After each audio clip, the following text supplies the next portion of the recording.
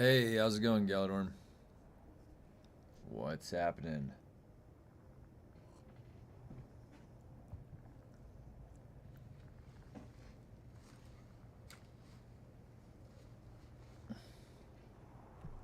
All right.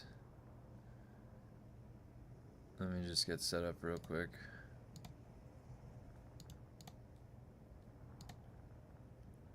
Okay.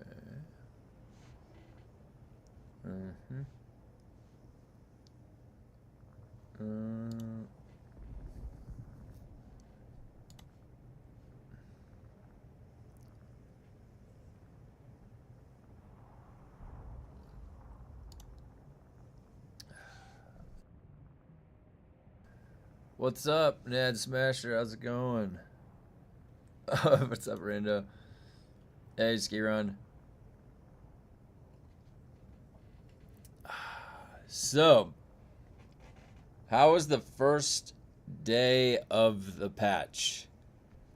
I see that every single testing station has been broken into. Or wait, is it every one of them? Let me see. 1, 2, 3, 4. Okay, so my bad. 4 of the testing stations have been broken into. Dark, poison, lightning, and fire. So no radiation? Oh no, there is rad.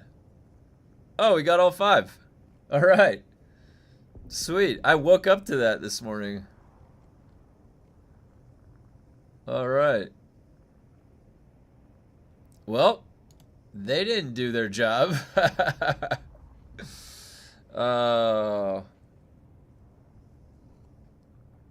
Did all my 35 missions? How many do I have left? Oh my god, Oh wait, they did give 5 more. It did reset. Oh, so it's now resetting at that time. Holy shit, I got too many. Okay. So, I've been building... Look at this. I made this place have a mailbox. You like this? Alright, guys. So, I have been building a secret hideout. Alright? This is a very secret hideout. This is the thinking deck, okay? When I want to think about things, I go to the thinking deck. I can view a lot of different sites, okay? Now, the best part about this base is I built it in the no-fly zone. So you can't get up here. It's actually on the threshold of where you can build.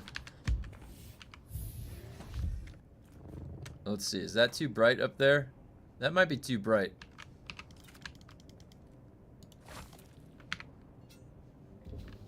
This gets really dark for some reason up here. Alright.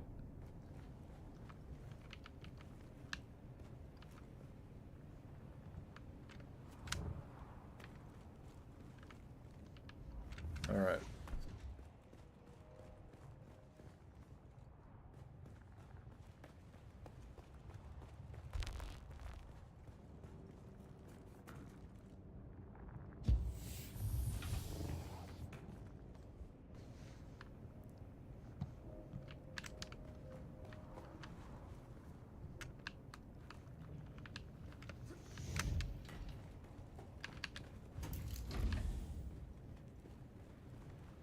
Look at this view.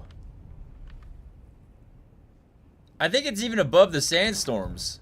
There was a sandstorm that came yesterday and it didn't... I was standing outside and I could see still.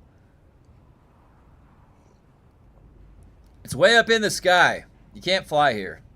The mnemonic timer next update shows 4 days. Oh, 4 days. Well, 4 days is what it should be, right? 4 days? No, that's 4 days and 10 hours. Sunday night? Yeah, why does that say 4 days?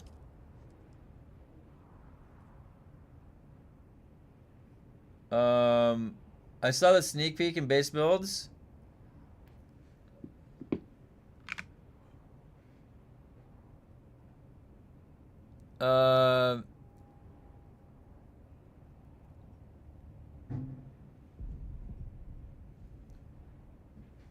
Wait, why does this say 4 days? Isn't that 1, 2, 3, 4 in 10 hours? So that's Sunday night.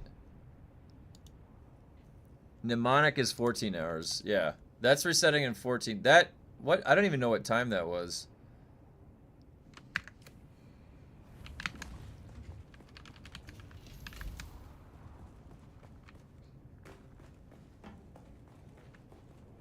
Look at this bed, this bedroom. I haven't decorated. So I just did this last night. It took forever.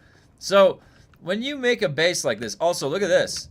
There's a little cave hatch, a secret cave. Look at this, you guys.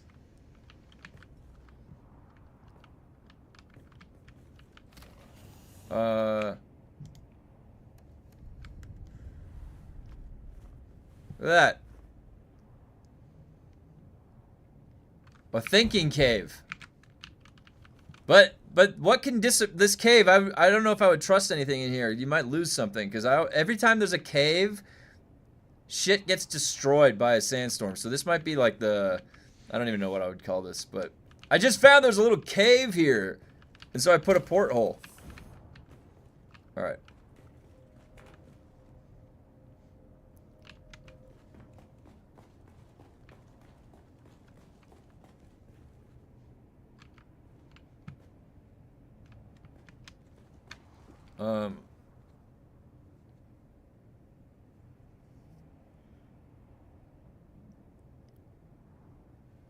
Did you guys see what I posted in the universe channel?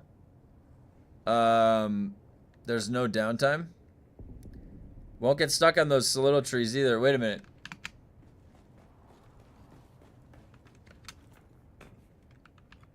Wait, they're still solid. Oh!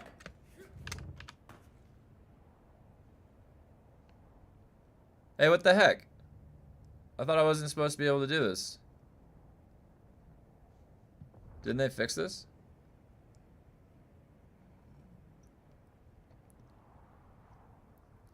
I thought this was fixed, Funcom.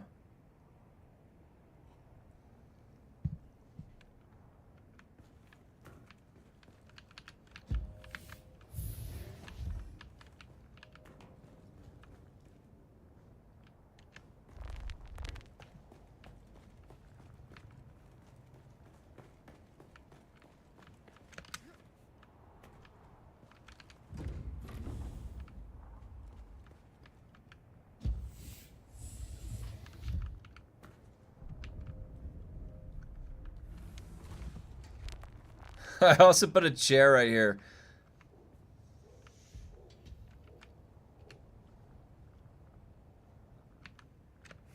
And this is a public mailbox. How sick is that?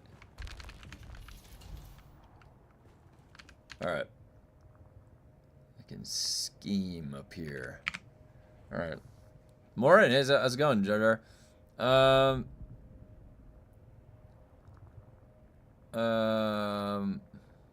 Another day of toxic PvP DD. Is your PvP toxic on your server? Yeah, you have to be careful on my server too. There's some people that go out there in PvP every day. Wait, I missed some of your guys' questions. Landsred resets on the reset on Monday mornings now for no downtime. Interesting. They have their voting period of 24 now. That's why it shows that way. Before or after the session closed, you weren't able to do missions until houses. Oh, is that what was going on? Interesting. Won't get stuck on those little trees, but I did. Now because it resets Monday morning, there's no downtime.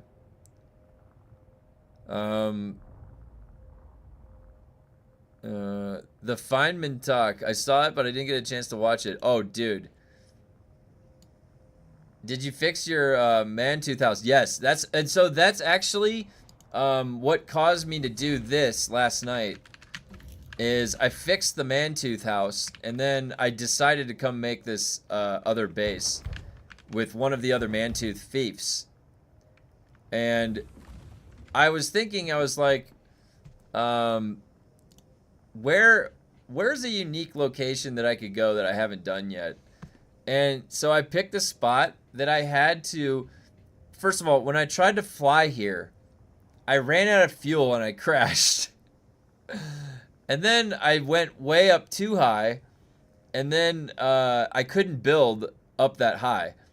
And so then I was like floating down with the fief, and right at the point where you can put a fief down of the height area, I put a fief, and then I vertical staked it 3 times up higher than where you can build. And so I'm floating above that right now in a build area. But if you tried to fly up here, you run out of fuel. So I purposely picked an area where you couldn't fly to. You could bring your Thopter pocketed and then like glide up here, but it's still like, honestly, it goes so fast, it's insane. The fuel.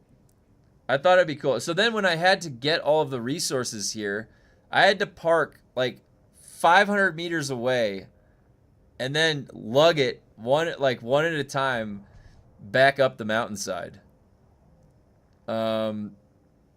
People are on YouTube are uploading AI Richard Feynman lectures now. Oh my gosh. So wait, you can like choose to have Richard Feynman as your physics lecturer. Richard Feynman was a particle physicist. Very famous particle physicist. Brilliant guy. And hey, how's it going, Nikolai? I linked something. So I'm going to be linking science related stuff in the universe channel. And I love this one video that was like one of those old interviews where they were interviewing him. He's sitting on his chair in his house, and there's a guy interviewing him.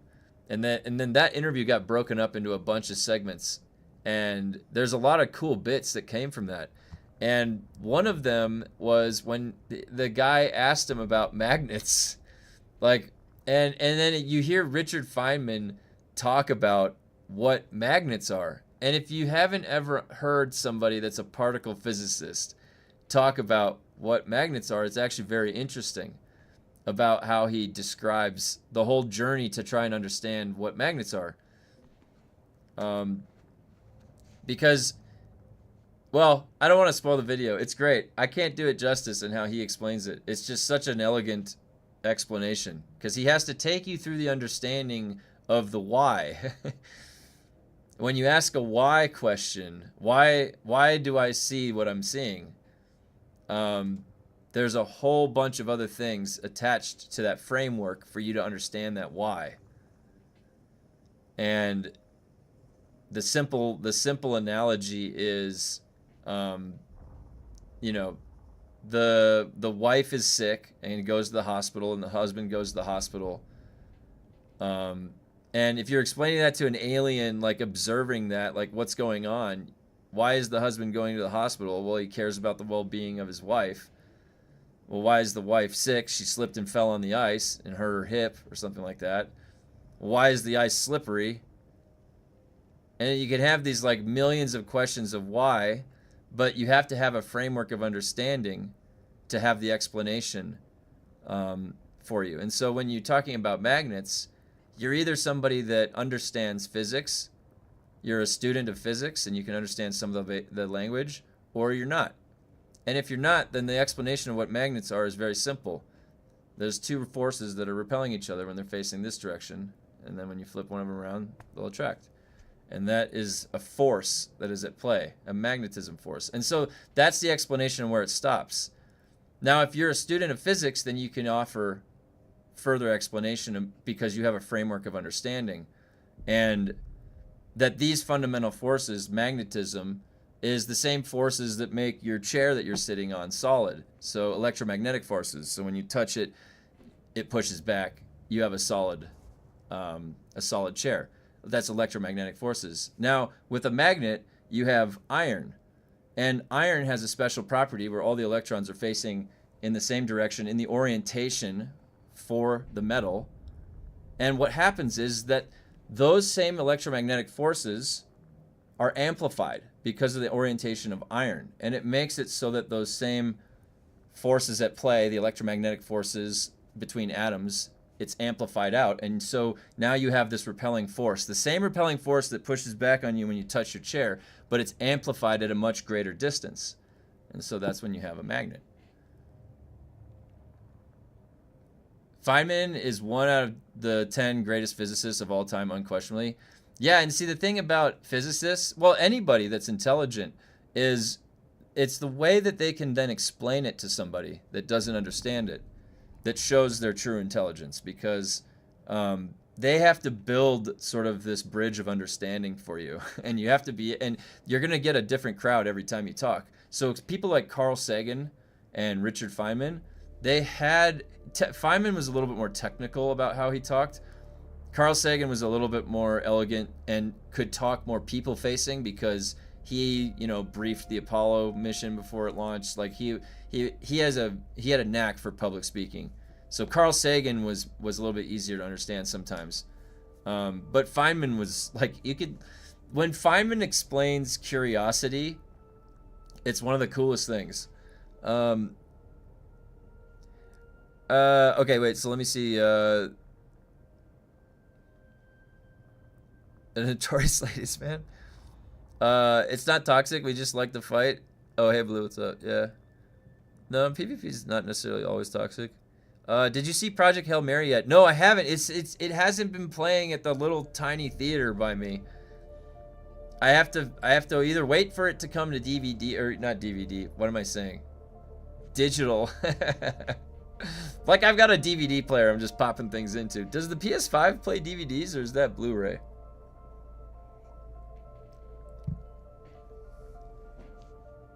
Hey, what's up, Drenum? So I can't get anyone to come kill me in the EU PvP DD. Really? Which server? Just go to Epsilon Iridani. I'm sure Peaky Sith Lord would be happy to oblige. I always liked that word, oblige. I don't know why. I will oblige. Oh wait, let's see how dark this got. This was, for some reason, this room gets really dark. Oh, that really lightened it up. Holy shit. This was so dark. Like, how do I, let's see. Look at this. You see how dark? Should I just leave it that dark? Just kind of like a dark cave.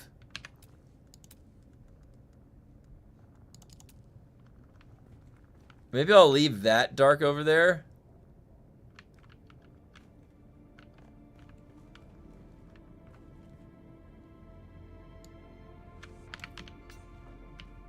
Oh, that looks cool.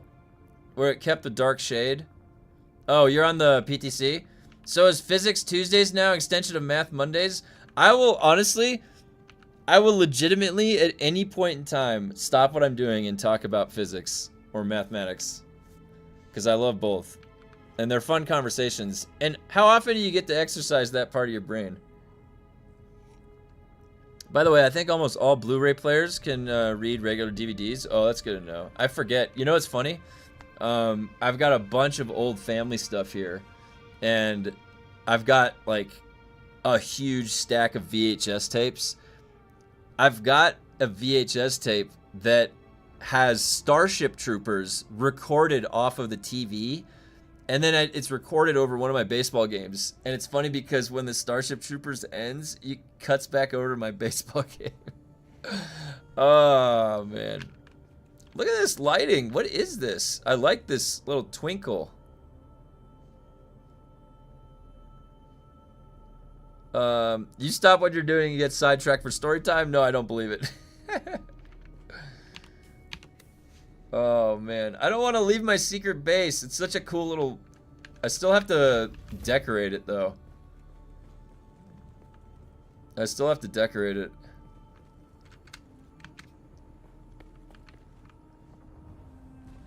It definitely looks cool at night. Hold on, let me, look at this. You see the shapes that I'm working with? Look at that. I'm taking after fangs. Look at the architecture here. I've got some circular designs here, guys. Look at this. That's a hexagon. That's a hexagon. I've never implemented a hexagon before. Look at that. We got another hexagon right there. I'm studying engineering. I exercise that part of my brain far more often than I'd like. That's true. When I was back in school, I did it. I was using it a lot more. Definitely. And then when you get into like a job or career, you get, you know, less fun with theoretical. The thing is that you kind of, your own interest has to be what takes it to the theoretical side, because theoretical physics or theoretical science is usually what people do when they're old and they retire or something. Open your map. I'm confused on where this is. That's right. That's right. It is a confusing location. That's the essence of a secret base. A secret base. I'm gonna intentionally keep you guys guessing.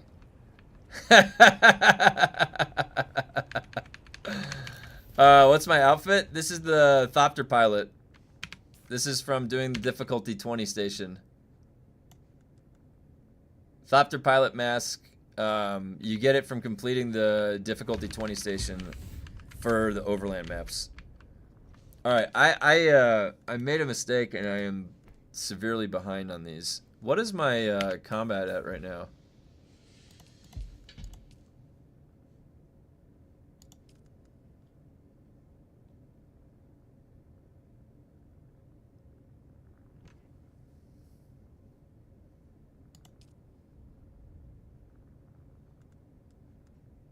I need one more point, I think, for the heavy weapon. Yeah. And then I think the build will be complete. I think the only other thing that you would get would be if you wanted to swap to like you are choosing to not pick a pistol or a disruptor. So I mean, with more skill points, you could go and fill out all the weapons. You could be just like whatever. Also, I haven't been using it as much, to be honest, but because we have the, well, shields are just getting blown the fuck up anyways, so it's not like this really.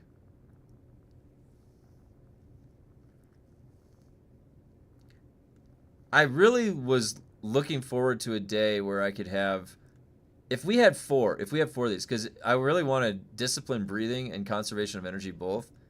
The problem is especially like if you're gonna try and slow blade somebody, this is really important.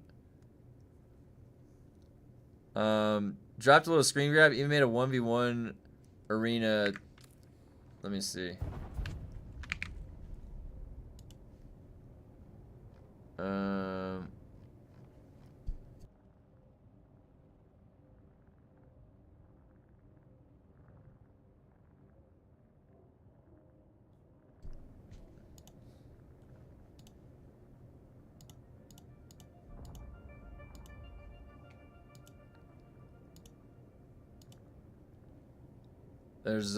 There's Dazzler's arena he set up.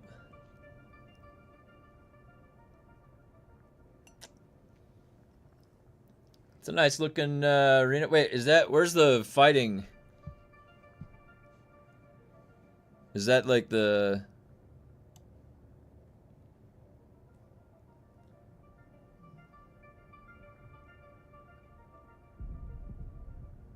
Is that in the PvP section?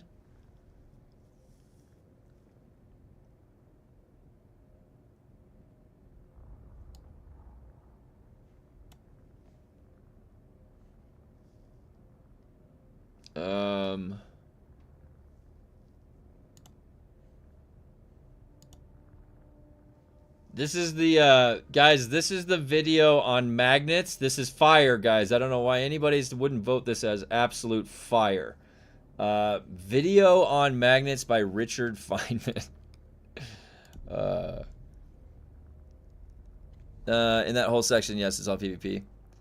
You have 106 more Landsrad missions to go from combat 79 to 100. I have 106 more. So like 3 or 4 more weeks. Hey, what's up, Manungus? 106.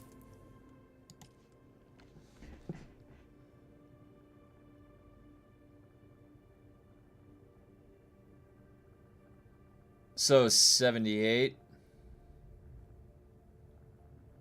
78 left after this.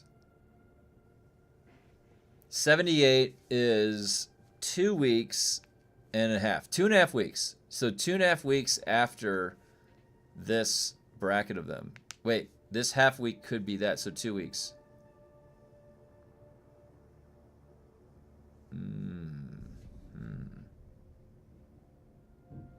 Okay, hear me out. Funcom could just do a double EXP weekend. I don't know. You know what's weird? It's one of those things now where it's like, I don't know if we're ever going to see that again, because it's like they gave it out once and they were like, oh, we're barely ever going to see this. They gave it out like a week later and we're like, wait a minute, is this going to be what they do like from now on? And then like weeks of the game being major broken state. Everybody's just farming the blueprints like crazy. And that would have been a time, right? That's like a Solari breaking event. They just didn't do it at all. They gave us just the missions, but not the double EXP. So I don't even know if we're going to see the double EXP again. Unless something really major breaks. Or they could stop limiting the EXP since the churn is already miserable. I don't know any game that would let you just do thousands of missions like all in a row. There is definite cognizance that developers have to like, all right, we have to time gate shit because otherwise people will literally play 24/7 and will die. They will forget to take their insulin shot. That happened, by the way, in a World of Warcraft raid. You know that in a LAN center. Was it in China? There's a kid that was he didn't take his insulin, and he played for like 3 days straight and he died at a LAN center. Hey, what's up, Hovistar?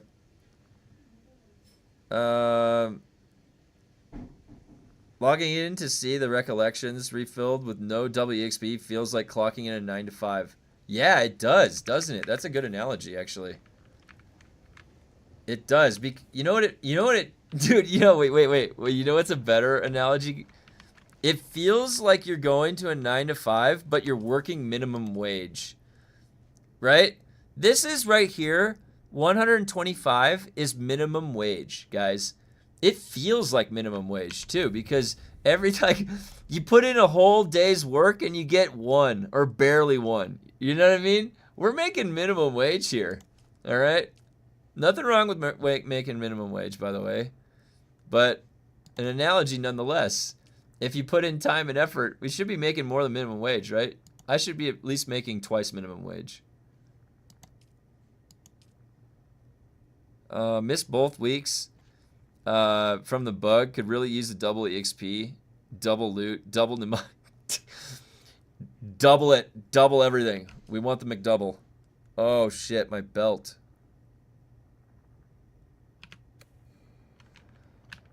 Oh my god. All right, guys. This is the point in time where I exit the secret base.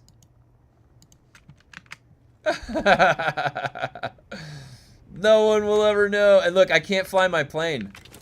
I literally can't fly my plane to leave. I have to go way... I'm still flying through the air down. You hear that freefall time? You can probably calculate where I am by that freefall time. Now I can get on my plane.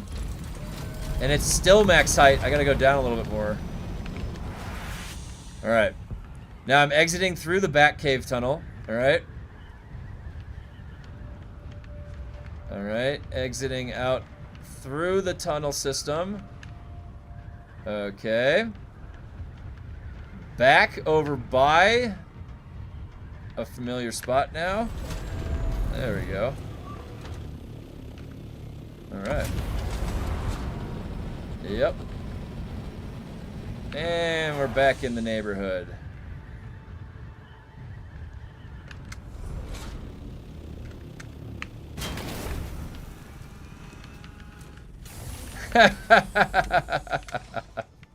All right, wait, I'm going back. I'm coming back. There we go. We're back.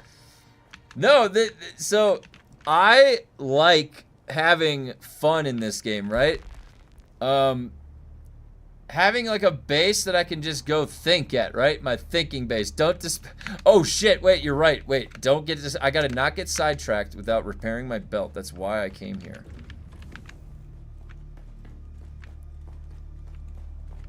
That is why I was here.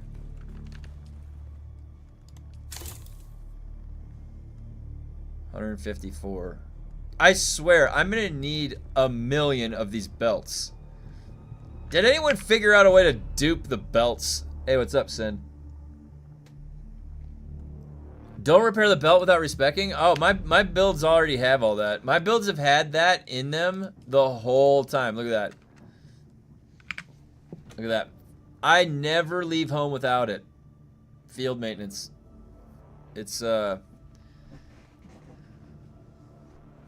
yeah, my builds have had these two, gunsmith, field maintenance. The only one I didn't take was these two, because your armor barely gets damaged. Of the prioritization, no points into repair. What do you mean? I have points into this repair too, into crafting repair, right? Or no, where's the repair?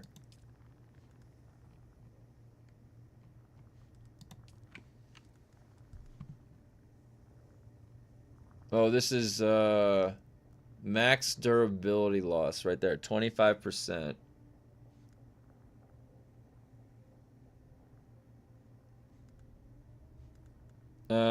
So what you do is just build hundreds of them. I have chests with 55. Whoa.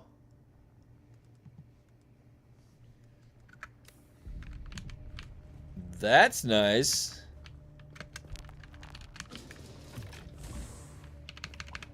All right. Oh, wait. Look at this, guys. People are leaving buggies. That means that we got some chaos going on in the deep desert, guys. The litmus test for if there is drama going on somewhere is how many buggies end up on my base, all right? This is the second destroyed buggy that has ended up my way over here. Did they block the garage? No, the garage is still clear.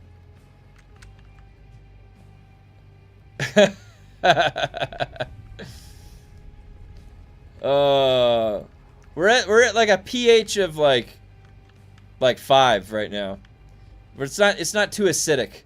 If this was like 3 buggies stacked up here, then we're at like a pH of 3 maybe. The buggy is the litmus test. That's so funny. Yeah, I don't have any of those. I have one more of those belts that I can craft, and this is at 154, so that's not bad. Wait a minute, where's all my stuff?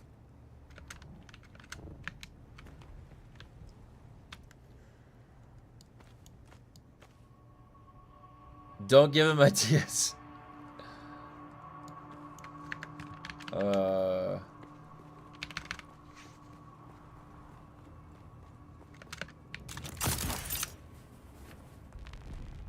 Well, at least this is this all the same color? Yeah.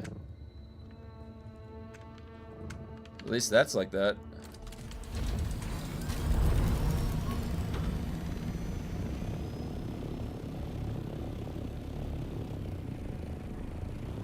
Yeah, I went ahead and I got back here and I got Mantooth to swap this. How many days are left on these?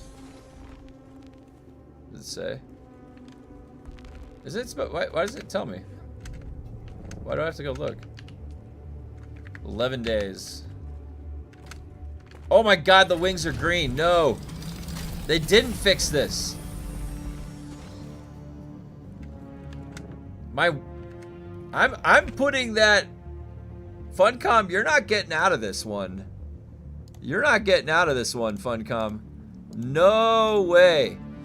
You're getting that added to my list. Okay. Ornithopter. Swatch. not hold. Wings, legs. Keep changing to default green color on Trades envoy skin.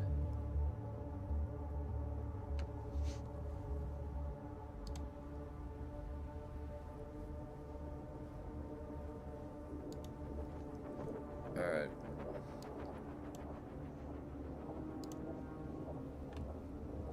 I'm adding things to the list today, alright? If there's things to be added, I will add them. You can always family share to another account if you need more fiefs. Did they fix that, though? The family share thing? I saw the clothing one briefly. Oh, okay. I gotcha.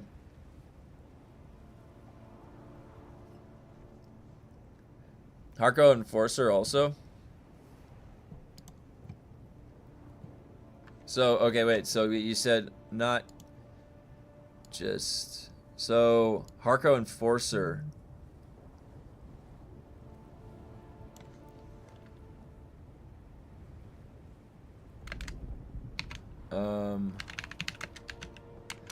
So maybe it's just like...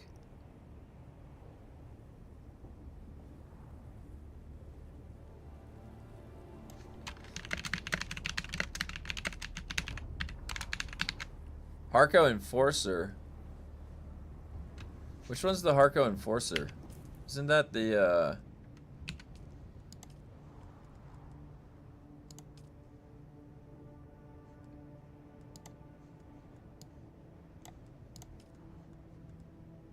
let's see, Assault. Enforcer.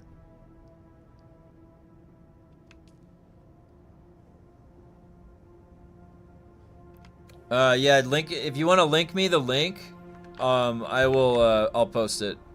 Yeah. Might be other skins and that one. Alright, I'll put that there. Okay. Now, fix this.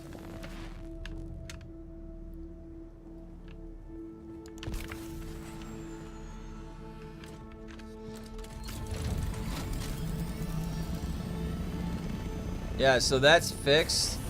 Did it fix it? Yeah. Alright, so... Why am I shaking like that?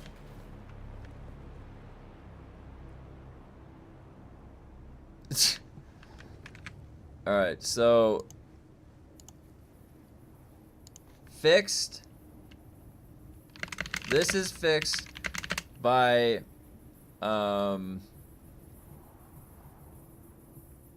using vehicle backup tool and resummoning vehicle.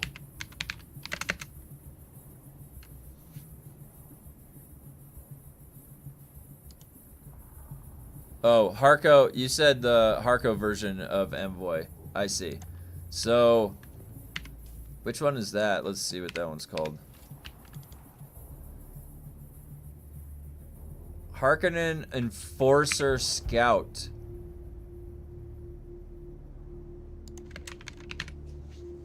Okay. Thanks for clarifying that. Okay.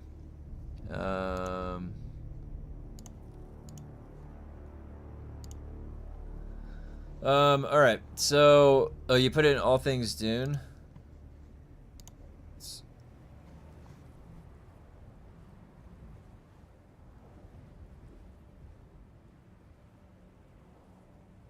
Oh yeah, the family sharing? Okay. Enforcer reverts to red.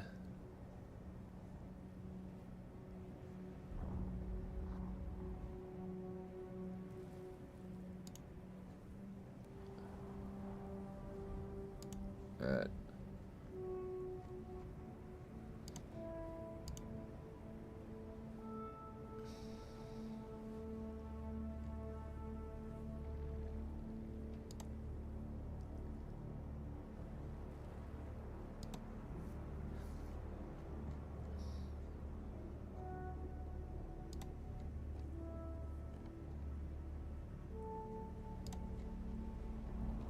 Okay. You need to add that attractor field bugs during boss fights, ending up on the floor or the ceiling. So that bug, I left some cash at your hidden base, don't spend it all in one place. If you switch your color swatch to Harco, does it stay? Or do the wings change to green as well? No, it's probably, oh, you know what? So, did I say green? Oh, yeah, okay. Ornithopter swatch does not hold. Changing to default swatch color. No, default variant color.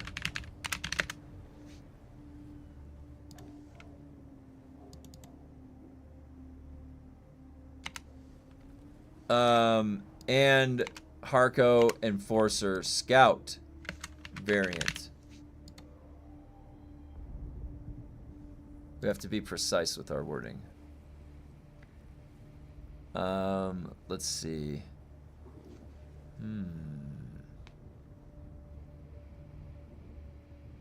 So now let's think. Is the attractor field something that the attractor field behavior, there are certain times where the attractor field will bounce off, right, of a surface. Is that something exclusive to this patch, or has that been going on for a while? I believe the Harco Enforcer is a different skin for the Thopter. If you family share to the maximum ×5 on you and Mantooth, you can have 50 more fiefs. Holy shit. That's a lot. I think I meant Mantooth has one more fief that he can place somewhere. I mean 30 math bad. Oh yeah, is it, what time is it in Australia? Is it tomorrow? It's 1:42 a.m. It is tomorrow already in Australia. Holy shit. That's so crazy that the threshold of that transition is like all the way around from me. Because like on the West Coast, the Pacific Ocean is really that big, isn't it? I need a map.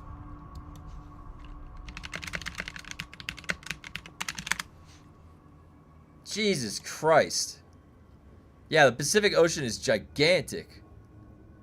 Holy shit.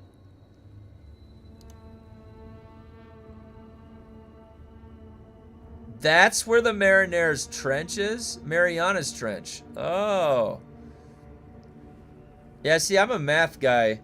I was not very good at remembering geography. Like, I always forget about where shit is sometimes. It's just crazy to me that, like, there is this transit. Where's the line? Like, where's the time transition to tomorrow? Is it the line that divides the ocean?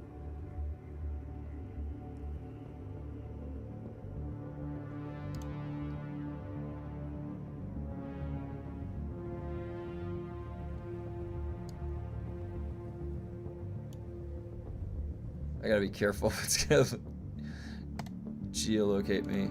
Alright.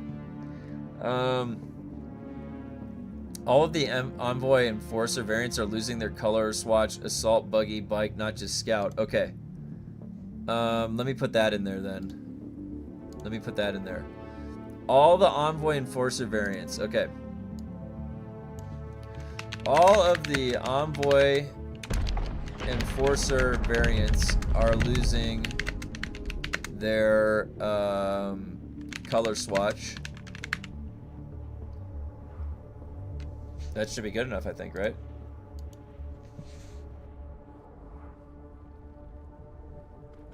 Nearly 6 p.m. in Germany. We got people from all over the world. It's so cool. It is 8:44 a.m. and this is coffee on... What's today? What's today? Is today Wednesday? Oh, it is Wednesday.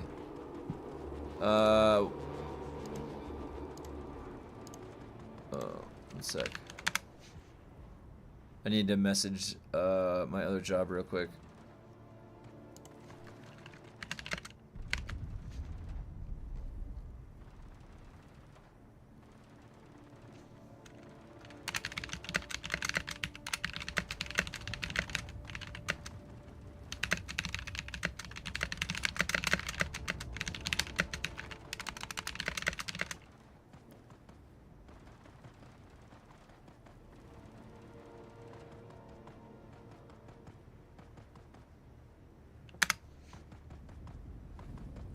Alright, hopefully, okay, sorry, I had to message work real quick.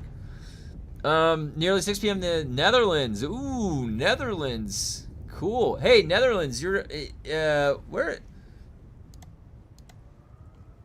The Netherlands. Oh, it's up by, Amsterdam. 1745, so 5:45 in Oslo. Where's Oslo?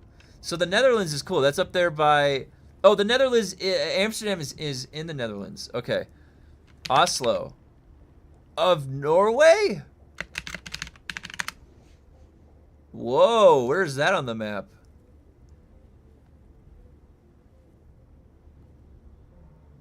Whoa. Oh, you guys are all the way up there.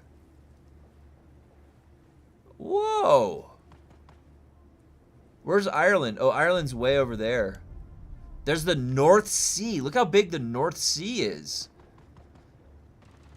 You're in Ireland, 4:45. Look at how cool this everything looks here. So we've got where was it? Netherlands was right here. Netherlands. I'm from 150 years ago. My family came over from Ireland. Cork. Oh, there's Cork. So somewhere here. They took a boat. They must have sailed the boat from right there. Oslo, Norway. Oslo, right here. Look at that. Look at that terrain too. You've got like a, what is this?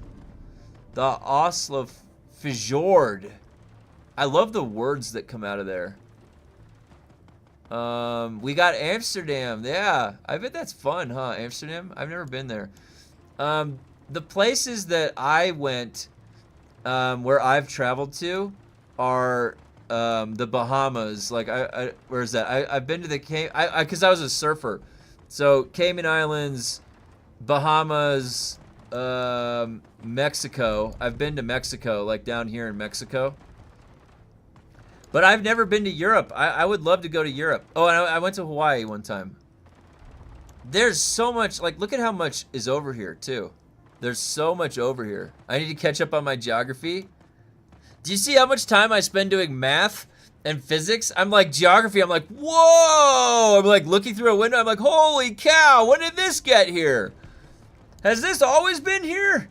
Look at this! I'm too easily entertained, I'm sorry.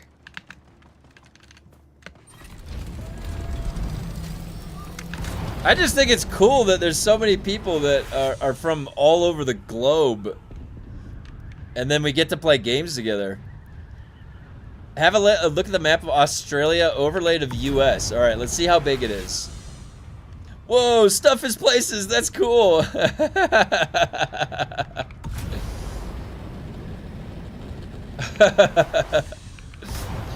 Math guy discovers the Earth has places on it. Oh my god, you guys, you're funny. You guys are funny. Let me zone into this and then I'll take a look at the map. I want to see how big it is. And you know, Texas is really big too. Texas is like, I spent like a whole day driving and I didn't even make it out of Texas. Like 12 hours of driving and I was Texas to Texas. That's how big that is. Oh my god, my water. Okay. Now let me pull up a little bit of the geography here. All right.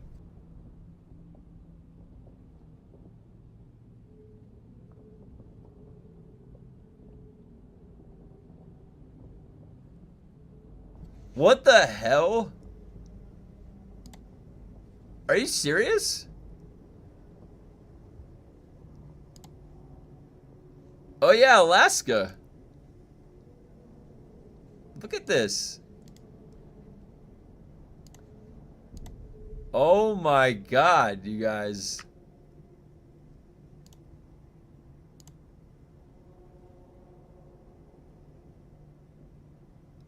Australia is the size of the United States.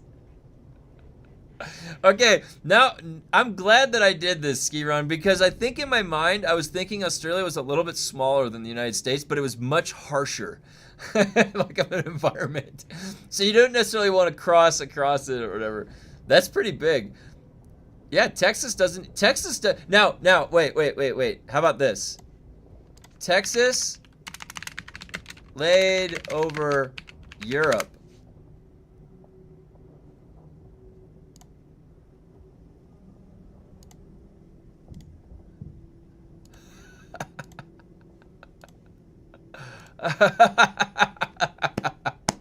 Guys, look how big Texas is.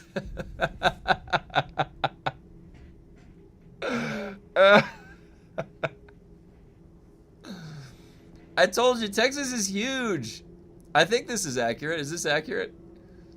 I just pulled up the first one I saw. That's big. That's big. That means Australia is like, is huge. The real size map? All right, let's see. Hold on. Hold on. Let's see. Maybe I got it wrong. Real size map.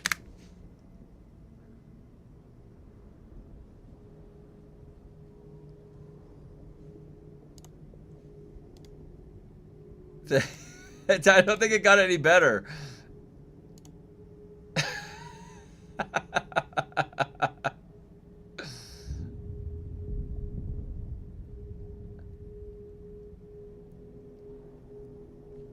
We Russians have a tradition of measuring our territory by the area of different countries. Wait, can you share? I would love to know. Is there what countries can fit in Russia? I would love to know that. That's so funny.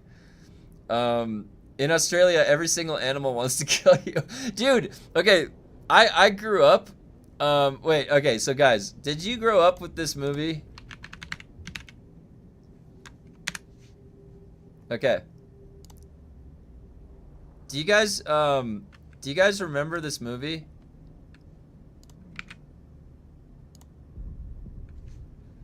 All right.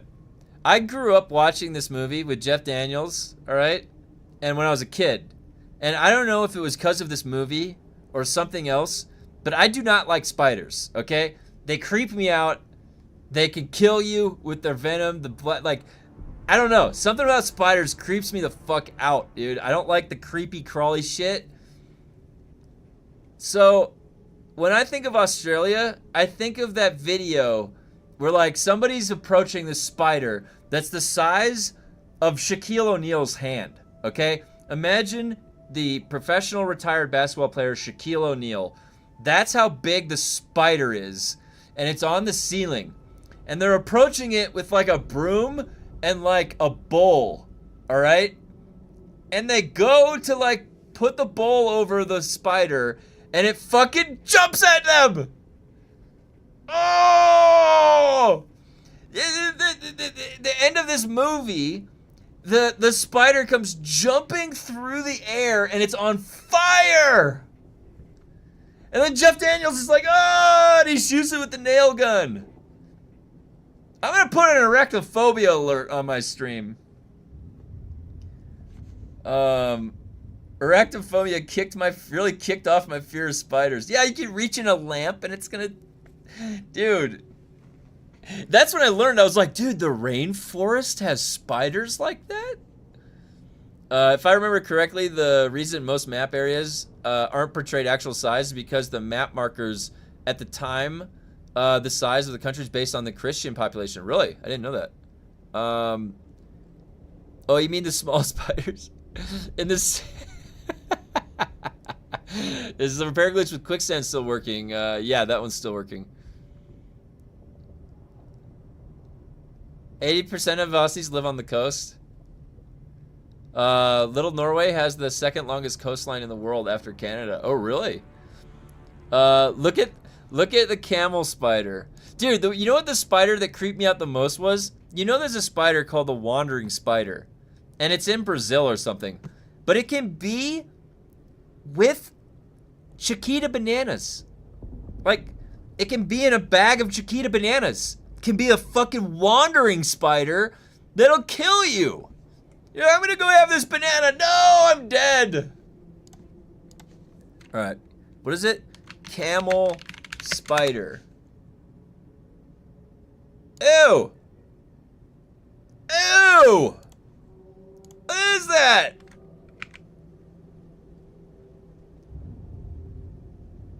Does it hurt?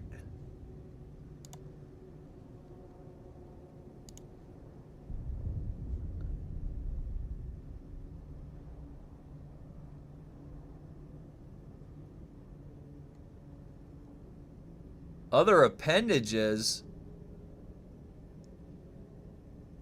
Hunting. They're carnivores.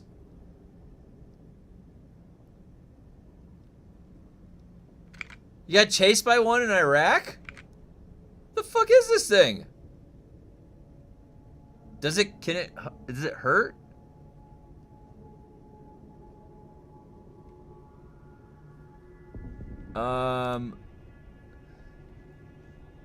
There's a hysterical video on YouTube, Shaquille O'Neal holding things. Normal size thing. Oh yeah, when Shaquille O'Neal holds a water bottle, it's like one of those little ones. He's like taking like a little sip. They have banana spiders that have webs like cloth covering pathways. They grow to the size of your palms. Holy shit. Dropped a book on it as I reared up and it ran at me. Oh! Oh, you got chased by one. Jason, you say you got chased by one of those in Iraq. Holy shit. I hate spiders. I'm going for coffee. Be right back. Can this thing kill you or like... It's a wind scorpion? It's called a wind scorpion. What the hell? That sounds absolutely terrifying. It's crazy that there's so many species. Have you noticed that? So, one of the interesting things about our species is that we completely separated out and like almost stopped evolving to branching of all these. We're not fragmented species-wise. The human, the Homo sapien. But a lot of other animals and then insects and stuff, there is like hundreds of species.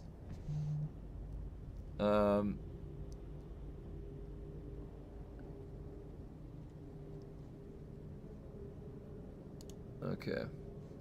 God bless concrete and cars. We have dock spiders here. They're almost the size of a tarantula and can swim?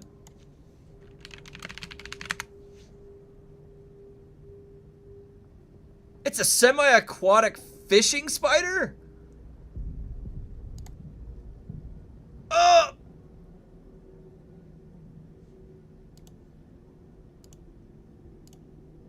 Good. Look at these things, they're huge. Oh wait, that's not...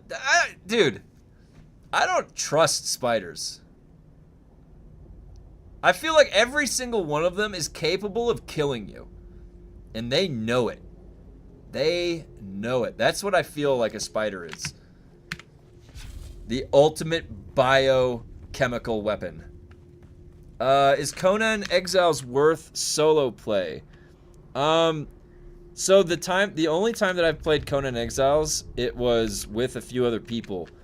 And I can tell you that Conan Exiles was pretty fun with other people. But maybe there's somebody... Oh, Galadorn, yeah, there you go. I was going to say, if maybe there's somebody that has more insight than me for Conan. My Conan playthrough was about a month and a half long, I would say. And I didn't play it after that because my buddy took the server down.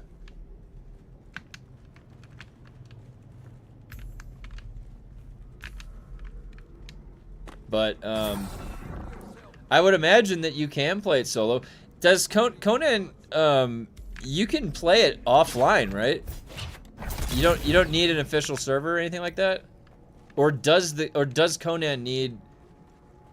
I forgot if I tried to log in offline. Goliath spiders grew up to the leg span. What?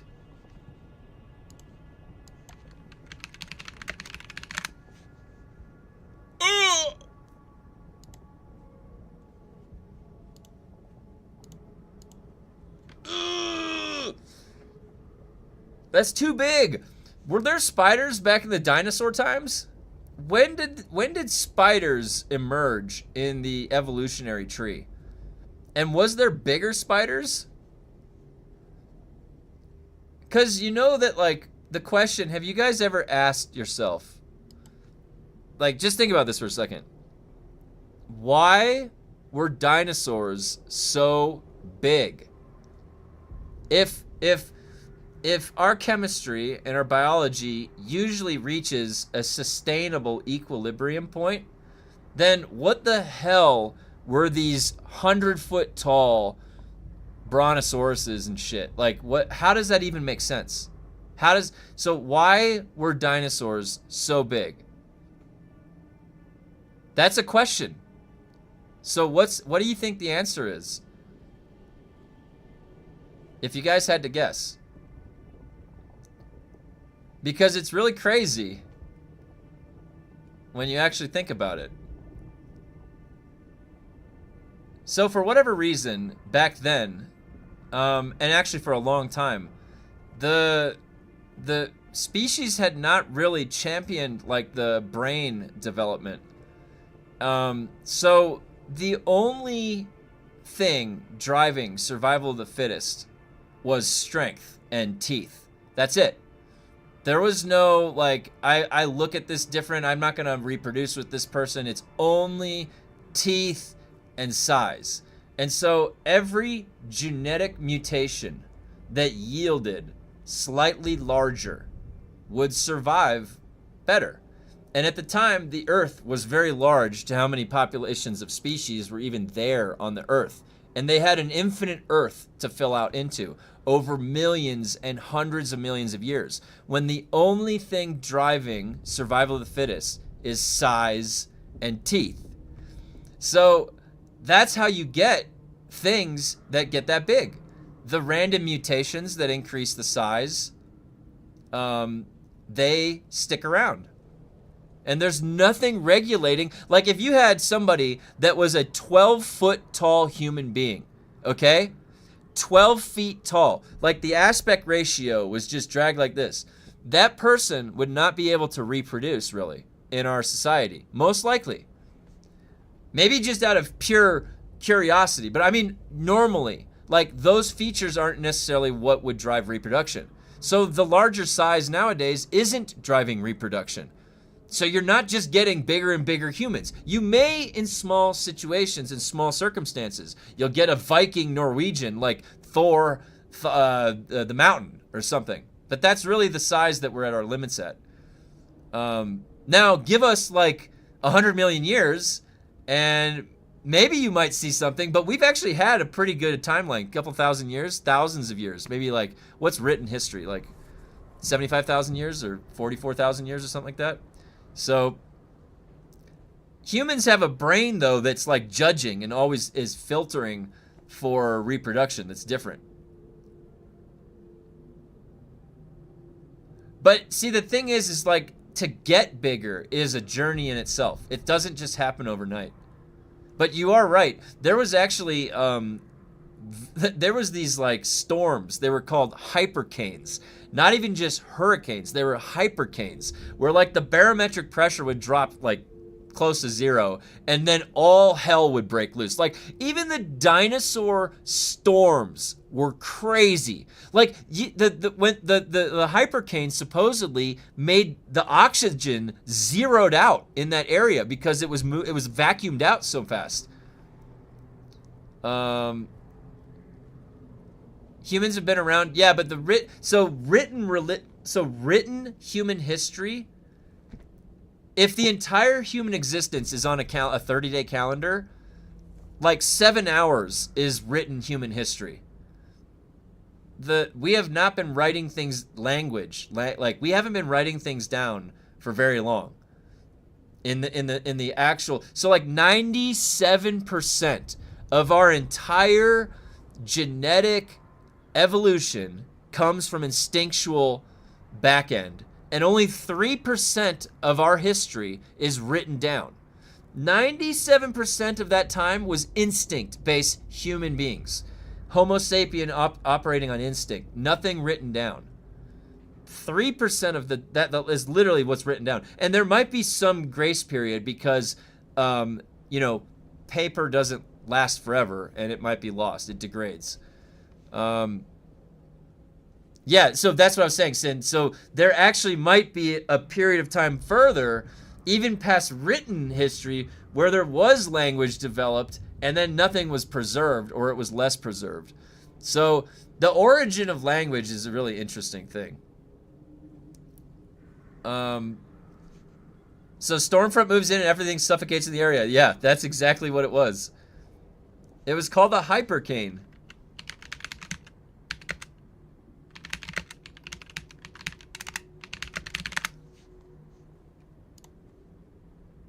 Right here.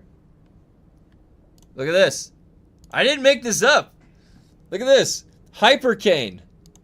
A hypercane is a theoretical class of extreme tropical cyclone that could form if sea surface temperatures reach approximately 122 degrees Fahrenheit. Wow. Which is far warmer than the warmest ocean temperature ever recorded.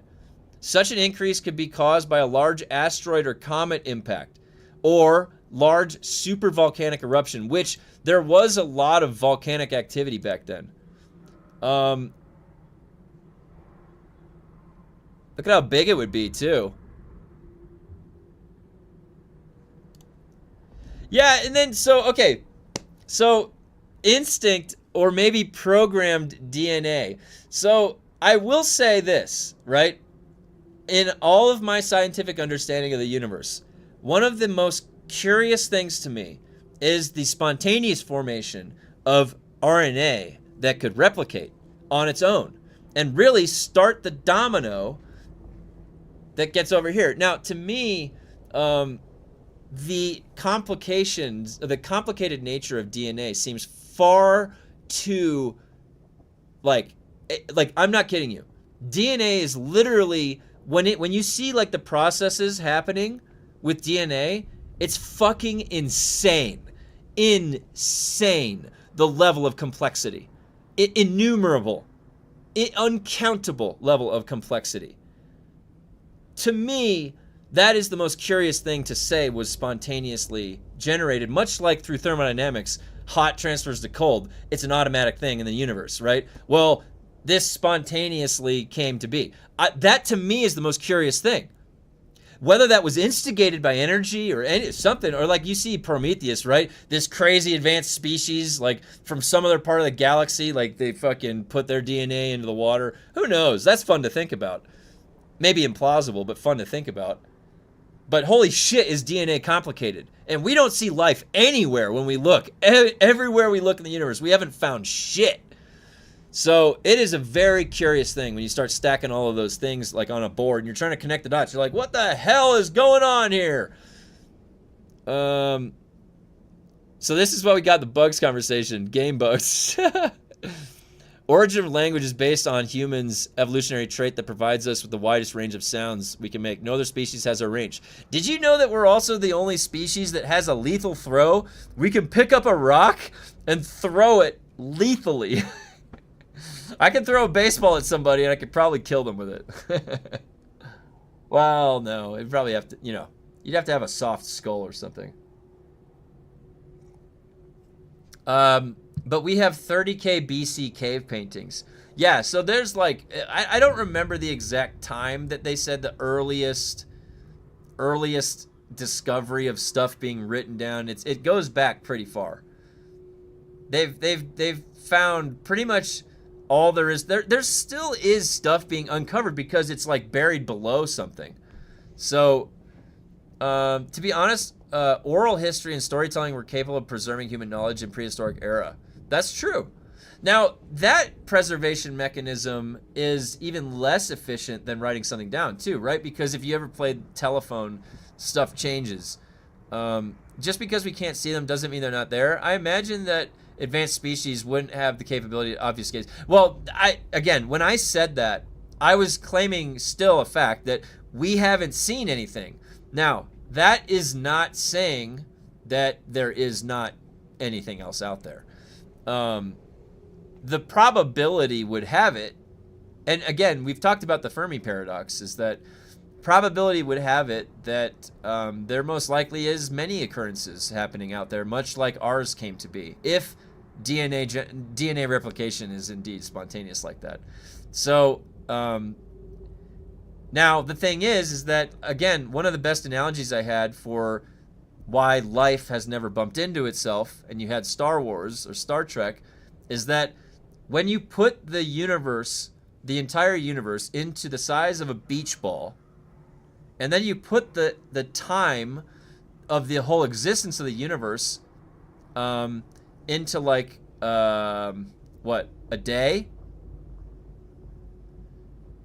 On this scale, with the universe the size of a beach ball, and the entire existence of the universe is 24 hours, then what it looks like when life emerges in the Goldilocks zone and goes to its full fruition, and then the star explodes and goes supernova, and they've either made it to another place or they expire. This is what it looks like.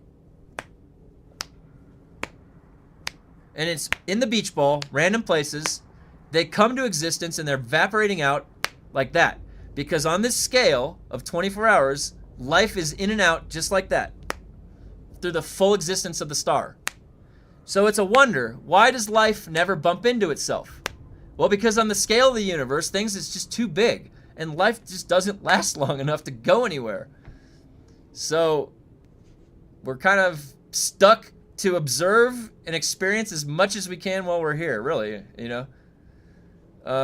The problem with other life is time. The universe is 13.8 billion years old. If an extraterrestrial species existed in that time, for just a billion years, we would never know.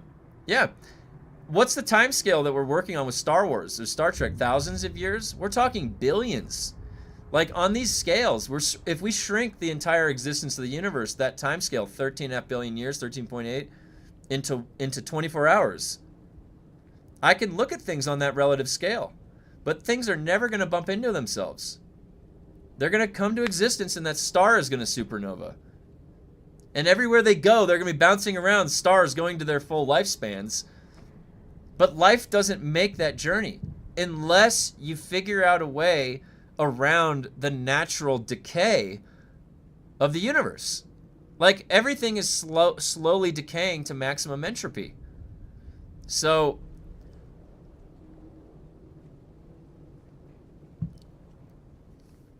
again, I have these curiosities that I have, you know, existing. So if a fundamental principle is that matter can't be created or destroyed, that means that the entire set of energy in the universe has always been there.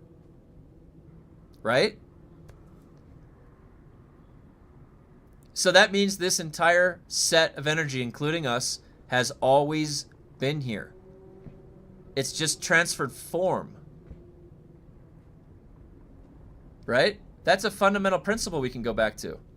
Hey, what's up, Lafu? So in my head, I keep getting stuck in roadblocks, and it makes me curious, right?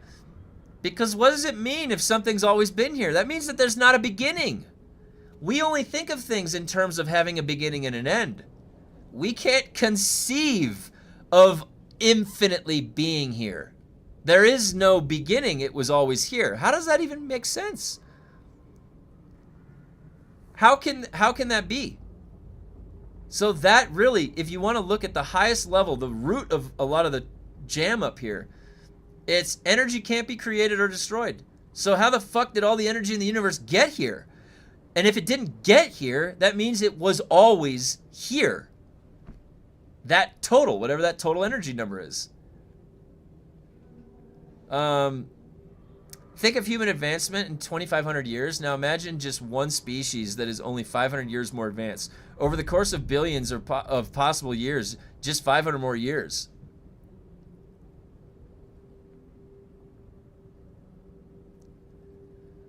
Really cool stuff to think about. But yeah, in 2 fucks, think about this. Think about how much we've improved from 1900 to 2026. 126 years. All right? In 126 years, we went from the entire the whole industrial revolution to having access to all the information in the fucking universe in my hand in a little tablet.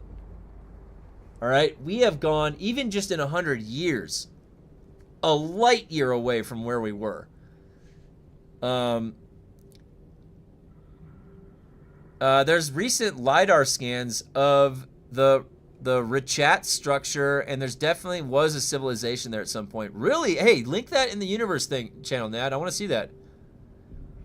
The probability of given planet developing a technological species is less than 2.5 times 10 to the minus 24th power.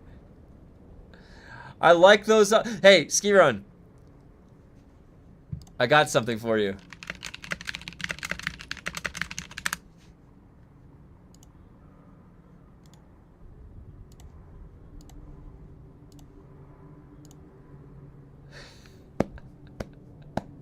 The probability of a planet, of any given planet developing technological species is less than 2.5 times 10 to the negative 24th power. So you're telling me there's a chance. It would have to be low though, right? It would have to be really low. Yeah, this Big Bang theory, the universe has always existed in different states. We can't know what was there beyond the Planck time. Yeah. The time that's right, Sin. Yeah, it's the different states, and even that, this infinite cycling, right? There's no reason to think that it's a one-off, or we're part of a cycle where it's going to go through infinite expansion, and everything's just going to zero out because it'll be too cold and no energy anymore. Totally, the energy will be totally distributed over an infinite distance, and it's just like nothing. The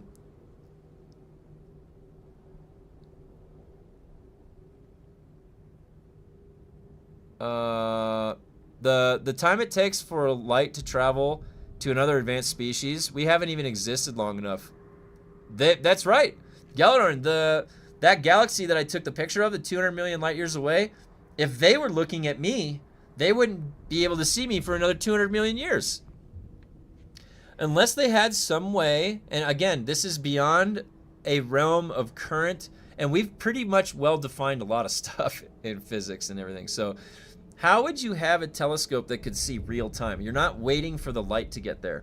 You would have to be tapping into some kind of entanglement to register entangled particles to know how something is farther out being affected instantaneously. And to be honest, I just confused myself by saying that. I don't even know how, like, if you guys know about quantum entanglement, it is something that is a mystery. We don't know why it's occurring. There is some interaction that appears to be traveling faster than the speed of light by a huge magnitude. Actually, infinite magnitude. It basically, quantum entanglement is if two particles are entangled, when you perform an action on one, like change the spin, instantly the other particle that is entangled with it changes the spin as well. Like two electrons occupying the same orbital have opposite spins. That's how they fit into the orbital. And if the particles are entangled and then you separate them by a huge distance, when you perform an action on one, it immediately happens to the other. And that's what they're trying to figure out, the quantum entanglement. Was that what spooky action at a distance was? Yeah. Albert Einstein coined the phrase. He didn't know what it was. Albert Einstein called it spooky action at a distance, but that was his term for quantum entanglement. Wait,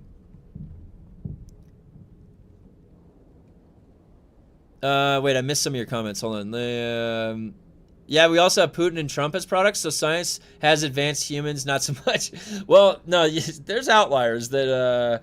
Well, the thing is that everybody is shown the path. You know, like not necessarily even shown the path. Not everybody. People are just thrown into the meat grinder sometimes in the world, and you got to just figure out how to survive. And so not everybody comes out the same, and the world is a crazy place, and it's easy to get, you know, corrupted, and money corrupts absolutely, or whatever. Yeah, I mean, it's just like it's a mess. So, but at least that we can be curious about the stars and stuff. And that's like, you know, there's a lot of chaos going on outside the world. People are blowing each other up and still killing each other. That's never going to change. It's like never has changed.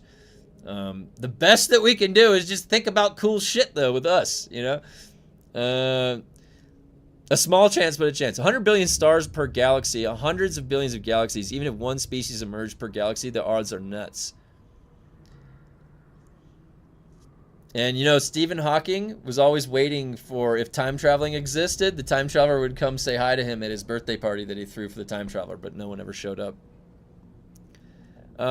Exactly. All the evidence points to a cyclic life cycle for the universe so far. That's what I would say. And, like, unless it's only existed one time, and that's right now. But then how did that get there? How did the energy get there then? What put it there? There's a domino of events that we keep trying to explain things. Does everything have an explanation in the universe? Can we put everything in the universe on our terms to be explained? Are there things that can't be explained? Does every question have an answer? It's our human desire to feel that it does, and we're you know, curious about it. Think of it, AI, and the fact we're only a few years away from consumer CPUs, quantum processors, like quantum computing. That's gonna be exciting. Can you imagine, guys? Like in 10 years from now, we're gonna be sitting here chanting, "We're quantum computing." There's a growing popular theory that the Big Bang wasn't the beginning of the universe, but the outcome of a gravitational collapse formed inside of a black hole and bounced inside of it. Yeah, I've heard this theory that the Big Bang was a fourth dimensional star collapse. Yeah, that sounds cool. Fuck yeah. Fourth dimensional star collapse caused the Big Bang out of the side. That would be really cool. And to me, that is much more interesting to think about. Because when you think about the existence, and you know, believing in a God doesn't need to necessarily be attached to believing in the existence of the universe or trying to understand what happened. Because we're just really crawling our fingers back. We're just like, all right, looking around, how did we get here? And what happens if we just like reverse time as far as we can go? Infinitely this way. What do we see? Like, if I'm just a universal observer and I can somehow interpret everything that I'm looking at on some scale, you know, what do you see if you just rewind time infinitely in one direction?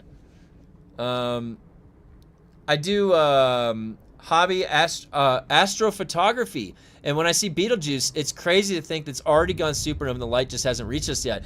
And Betelgeuse, it's Betelgeuse, right? I always call it Betelgeuse. Betelgeuse is huge.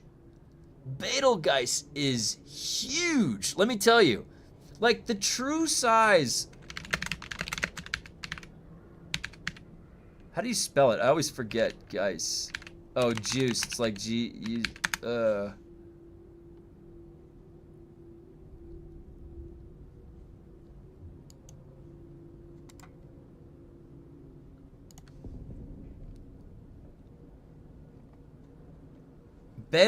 Betelgeuse is 700 light years away.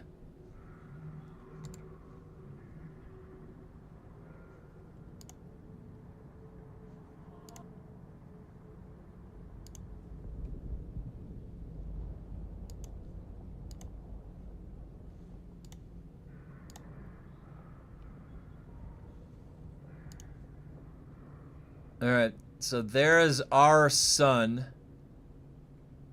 The size of our sun. And I think it's 700 or 900 times the size. So it has the diameter out to Jupiter. To Jupiter.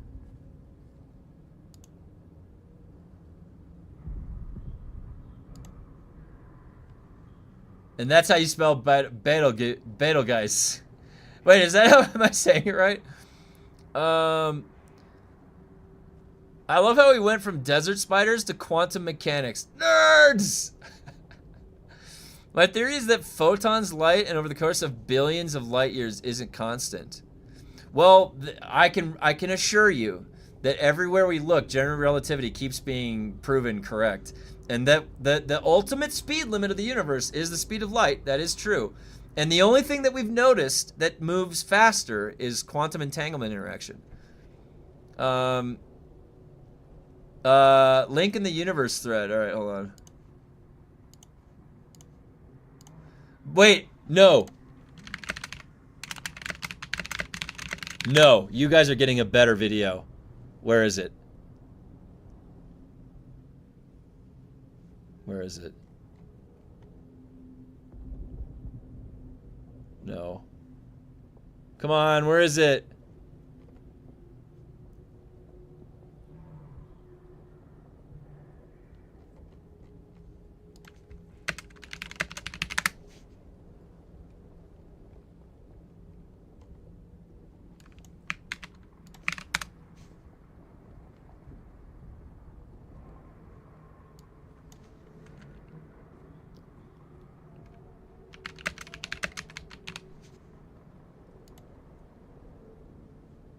Nope, that's not it.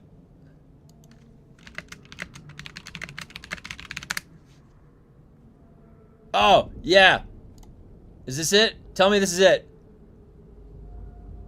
Oh, yeah. This is it, guys. Oh, my God. This is what I'm going to link you, motherfuckers. Just wait till you see this. Holy shit.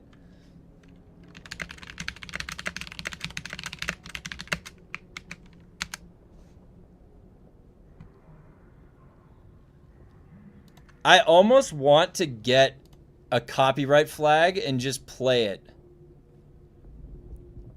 Oh my God, I wish I could just play this, guys. Maybe I can play it? No, but you have to have the music. Oh. Maybe if I turn the music down slightly. I'm just gonna take the copyright flag and then I'll mute it in my stream. Are you guys ready for this? Oh. I can react to it? Alright. This is, wait. This is the, true scale of black holes. I put it in the Discord, but I want to show it on stream. I don't care. This is important. Are you guys ready? Do a react video?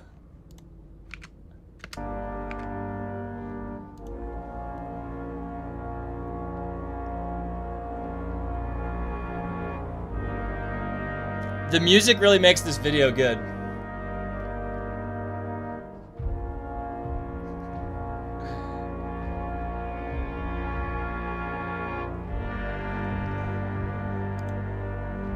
That's right. That's right. Pause a lot. Okay, wait. Let me get through to the, Alright, here we go. Any matter could become a black hole if you could crush it beyond its Schwarzschild radius. Okay? You would have to crush the sun to the size of a small town.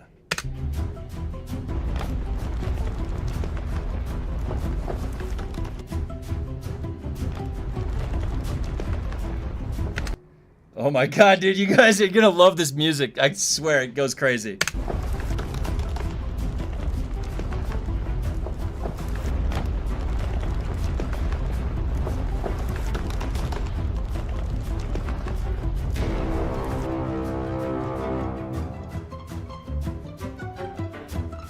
Or crush the Earth to the size of a peanut.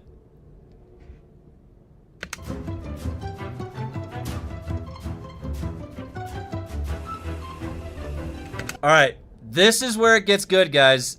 This is where it gets crazy. It's gonna start showing you the size comparisons of the different black holes in the universe.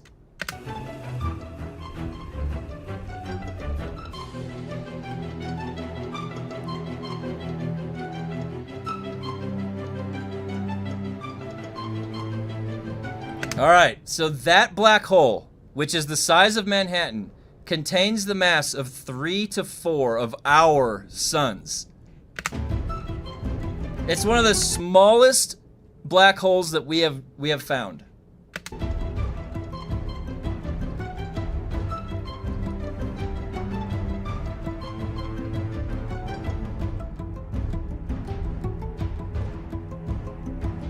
M82X1.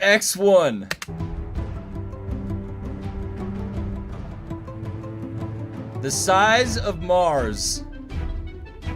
How many suns does that one have, right? It's the size of Mars. Ooh. Ooh. 1,000 suns. All right, a black hole the size of Mars has 1,000 suns jammed into it. That's a mid-range. We're at the mid-range.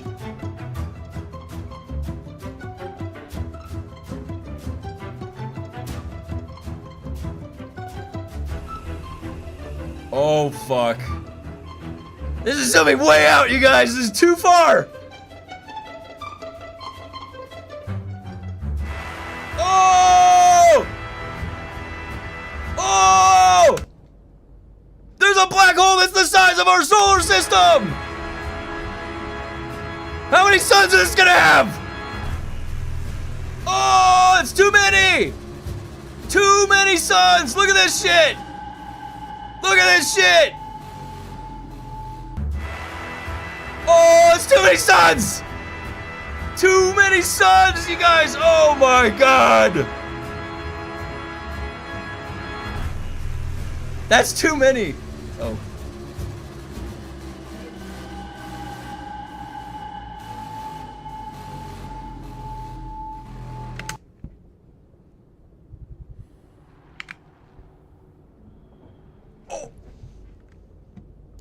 Sorry, I got too excited for my wife. She's working. My bad.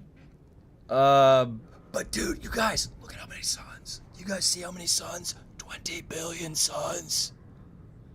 20 billion suns. There's a black hole that's the size of our solar system. Those are the engines that are humming out there in the universe, guys. Isn't that crazy?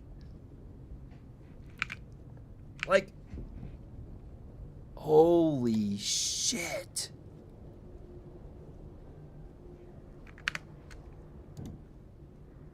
Holy shit. I don't know. That stuff just blows my mind. And here we are, hoping we get a DUNE update. Let's bring it back down to the Earth. And now we're back here staring at a screen in front of us. There's black holes raging out there like this crazy universe engine just churning. And we're sitting in here like, can we get some DUNE updates? I need some updates on DUNE, please.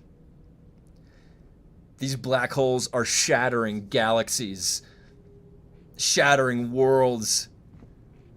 And we're just down here just like, we need a little bit more DUNE today. Oh, man.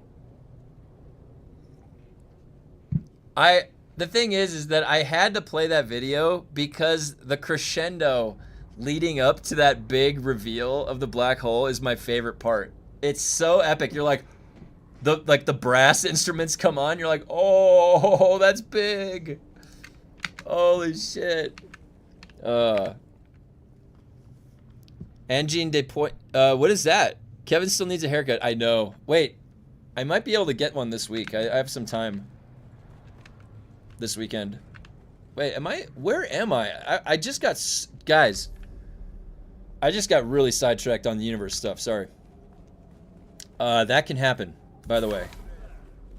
If I start talking about universe stuff, it's gonna be a minute. Thank you for bearing with me. Speaking of which, how many bugs did we find in the latest so-called update patch? I'll check my list. I think there's how many things do I have now? There's like 11. Did somebody throw a rock at me? Somebody threw a rock at me. Who did that? They did it. Oh, a twofer. I got them both at the same time. Sagan is great. I always like Sagan's Pale Blue Dot speech. Yeah, Pale Blue Dot is a really good book to read. Actually, and if you want my recommendation too, when you made the Universe channel, I knew it was going to be another sidetrack story time. Carl Sagan, there was another book that was written by him called Billions and Billions, and it was his final book that he wrote, and the last 2 chapters were written after his death, or put together after his death. He died from cancer, and I don't know if it was his wife or his sister that finished the final 2 chapters, but basically the book Billions and Billions, written by Carl Sagan, is him rationalizing his journey towards his own death. And as smart as that guy was, you know, it's like hearing him try to rationalize what's going to happen after he dies. And it's very interesting to see what the inside of a mind like Carl Sagan is thinking about those types of things. He also talks about a lot of the other cool stuff that he talks about usually. The Pale Blue Dot. We actually just got another Pale Blue Dot picture. And granted, it's not taken from the surface of the moon necessarily, but pretty close on the flyby.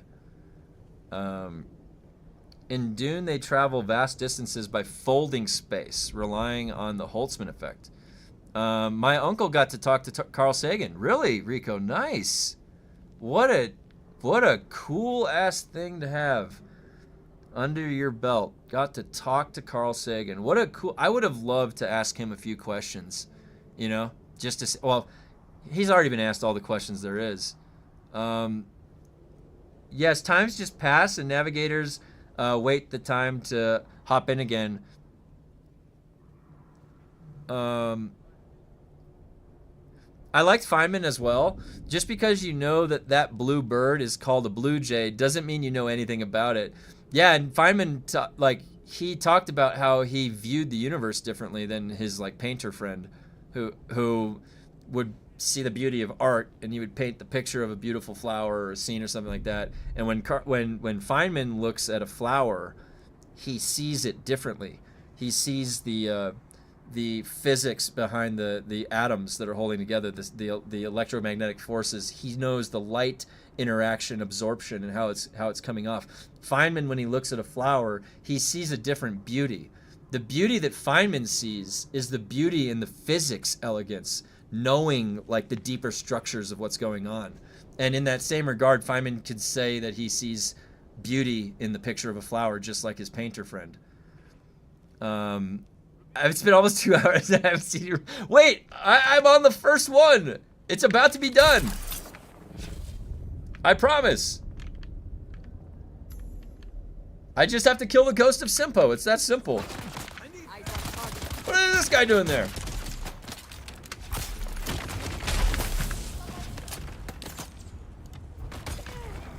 That guy didn't have a shield. It's like, what was that noise? Oh, I'm getting my ass kicked. Wait. The Simpo guy, he got back up. Took a girl to Infinite Monkey Cage podcast a few years back in LA. Had physicists Brian Cox and Eric Idle from Monty Python. Oh, hey, that was probably really fun. No! Did I take damage? That should have broken an ankle or something at least.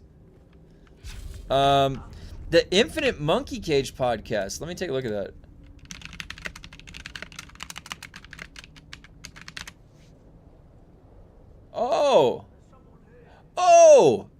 know that guy. Yeah, that guy's great.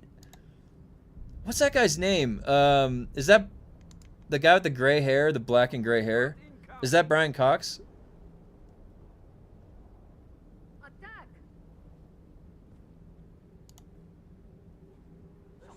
Yeah, Brian Cox. What's this guy's background? English physicist and musician. You know, math and physics is a really interesting pairing with physics. Wait, where's the, this is Brian Cox. This guy.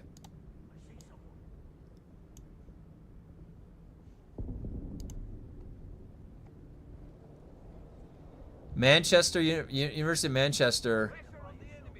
Yeah, this guy's great. I always like hearing this guy talk. Doctor, oh man, he got a doctorate in philosophy. Dude, this is why this guy is so good, guys. You know why Brian Cox is so good? He's got physics, he's got mathematics, he's got philosophy. That's what I did when I went to college. I took math and philosophy. It's actually really a great pairing. Philosophy with math and physics is incredible. Can you check your base power? I'll check when I get back. Yeah, I think he was at CERN for a while. Oh, really? Yeah, Brian Cox is one of the best science communicators I've ever seen. He's great. He's great. Very smart guy. Wait, I didn't go back. Music is physics. Wait till you learn about Meshuggah. Oh, dude, Meshuggah, yeah. That shit teaches you how to Wait, what the hell?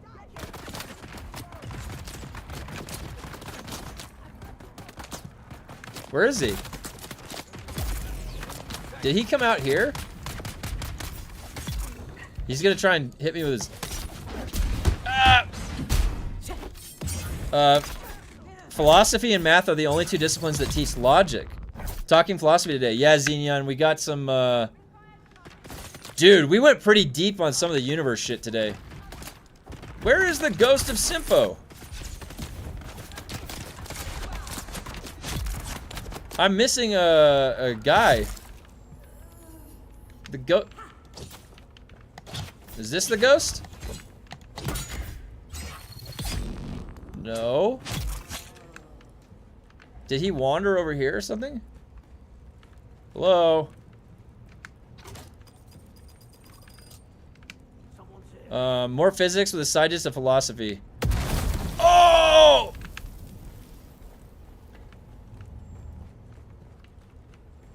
Oh, wait, is this him? How did he get up here? That is him. What? What? There's also logic taught in computer science, but it's different.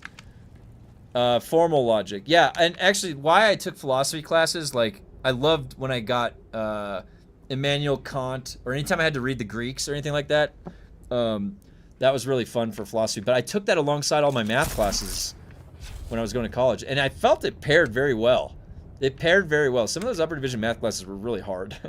They were very difficult. Like advanced linear algebra, real analysis. What else was really tough? They're like linear algebra 2 was really tough.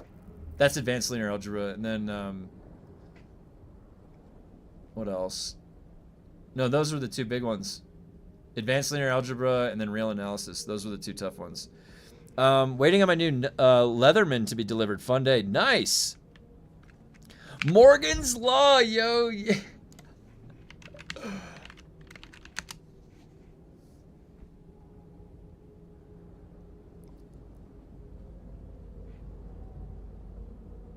Oh, D. Morgan's Law, you mean? Yeah. Philosophos, love of wisdom. There it is, Galadoran. In the essence of the word itself. Sounds fun. I'll just leave it in the background while I work then. Nice. Leatherman. Yeah, sweet. So what are you doing with the new Leatherman? The De Morgans, yeah. That was the De Morgans was from set theory, yeah. Oh man, some of these proofs were so fun to do back in the day too. It was tough though. Like getting the math degree was tough. I was lucky I had one of my teachers was a Russian mathematician, and she was very, very smart. And she sort of mentored me a little bit for a few years when I was going to college. Dr. Tatiana Shubin. She was like, you know, 65, 70 years old, something like that, like an older mathematician lady that just was brilliant. All she knew was math. I collect pocket knives and multi-tools. Oh, cool. Posted a question in IRL. Yeah, let me see. How does the flowering plant know not to grow into the tree next to it? Well, actually, so flowers, those things are all alive, and they actually just go to where the sunlight is. So flowers don't usually grow or tend into anything but exposure to sunlight. My dad and I had a thing for a long time where my dad would give me a knife, and I would give him a knife for our birthdays. And I've got, in my pocket, I always carry with me, this is a buck knife. This is an actual buck knife, so I always carry that in my pocket.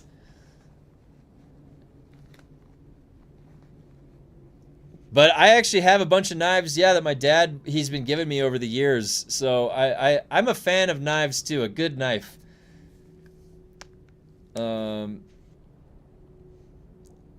Orchids do grow into trees. They're like parasites. They're like tree parasites. Oh, interesting.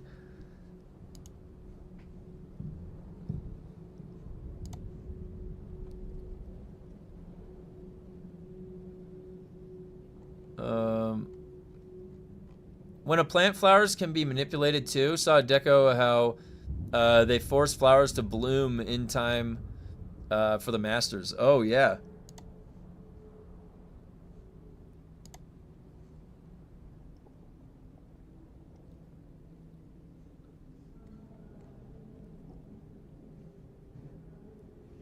Bucks are cool. I have about 70 or 80 folders at last count. Wow, nice. It's a theory of plants called crown shine, where many plants grow. I showed them. I might get flagged, but I showed them because I made a universe channel. Remember that one that shows the true? Wait, babe, I was showing them the size of black holes. Remember the black hole video that had that music? You're a black hole sometimes. Of information. Of information, yeah, that's right. I like that. In a theory of plants, oh sorry, crown shyness by Pope, where many plants grow to the edge of others but don't continue. Interesting, crown shyness. There's a term for it. And yes, there are vines and other things that don't care. Plants have harmonic sensitivity, and some plants speculate that into communication. I do know that plants. Where is that picture?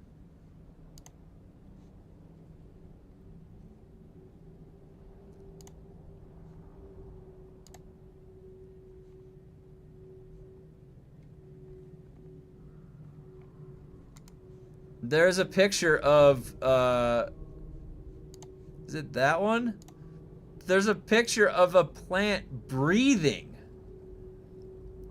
Like, there's a mechanism on plants where it actually, like, breathes.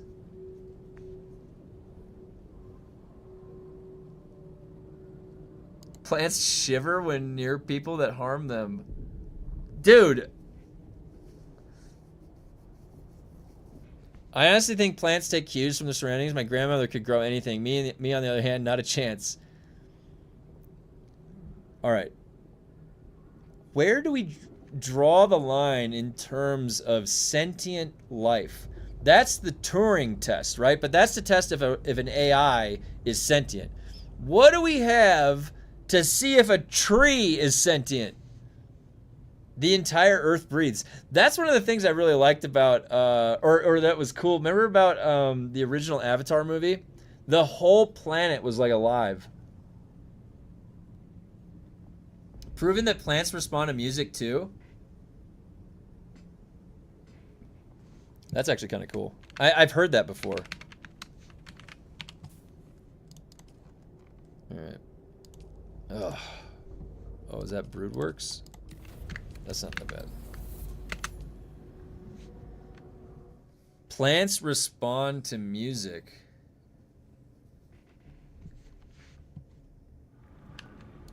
Uh-oh. Right there. Let's not get into the realm of Peter Singer or we all become super depressed. Don't worry, I'm not gonna go chain myself up to a tree. I'm embedded in a million trees here. Oh, what's the weather like?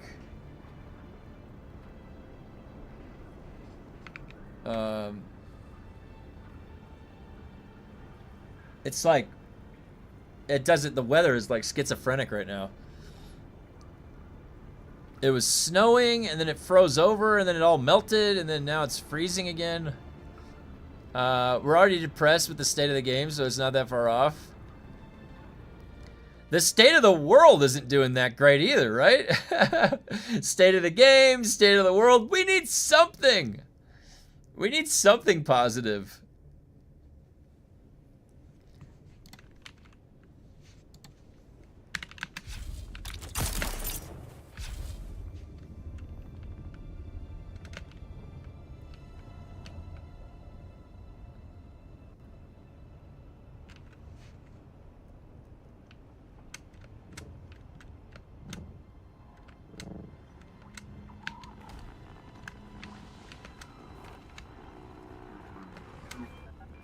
I see someone.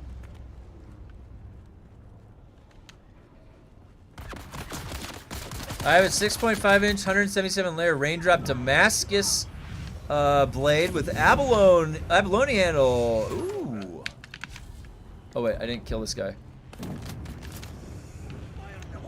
Oh, that sounds good. Yeah, Damascus. The Damascus steel looks really cool when they make that. I used to watch those shows. What was it, like Forged in Fire? I always thought that's what made that show was the one that made me want a Crusader sword because it passed all the tests. It cut through everything. Oh my God! Can you walk faster? Thank you. Well, PvEDD is a good start with the new update. Yeah, I think what was the poll yesterday? I think the majority of people, by a slight amount, were more happy with it than not. So I think it was like 55-45. It was close though. It was pretty close. Secret base. Oh yeah, I was at my secret base. I'll go back. So I put a base up in an area where you can't fly. So you have to go to the base on foot.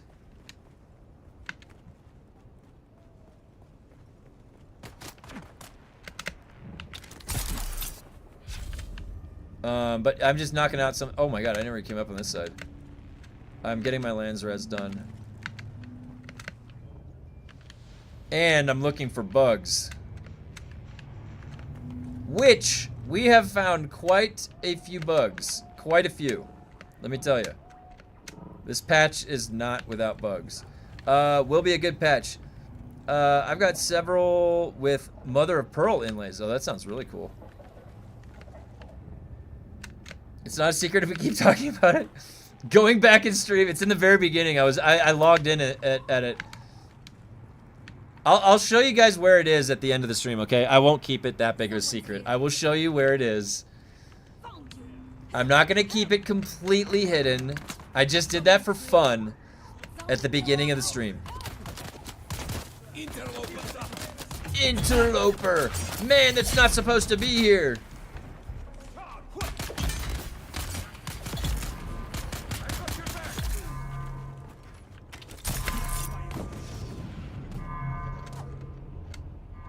Back from town, a little birdie told me this stream has been pure nerd energy. Oh, yeah. We've gone over the largest black holes in the universe. We've seen a visual size comparison to our own sun, among other things. The little birdie was right. I'm at 80. Oh, I need 82. If they manage to do everything the PTC patch is listing, I think it's going to be an excellent patch. Yeah, I agree. I would have to agree. And where are we on... Hold on. Where were we on the... Oh my god, you can just see this conversation. I'm going back and I'm clicking through. I see a picture of Texas over Europe, and then I see a picture of Australia over the United States. Like, what did I... And then black holes, like...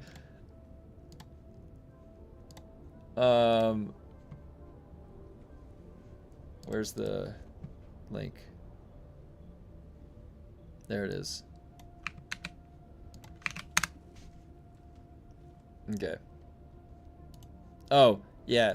I mean, this was the PvE, PvP split. A bunch of performance issues, a ton of them. They scaled down boss HP when you're grouped up, but didn't do anything with the bosses, the ads. And then a million of these fixes. Combat right here. We went over all these yesterday.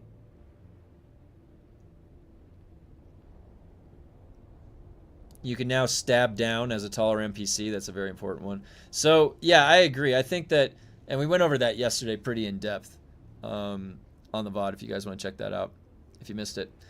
I think that 3.2 patch is going to be pretty crazy. Any mesh glitch discoveries into the secret base? There probably will be. I mean, can people unstuck into the base? I've called him twice in your absence. I've called him a nerd twice. I will show you guys the secret base, alright? I'll show you where it is. I will show you where it is right now, okay? I won't even keep you guys guessing any longer. Party at the secret base, alright? It's going to be a very elusive base. It's going to be very difficult to traverse. It's going to cost you some of your suspensor belts, alright? That's just the nature of it.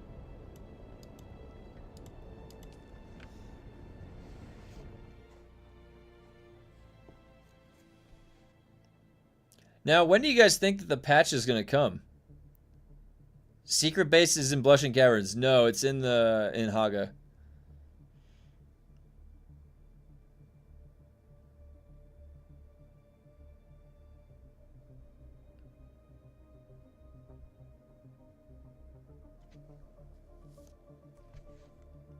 And the long load to Hagga.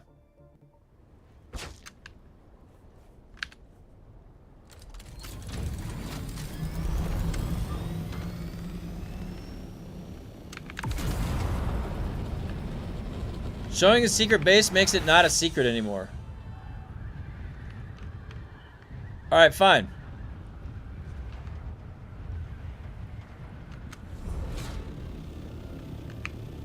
I see how it is, Grumpy.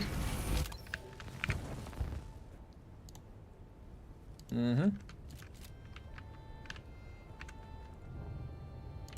Let me just hop, skip a doodle over there real quick. Oh, shit.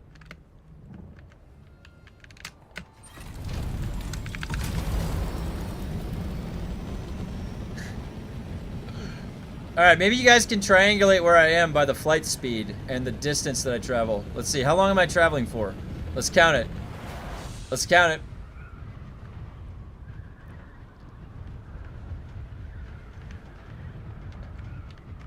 This is a fun little game, guys. Let's see, my travel time. But am I flying in circles right now, or am I taking you to the actual location? Is this bait? Oh. I can't fly at this altitude anymore.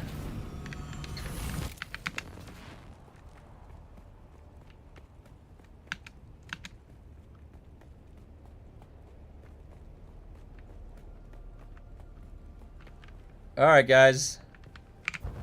Here's the first stage. AI, please enlarge the image in Kevin's eyes. Oh my god, no way. Can you actually do that? Can you actually do that? Alright, so I want to show you guys this. So you can't fly. It's too high of altitude. Alright? It's gonna consume all of your juice.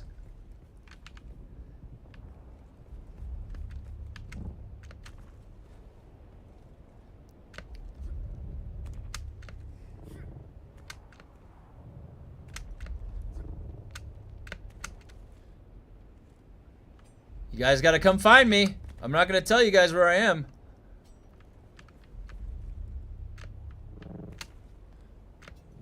Alright.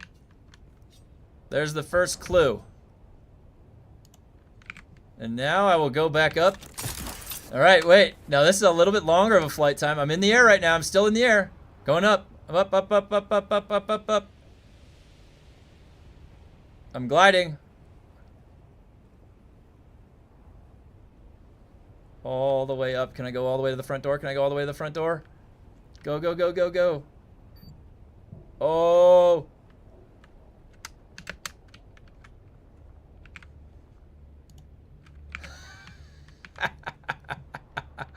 Look at how far down that came from. Way down over there. You see that? 20 seconds of flight time. Alright. Wait, somebody said they left something in my mailbox. Oh my god! Somebody you guys, somebody found the secret base already. They left something in my mailbox. They left me pennies. Thank you for the 9 Solari. What's up? Oh my god, somebody found the mailbox, you guys. Shit! It's not a secret base anymore! Oh!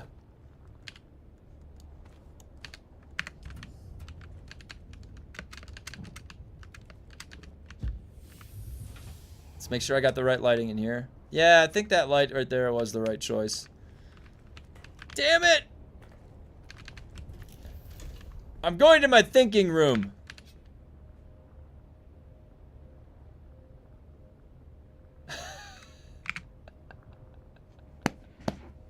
Hold on, I gotta refill my coffee. I can't believe somebody found it already.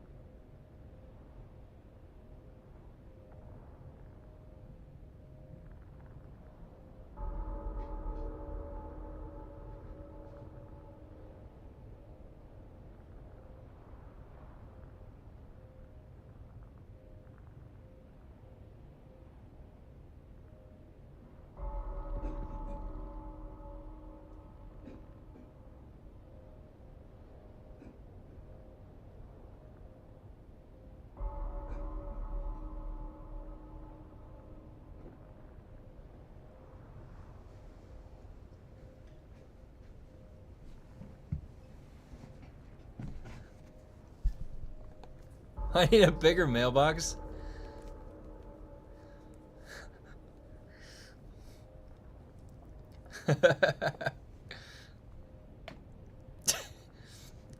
$2,500 2,400 meters high on North.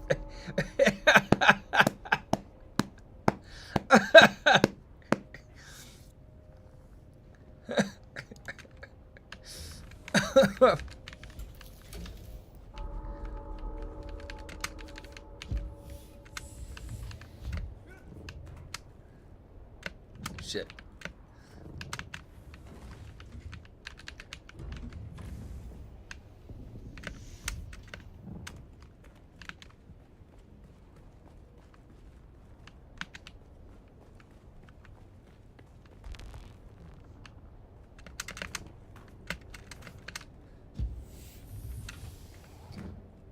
Don't read that word aloud.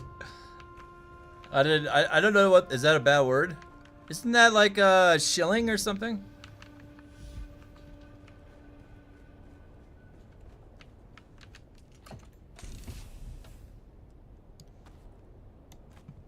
This is my safety deposit box.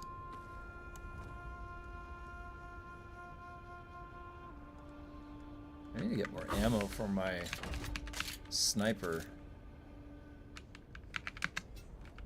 Let me see here, hold on. It's Yiddish for privates. I did not know that.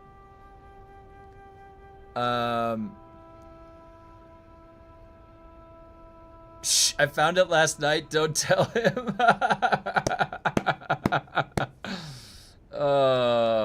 Mr. Doors. I have a lot of doors, all right? Because I like it being safe.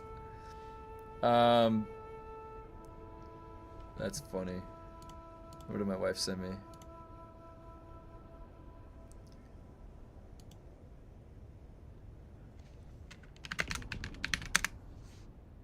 I thought it was just a word from Rick and Morty.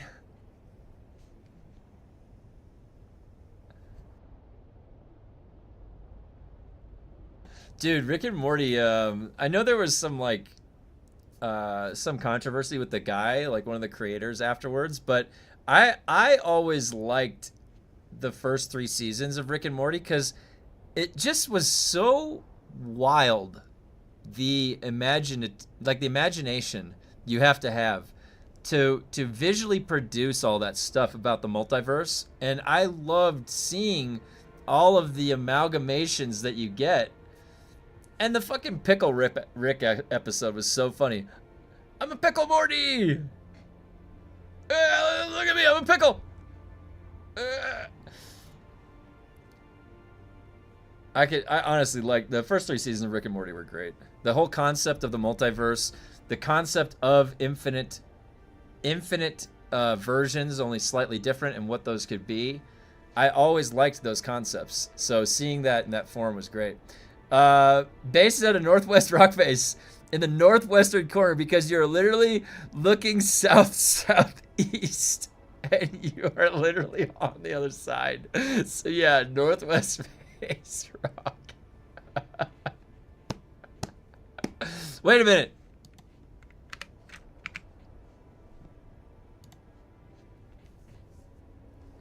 Now try and find me. We'll go with no HUD. No HUD gameplay.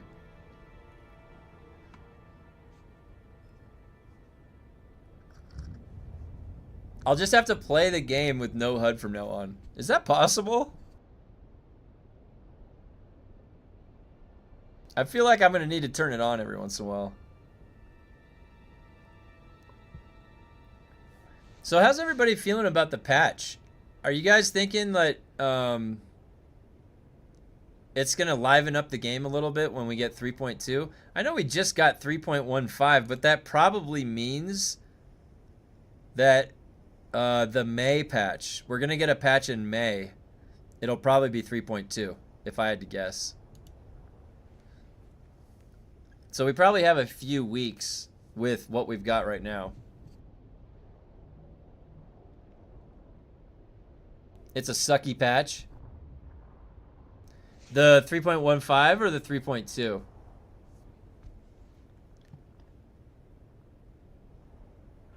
.2, I don't know. It seems like a bunch of fucking nerfs and not much else.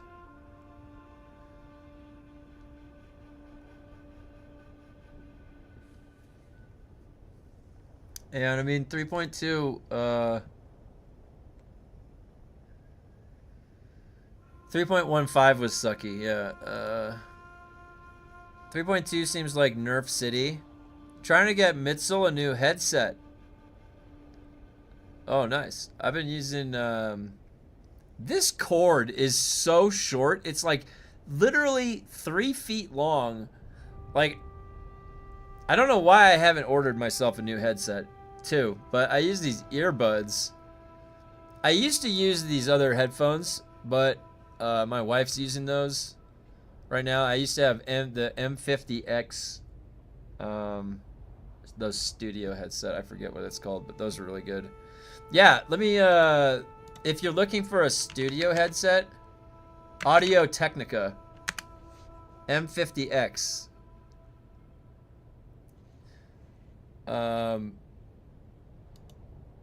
No other, wait, no, what I can do though is, here.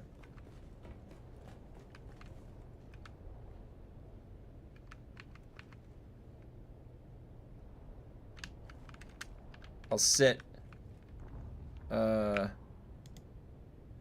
Shit. What's the sit?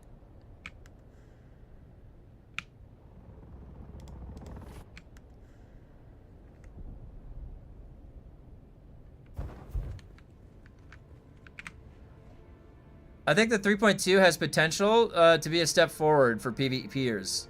Only beginner though. I think that thumpers are about to make a strong comeback in the DD. I agree. Yeah, Xenion, let me post the Audio Technica, these ones.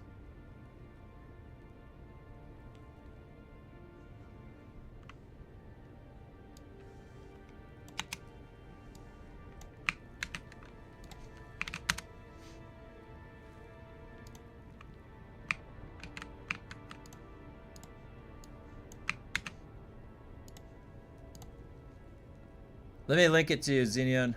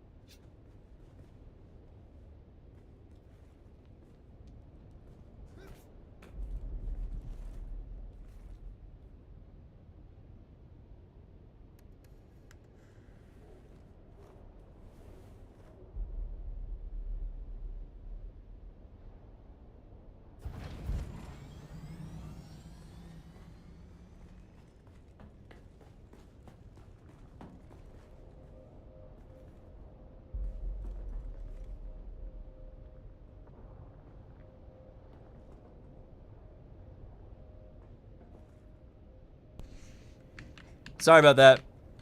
I was talking to my wife.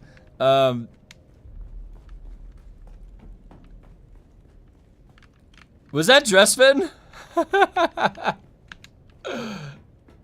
Oh my god. That was funny. Sorry about that, my wife was talking to me. Okay, so Dressman found out where I was.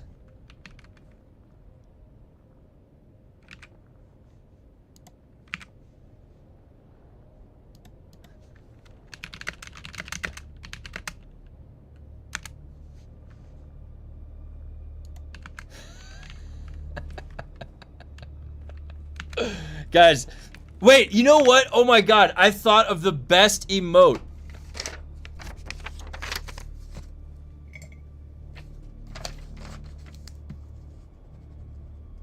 Oh, I can make this right now.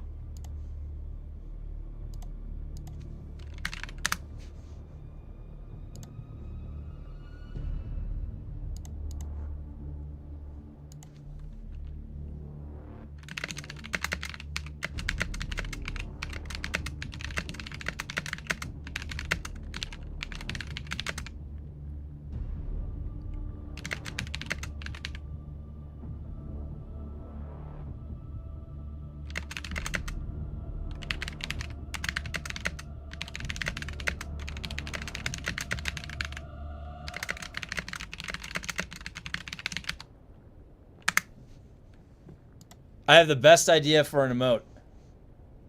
And I think I can put it in right now.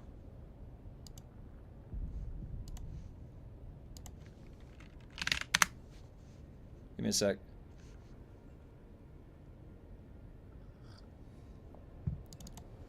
You guys are gonna like this.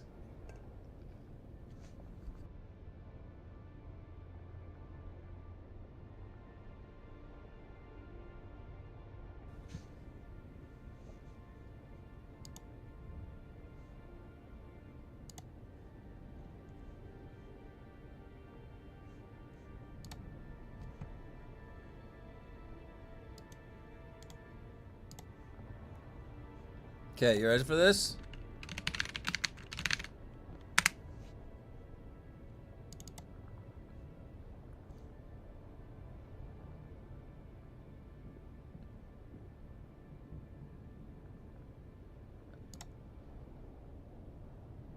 No. Edit.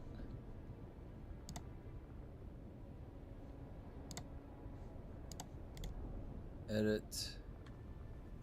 Ah, here we go.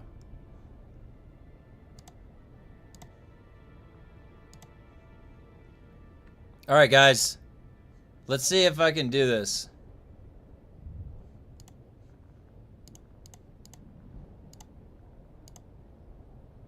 What do you guys think of this?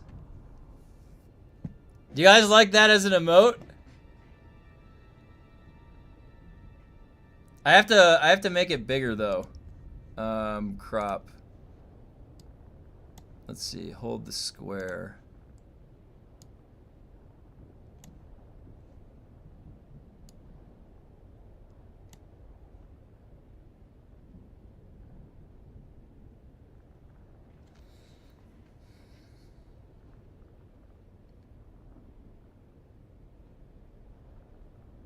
I don't know if I can do it without making it look weird. Let me see what this looks like when I put it into the, oh man, it's so close. Rotate 45 degrees.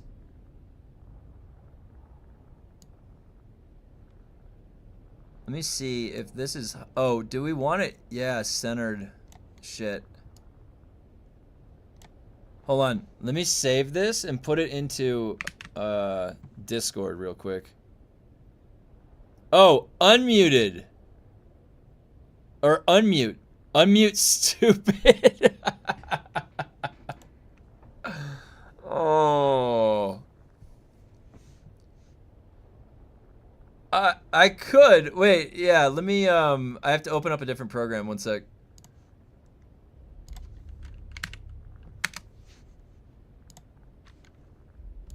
Unmute stupid.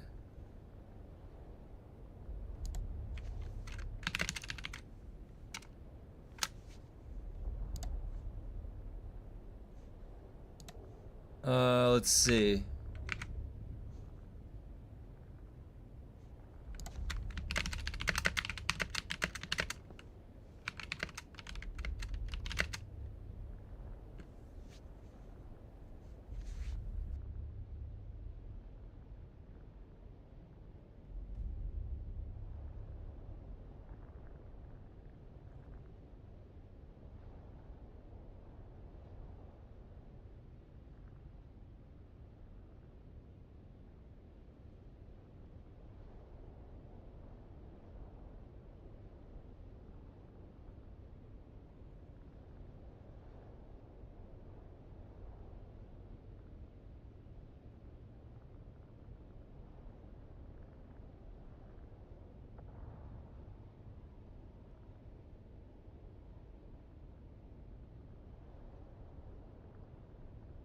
Okay. The joke is funnier that the chat gets because I am... Okay, I'll do both. Let me just put the unmute and then the other word there. Maybe I can add both. I have to see how big it looks because the thing is the words fitting into a square are a little bit hard. I need to like raise the top of them.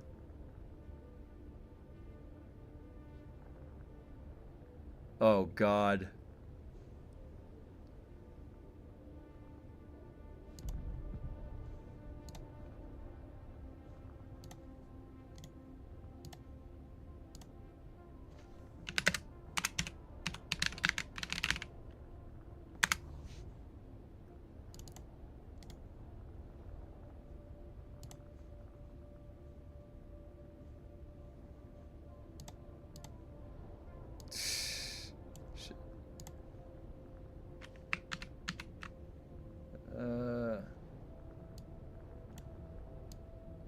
There we go. Put it in there like that, and then shrink it.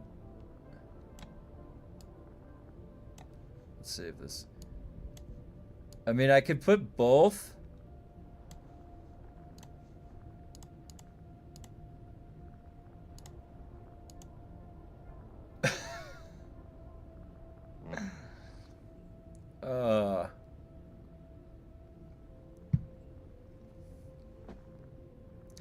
So I've got muted and unmute stupid.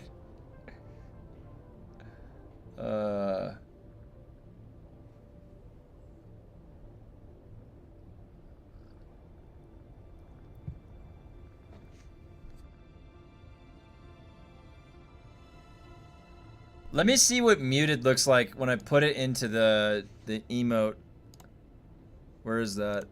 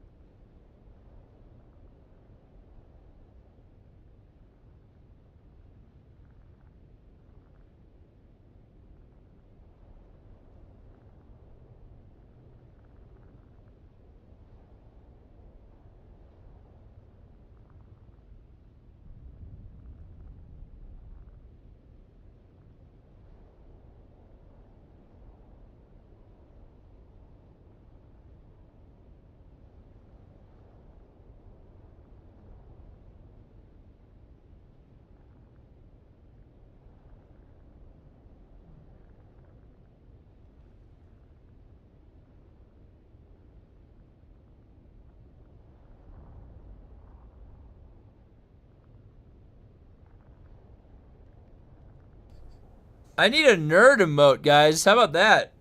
Thanks, Grumpy.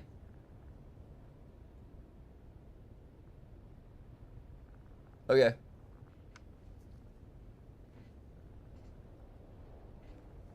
I have family coming over later today after work, so we got to coordinate with them. Someone's calling you a nerd in game. How rude. So guys, I have to fix that egregious emote. For some reason, it just does not want to show the words.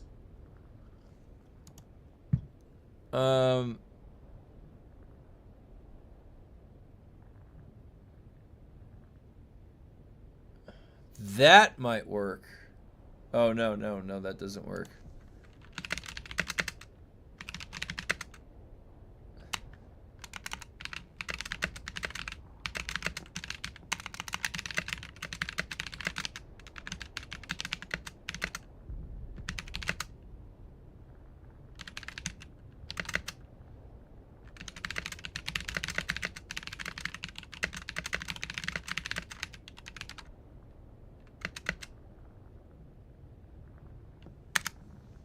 Alright.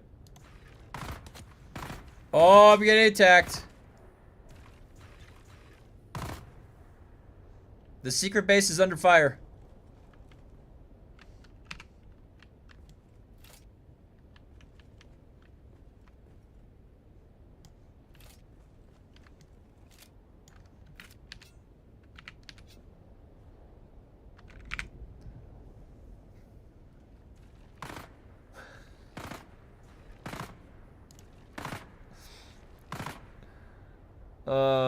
Ooh, okay, let's see if this works.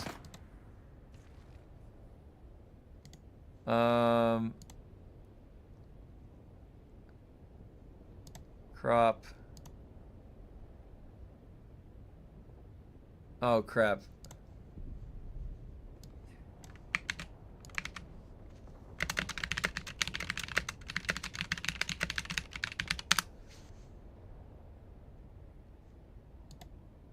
It's not me this time. Wait, it's not Dressman? Somebody else has found where I live?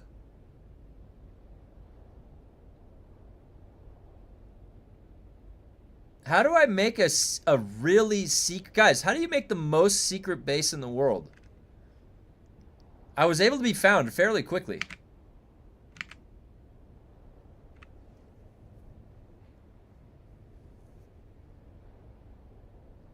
I'm out in the DD. Oh, it's Grumpy. It's Grumpy. I can't hide from a jarhead? Oh my god.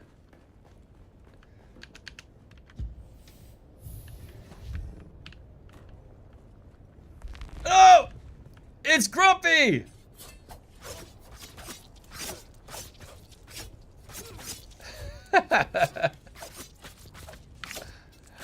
I wish we could duel. Why can't we duel? Trade, invite to party, inspect. How come you can't? I can't even inspect his gear. Quick, toss out some crayons. Mesh it into the rock. Funcom did that to your own original base. That's right. That's why I was trying to break into the rock over here. Look. Wait, where is it?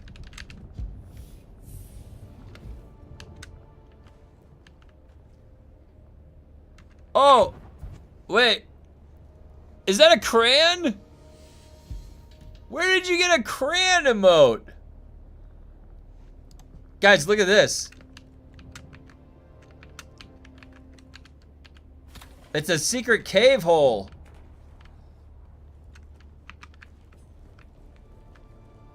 I have rigged the place to explode. You have 30 seconds to comply. Look, look, I can see into the cave right here. Okay? Now, what happens if I use unstuck? Do I go into the mountain?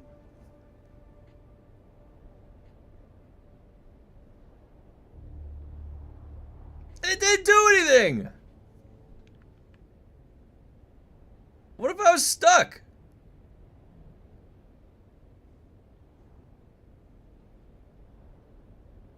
Dude, look at my eyeballs. They're universe.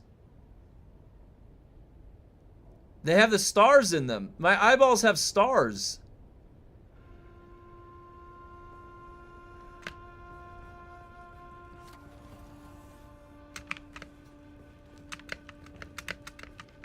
I was thinking there might be a way into the mountain here or something. Cute base nerd. I'm not done with it yet. Thank you very much, Grumpy, though. I appreciate it.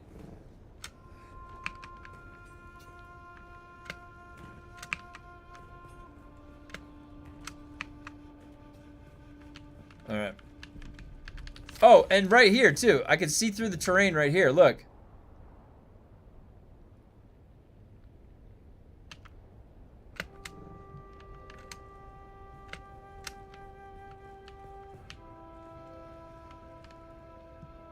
Wait, what the hell is this? Hey, wait. What happened to this? There was a foundation here. What happened?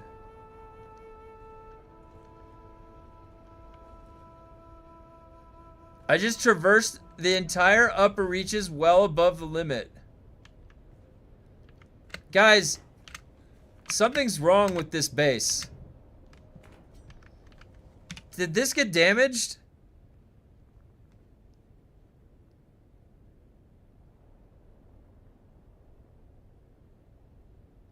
Wow, this is what people do in their time in Dune, is truly falling off. You should have seen what we did earlier.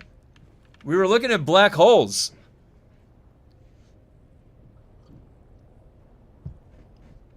I mean, you can do whatever you want in the game.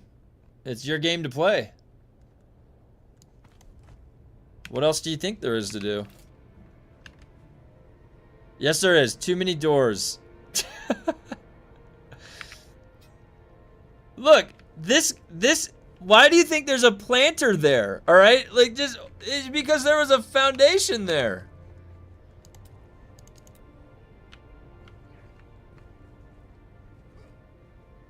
Why did that get destroyed? Parts of my bases are getting destroyed. I'm putting this on the fucking bug report, Funcom.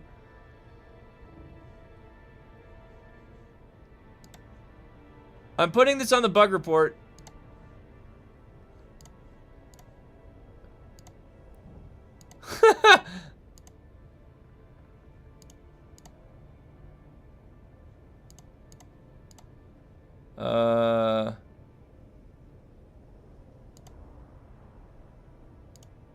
There it is.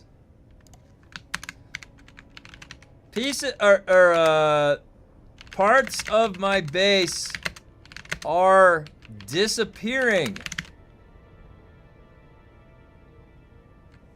Parts of my base are disappearing, Funcom. This is absolutely egregious. And yeah, I am going to bug report that. Random parts of my base go missing. Upon coming back from doing Landsrad quests, a lot of them, thank you, I noticed that a piece of foundation was missing from inside my base. A few other pieces yesterday had gone missing, and I had to give up on building a particular floor.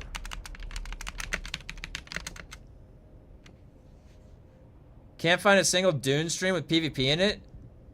Do you want to know what the PvP is right now? The PvP is landing a tractor field and getting one shot. It's just, the PvP is a mess right now. It's not balanced. The PvP is not balanced. The PvP has no incentive. And they said that's coming. So the lowest hanging fruit that we're going to get is that there's 2.5 multiplier resources on harvesting and then farming spice in the PvP deep desert. So Funcom must have found the secret base. Secret reaches. Yeah, so anyways, if you want a PvP right now, that's fine, but it's in a broken meta, and I mean, I'm currently set up. I could PvP right now. I have enough gear, and I have a tractor field that I'll shoot you one time with, and then you're dead. So now you have to land a tractor field also, and then not get shot while you're shooting, because they also have grade 5 stuff. The thing is that after you've killed enough people in this game, and you realize there's really, unless you're going to defend yourself or you're going to get spice, there's no reason. There's absolutely no reason to PvP. Oh! under attack! Room service, fluff your pillow. Oh my god. That's fucking funny, dude. That's funny. Hey, we get some fireworks. We get some fireworks while I'm here at the secret base. This is bug.com. But anyways, for PvP though, like we're trying to set up an event in our deep desert that gets all the guilds together that we can do something fun. And we might time it around when they release the patch for 3.2. So, all the PvPing that was organic on my server, a lot of it was, you know, I don't know, how long ago? August, September, and October. And then when they changed the loot distribution in the deep desert, it just all changed on my server. Nobody was out there. You still find Blue staying in his guild, Rising Sands. They're out there PvPing quite a bit, so I know that there's at least one group that's out there PvPing. Peaky Sith Lord. Peaky Sith Lord also has... There's another base infiltrator. Peaky Sith Lord has some videos that he's been posting, and Blue Sang has also been posting. But they've been doing some PvP on... what is it? Epsilon Iridani. A lot of it. And so there's a new meta that we saw with that. So, where is it? They were using Bindu Sprint, Attractor Field, and Shigawire. Something like this. This was the meta setup on Epsilon Iridani with Peaky Sith Lord. Have they made a single good change since launch? I'm being serious. So I would say, so since launch, as far as character strength, my character since launch is a lot stronger, obviously. And it's not just from the normal gear progression. They added this in. So you have all of this passive stuff. And yeah, and honestly, I would be in agreement with Skiron. So... they have actually done a lot of damage to the game, you know, as far as trying to get rid of the repair glitch. So they've been trying to get rid of the repair glitch since the beginning of the game, and every time they do, they just break something somewhere. Something doesn't work right. And it seems like they're getting really close right now to a state that's stable. And 3.2 might bring that. But yeah, at the end of the day, like, when the game launched, there was much more of a dynamic engagement in the deep desert that you could find. Now, you could also find extreme frustration, too, if you're not careful. There was stuff going on in the beginning of the game with hackers and griefers that just made it super frustrating to interact with. Getting your ornithopter permissions changed, and then there's just a pile of 30 ornithopters in a base that's locking them down. All that shit. Like, there was extreme things happening on certain servers. So we have to be cognizant of that. Because just because it didn't happen on my server, I think I'm going to move my main to your server. Yeah, no problem. We've got US Farhold. We've got plenty of room. I think, what's our Mentat Codex at? The Mentat Codex... says we're at 50. We're number 12. My guild leader decided to leave my guild base, I guess. Oh, really? And yeah, Galadorn, not going to try and convince someone else looking to not like it.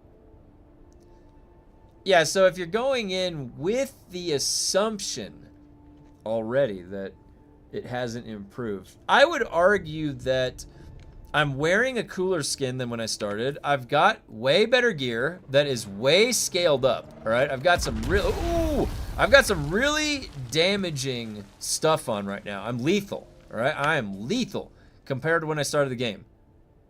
Now, alternatively, knee charge is still bugged. Okay, so we have that. Knee charge is still bugged. And like, what else? Like, honestly, the skill tree, Crippling Strike is arguably worse than when the game first started. It's better than a couple months ago, but it's worse than when it first started. Suspensor Blast is worse than when it first started. They made Center of Mass better, well, functional, because it wasn't working.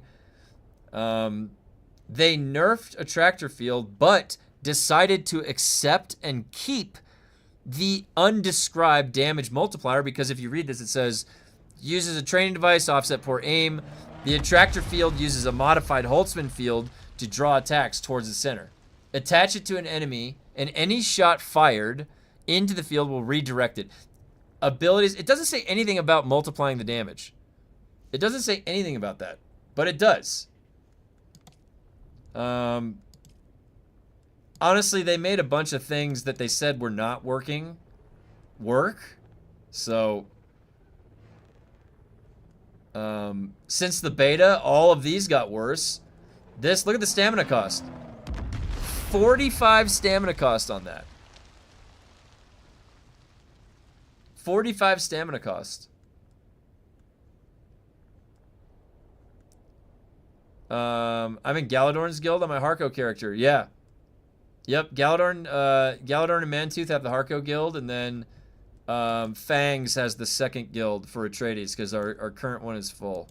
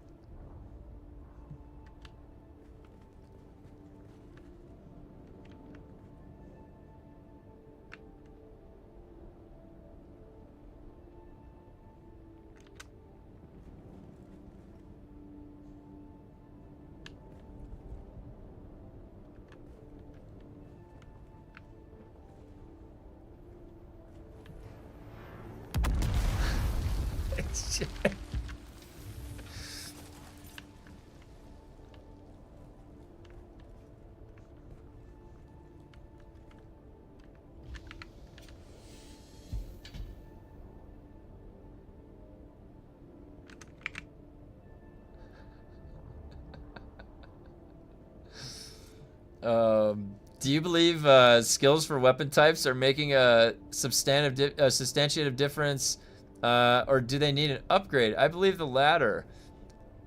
Skills for weapon types. I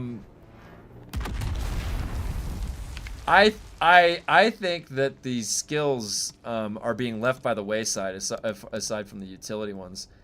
All of these abilities that have damage numbers in here, and especially the poison ones in here, these need to scale from weapon damage. They need to be coming from our guns or our swords, and then that would be able to scale. So then these abilities wouldn't just be totally, like, you can't, these abilities don't do anything in the higher testing stations. You're just, in the higher testing stations, you're literally just using your melee weapon and then your, you know, whatever, it's the Regis or the shotgun. Yeah, buff to Poison Tooth, exactly. They need to bring the skills up to the par of your weapons. Otherwise, what's the point of these skills? You could say, though, that the point of these skills, you're using them in hagga. Well, if they design this game from the ground up, they go back in, and I don't know how that's going to change the passives, but I can tell you that the damage, if this said this was like, you know, this hand grenade. See, the grenades, how do you get that logically? If you got a sword stab, if I stabbed you with my sword, crippling striked you, all right, or knee charged you, this one I have to put into my leg plates. But this crippling strike could come from my sword, These foil, those aren't really attacks, but that could come from your sword. This one, Eye of the Storm, it's coming from your sword. It makes sense. This is 110% weapon damage or something. But then for grenades, what is the same? Like, your character, like in Star Wars The Old Republic, your bounty hunter character, and I'm a power tech, and I'm throwing grenades.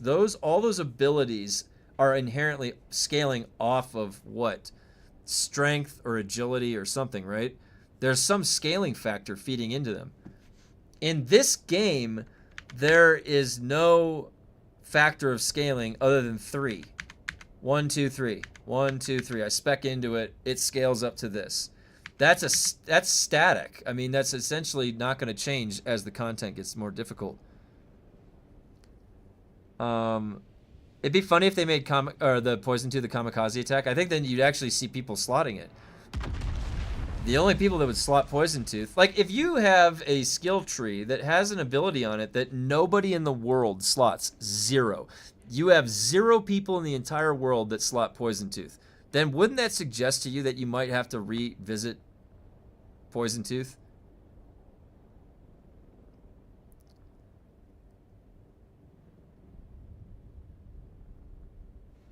I personally like daggers because the movement speed, or the attack speed works out very nicely in PvP and in PvE.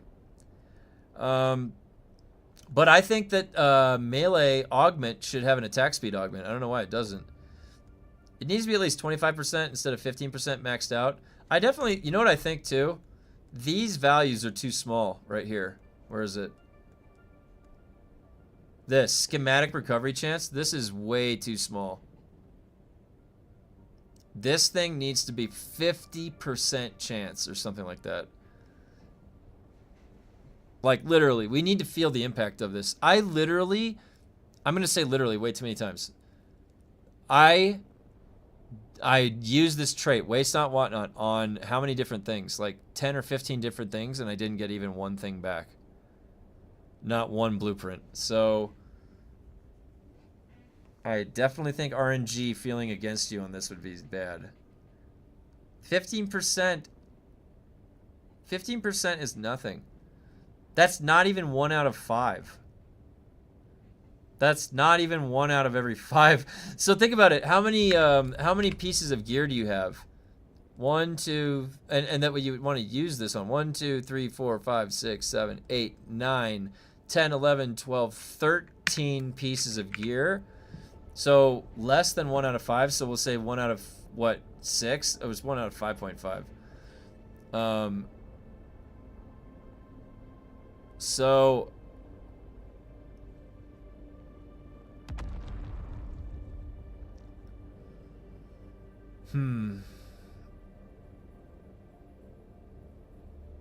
they just need to add a stat to armor and weapons for skill damage, pincushion, and melee weapons and melee skill damage. Bulwark. Oh, honor for all. Yeah. So that would be another way to scale. Yeah. Well, again, though, they are pushing in the values of inflation, and it's static at that point. Scaling meaning that as they add tier 7, if they add tier 7 graded gear, if they go even further, our skills then will still have the weapon damage fed into it, and then you don't need to touch the values. This stays 110% weapon damage of an ability, and then that ability for the next couple expansions stays the same, 110% weapon damage, because then what they're scaling, they're adding in weapons that are going up and up and up, so that will feed into our skills. That's essentially what every MMO does, like, you know, that's structured kind of like World of Warcraft. I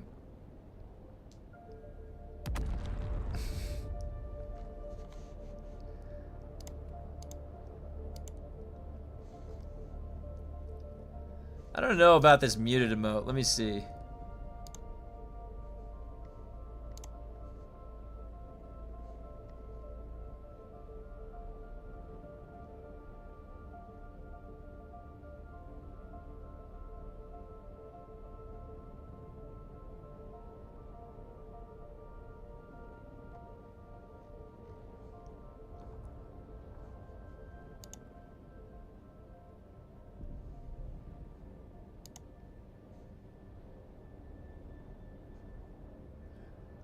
Well, we can try. Hold on.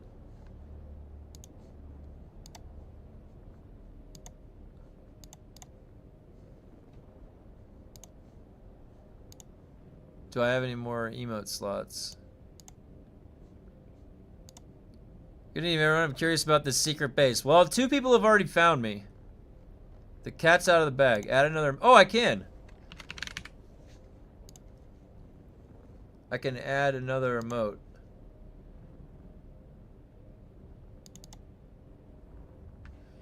It's so tiny, though. I need to get that bigger. Damn, dude, there's just no way to get that word bigger. Send leak the location and all things down. Oh, shit. I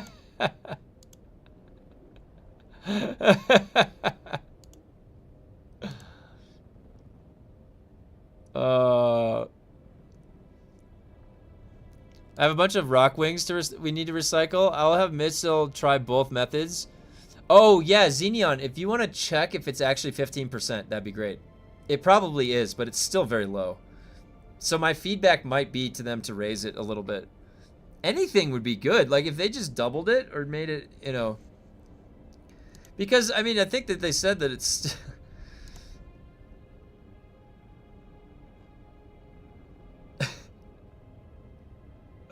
Oh my god, is that my... Wait, is that my eyeball? Is that my eyeball? Oh my god, dude. Oh my god. That's like that, we're in Super Troopers where the guy's like, enhance, enhance, enhance. Was thinking, grindable PvP armor sets with player mitigation like most MMOs. Yeah, like the resilience gear, or now it's versatility. Of course it's your eyeball. That shit cracks me up, man. Holy cow.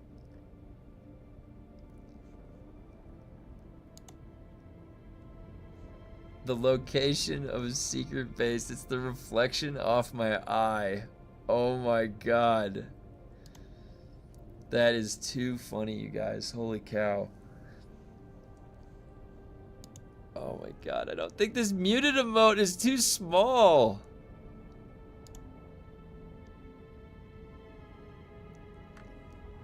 Let me see if I refresh this.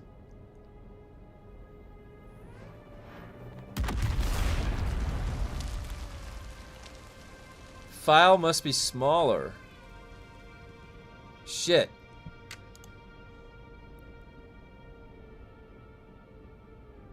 Oh. What?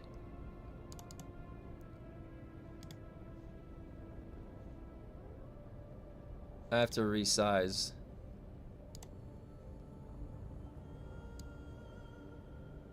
I think I can go to... Oops.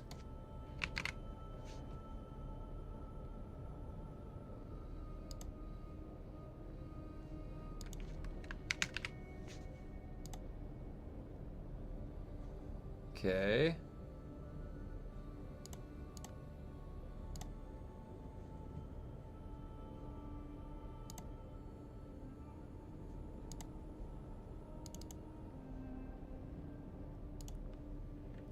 Did that work? Oh yeah, it worked. Okay.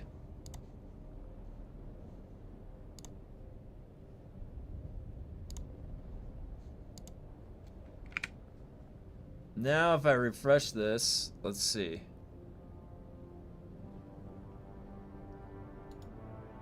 Oh my god, it's there. It's so small though.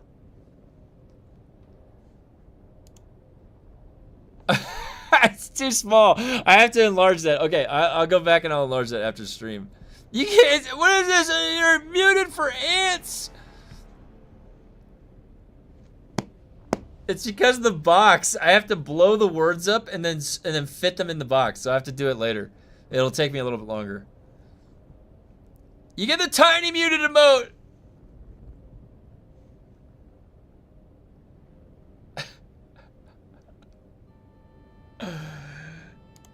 You can see it in Discord. Where did I do it? Okay, if you hover over it in Discord and squint, you can see it. Here, look. I'll show you guys. In the universe channel, if you hover over, you see that? You see that? I can see it right there. It does say muted, but we gotta blow this up. So I think what I gotta do is I gotta put a white outline and then blow it up like top heavy. It just doesn't want to fit in the square box. Three letters.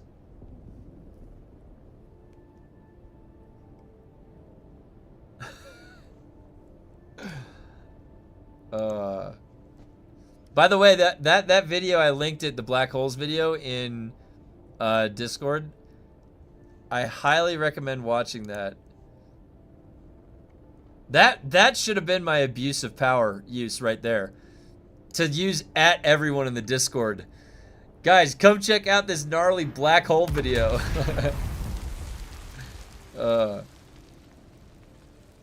At everybody. It's this small.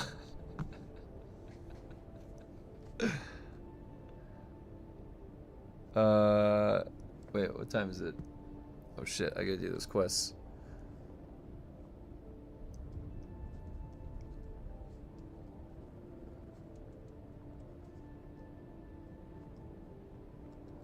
Alright, I gotta make that egregious emote a little bit bigger too. Alright, did we get anything else from... Nope, we didn't.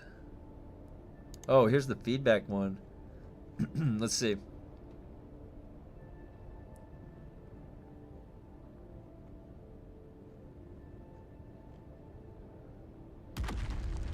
Wow, we got a lot of feedback coming in on the PTR.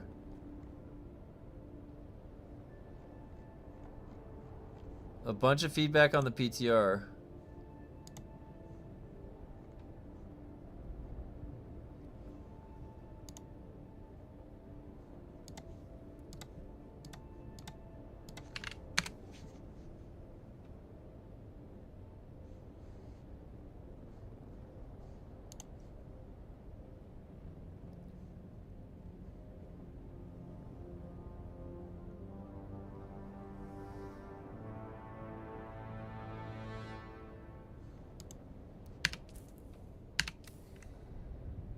Positive or negative feedback?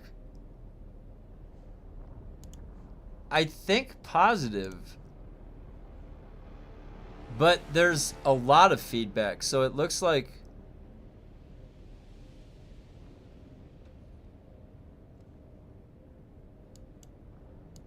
Are we still getting tier 7? Does anybody know? God, how crazy would that be? If when they came out, when the movie came out, they, yeah, shock horror. They come out with the movie and they come out with tier 7. Wait, somebody made a huge Reddit post about why tier 7 materials would bring a solution.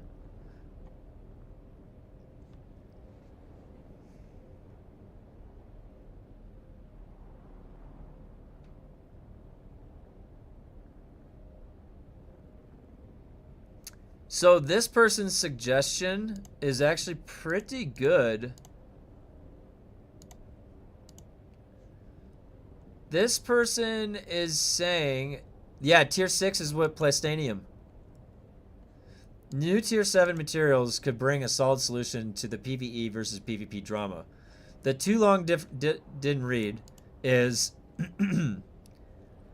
tier 7 resources and blueprints would be entirely available to PvE, but a separate PvP specific tier 7 resource will exist solely in PvP zones and would only be used to add PvP damage resistance to gear and vehicles.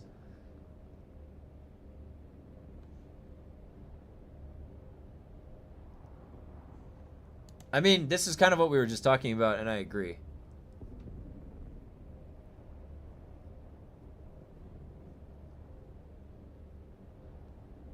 I do think that that's a, like, having, but see again, so you're putting the incentive for PvP into the zone.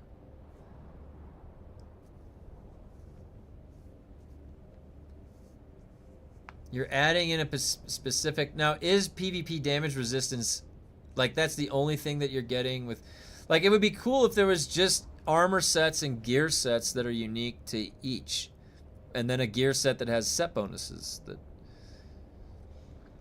would have a perk that's for PvP and a perk that's for PvP or PvE. It's like when you're going against testing station bosses, you do this or that, and then it's like when you're going against another player, you do that, and then that's the set bonus. So it's definitely separated. That's actually a lazy solution instead of gear for PvP specifically. That's what I think. That's what I think. Because, again, it's still putting the incentive in a resource, in the zone, and that's not an incentive to kill another player. They need to get at that core understanding. Why do I want to kill another player? And not just for fun, because other people that are engaging might not want to have fun that way. It's too stressful, but they have a goal. They're trying to get something, so they'll do it anyways. You need to have that in there. They don't have that yet. They don't know what they want for that. And I told you that as simple as a kill tracker is enough for people sometimes. But the next level of that is having a vendor with gear or weapons specific. I think that would be emotive. Or cosmetics or some... Dude, what if PvP was the only place that you could get jet black dye? Black it out. You know what I mean? The only place that you can get PvP is the blacked out dye. And then, like, in PvE, it's the only place that you get the one that has a little bit of an iridescent glow on part of the armor or whatever. They need to give us a real late game goal, an actual thing to put all our range on. Yeah. PvP needs features, functionality, and a real incentive. Yes, I agree. You guys have found the right words now, and you're hitting on them, right? Black dye, that's a great idea. I know, I like putting black dye on my guys at the end game. Or sand camo. Oh yeah. Sand camo is a great idea. The resource should be something like with the Regis components, but you only acquire them from kills or completing objectives in PvP. A currency that was earned to buy items to show off a unique. Yes, that would be an incentive loop. No, black dye would force me to do PvP. Random. Has to have something that is earned and rewarded. Yeah. And it doesn't necessarily have, like, it feels better when you get a sense of improvement in PvP. So one of the ways you simulate that is you start playing PvP with no resilience gear. And then by the end of it, you have a bunch of resilience gear. And every once in a while, you come across somebody that doesn't have it like you once were, and you obliterate them, and that feels pretty good. And you have this flow. Sometimes you'll come across equal challenge, and sometimes you'll come across someone slightly weaker. But you've put the time in to acquire that power growth. Now, the power growth is relative, and anybody that comes in the front can always get to that strength level. They made it that way in World of Warcraft. So if they had a power growth, because power growth feels good, or it's one set, you don't get a sense of growth really, you're getting one set. But now, can you PvP all the way leveling up? I think there's a lot of strings attached to this that you have to tie up the loose ends to even implement, but PvP will evolve when they give us some melange objectives or something. That's a good thought, yeah. There is no real reason for fighting if I already have all grade 5. No, you're right. You're right. Now, if I was going after that jet black dye, there's my incentive for PvPing. You got to get 100 player kills.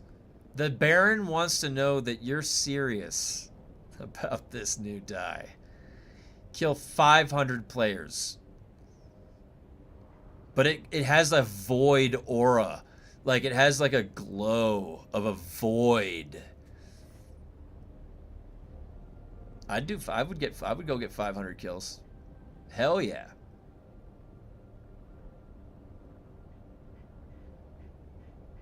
What about you can change the cosmetic glow of your eye? You can make it like a different type of a blue or purple glow, and it's like coming out of your face. Like, yeah. I liked yesterday's idea about enemy NPC thopters. I did too. I thought that was a great idea. This world environment on the ground level has those random encounters, but what if like we go into the sky? Once you're in the sky, there's no threat. There's no threat. Those random Sardaukar ships, they don't do anything. Did you say glow? I did say glow. I do like glows. Those Sardaukar ships aren't a threat at all either. When you're in your ornithopter, I should be getting hunted down when I'm flying around, you know? I think PvE first is a clear statement. There's not much coming back to PvP. Now, Verald has a good point. He has a very good point. On, and where was it? So,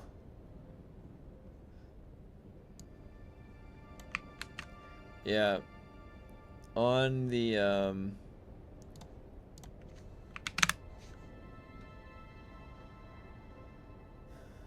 oh, that was the dev letter that they did that.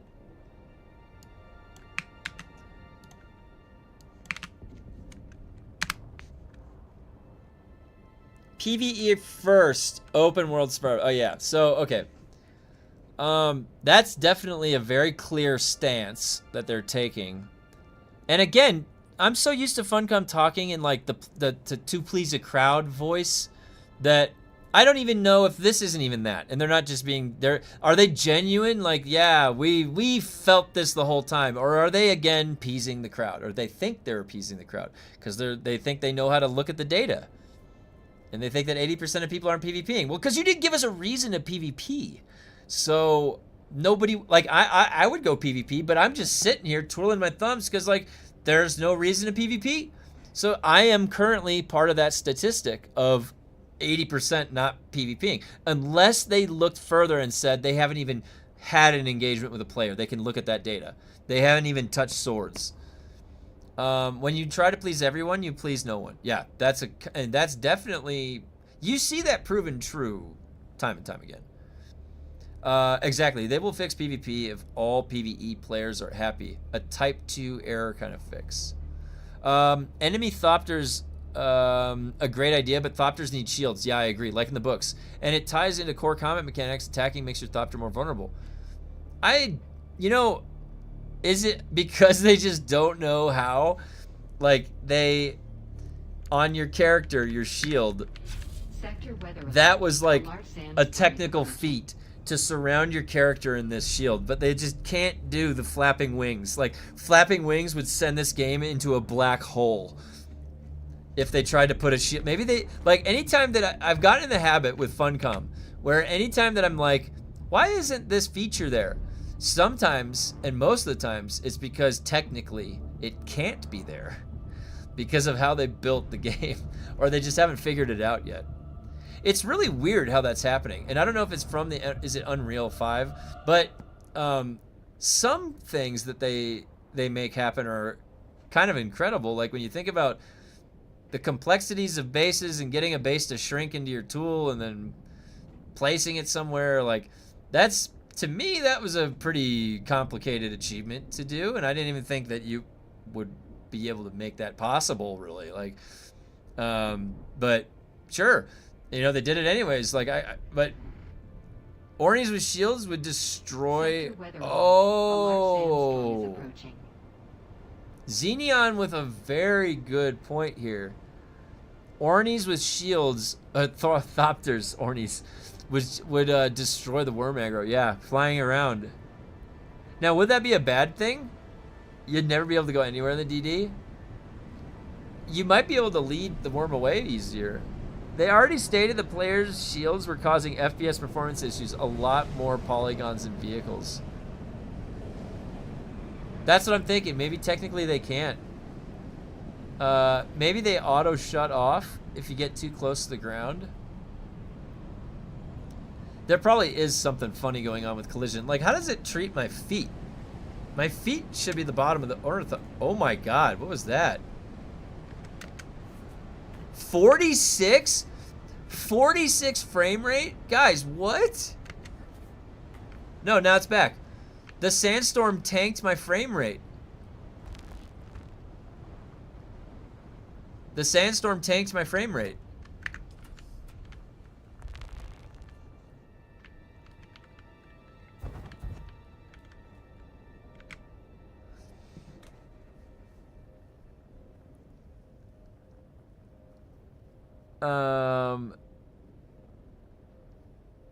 I think that the game might not be able to handle the shields on the ornithopters.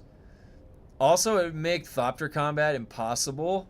People, well, the thing is, people definitely would be able to get away now after. I think when the game first came out, when there was shield, the idea was that people could be able to get away easier.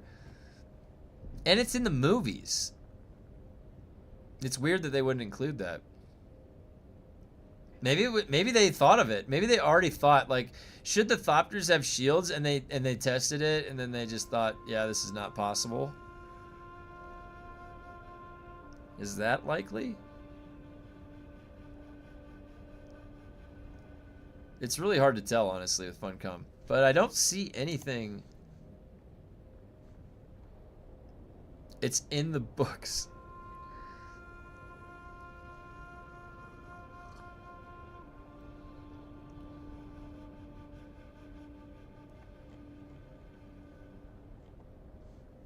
I can't really tell, like, what the temperature is.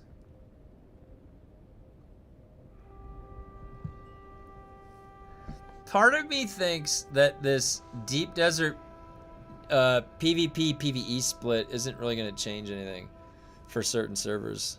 It's 100% in the books and movies, but from a game perspective, you just can't make it work. How would you kill a carrier? Oh. You know what they would have to add? So in the... Okay, let me ask you a question. In the books, the thopters had shields. Now, the way that you handle a shield on a person is you slow blade through, right? Or you have the special bullets. What did they do in the books to handle the thopters, or the ships that had that? Was there special ammo rounds that they had? Did they have a plane that could slow blade another plane? Like, how did they do it? How did they bypass the shields in the books, or the movie even, on the thopters? Would only make sense if some weapons overwhelm the shields and others can destroy it. Yeah, they would have to add in weapons. Thopters didn't shoot things. They were just transport. The worm aggro from shields has a range of hundreds of meters. Maybe more from a big shield around a thopter, but you would have to stay XE. Oh. In the movie, they had a massive drill shot missile. Oh, interesting. Shields eventually break when they take enough damage. Okay. That would make sense, too. In part 2, they had to wait until the thopters were firing. Oh. They drop when firing.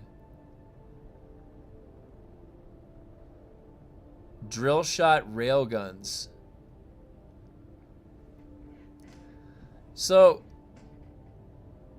yeah, they would have to add in other things other than an attachment like a missile. That would kind of make the missile obsolete. But it would be the a super ganking technique better than thumpering. Oh, just fly low, yeah. So it would maybe negate the thumper. It might make it so that it's hard to get any kills at all. Thopter kills.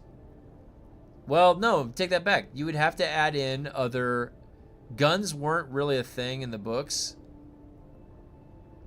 So a drill shot railgun. Yeah, guns are much more prevalent in the game. That's such a shame, man. You know that a guy like me, if you go back and look at my YouTube channel, all the way back, it's always like melee build. And what a, like the DUNE universe, all right? I would have thought, what a perfect place, a playground for melee fighting. And it's overrun by guns. Why did they do that? Why can't they just buff? Just buff it. Just buff the melee. Let us be overpowered as shit, menacing, because you can still shoot us from a distance with the same power. Actually, with greater power, I would argue. Is that an Ori flying around trying to find you? Is it really? Oh my god, that's hilarious. I can't tell.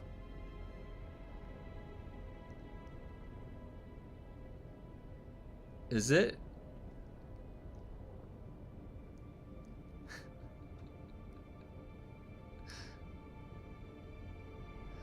Time to kill with melee is so high. Yeah, it is. Dude, oh my god. You guys saw, right?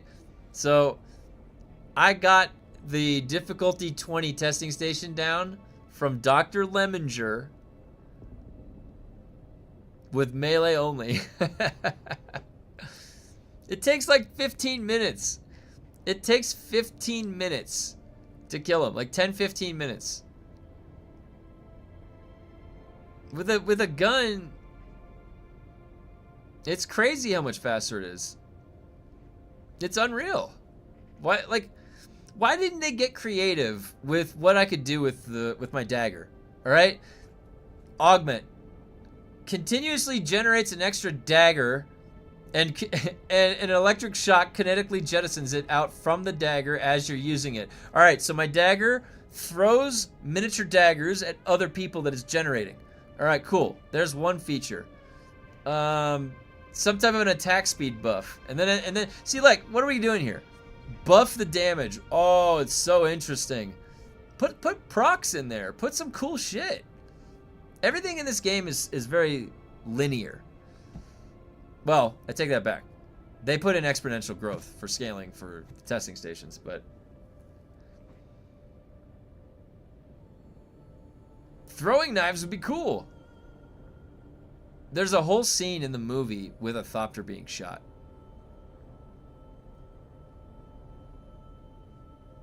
I want my dagger to throw other daggers when I stab, okay?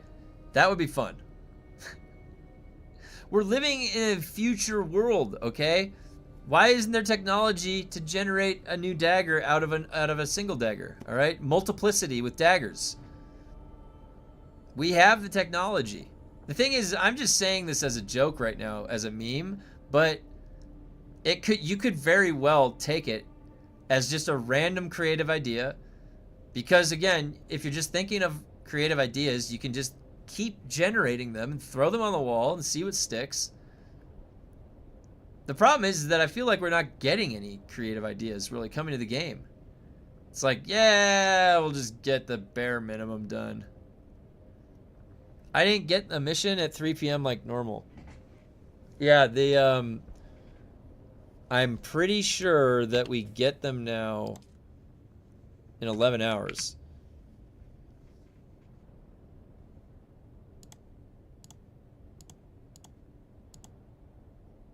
I'm pretty sure we get them in 11 hours because it reset last night. Lightsabers, oh wait, that's the wrong game. Yeah, this is accurate now. Everything is accurate. It's all fixed.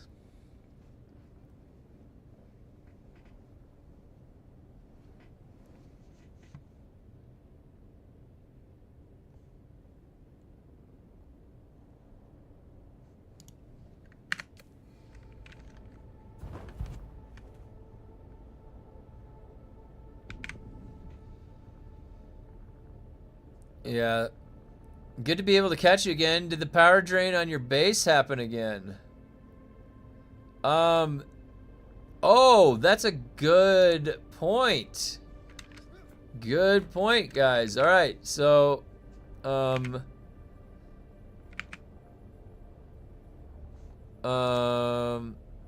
missions in 3 hours. That's slightly edging out my rate of 0 in 3 hours.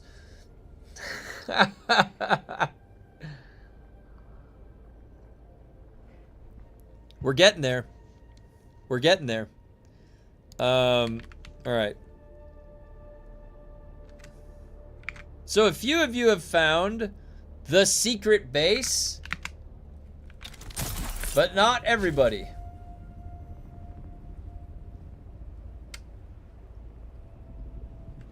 I will take my leave. Let's go see if my base, what the time is that passed.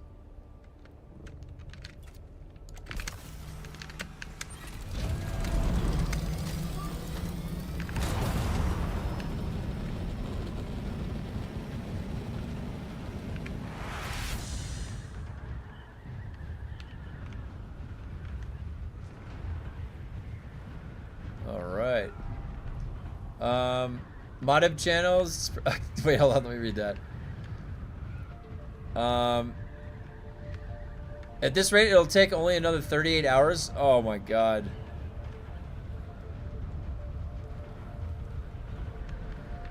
That is far too long. All right, here we go. We're arriving back at home, sweet home. All right. Now, what is the timer? Why isn't the timer showing up? Usually when you arrive back home, the timer shows up. The secret base is built down. It's actually not fully built. It's semi-built. I expanded. Oh my god, you guys. You should see. I expanded the fief. It goes all the way down the side of the mountain. It's crazy. All right.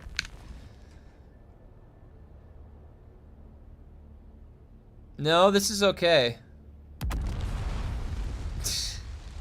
This is okay. What does it fill up to? So 30 days and 4 hours. 31 days and 6 hours. Is it 2 hours after yesterday when I filled it? Probably, because I probably did that at 9.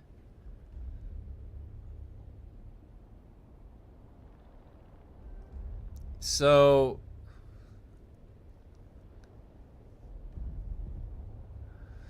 yeah, the secret base, I spent a little bit of time last night getting materials out there. Oh my god, that lag is egregious. What is that, Funcom? Can you fix that? Getting the resources set and then transporting it up there. I have to then now move a couple other structures and then fill it out and then decorate it. And so that's the last step that I have to do.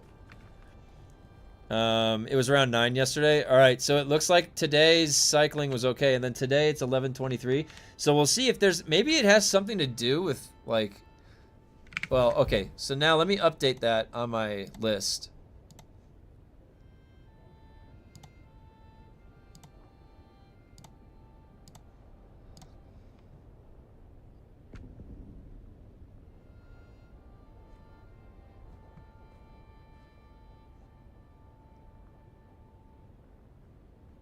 This. Total base power going down faster than it should. We will wait on that one.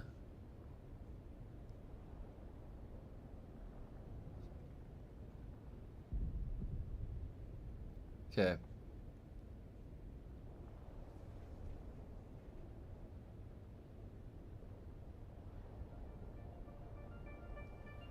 Was there anything? Oh, parts of my base are disappearing.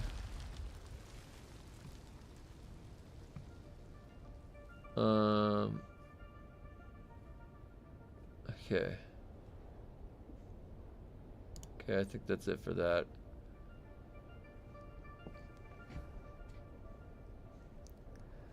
Okay. How many of these lands res do I have left? God damn it, dude.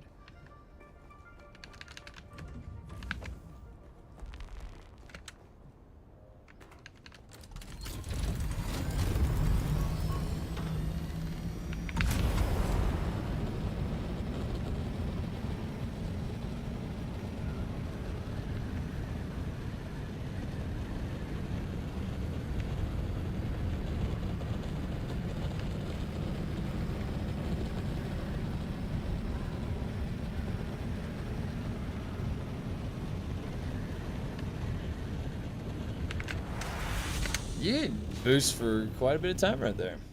With all those perks.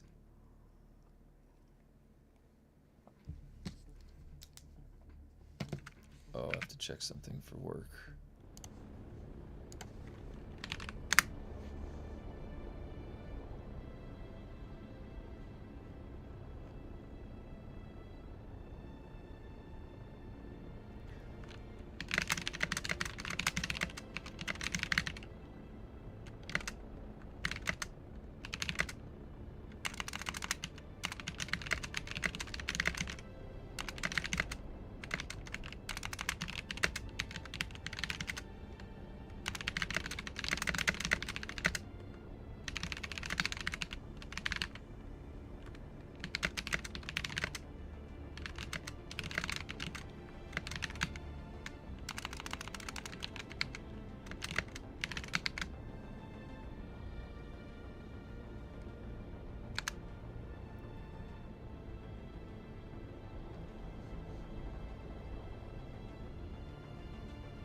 Okay.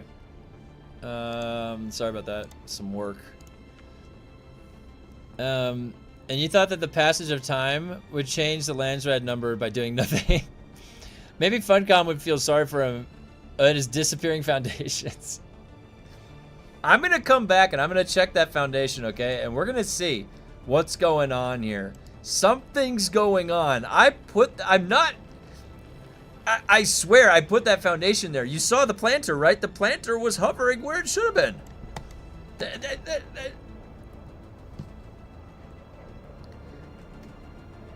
It definitely disappeared since last. I was very thorough last night.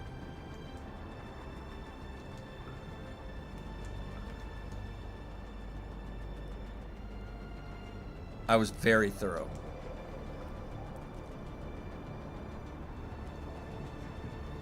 This zone in is taking forever.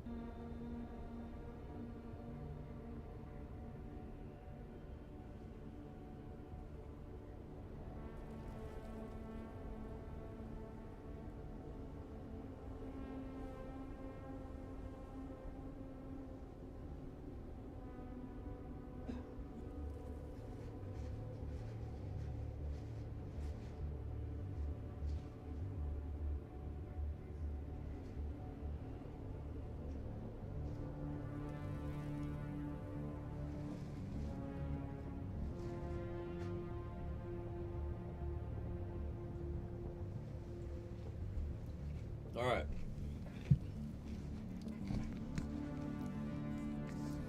Oh shit.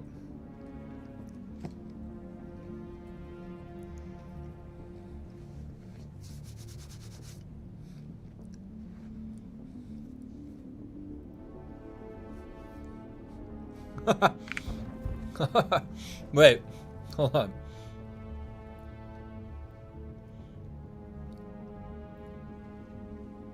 Okay, you said if I had to pick one, would you choose the sand bike or the tread wheel? Sand bike. Tread wheel sucks. I know that foundation was there last night. And is not so secretly supposed secret base construction as Arrakis World Wonder would also change the number.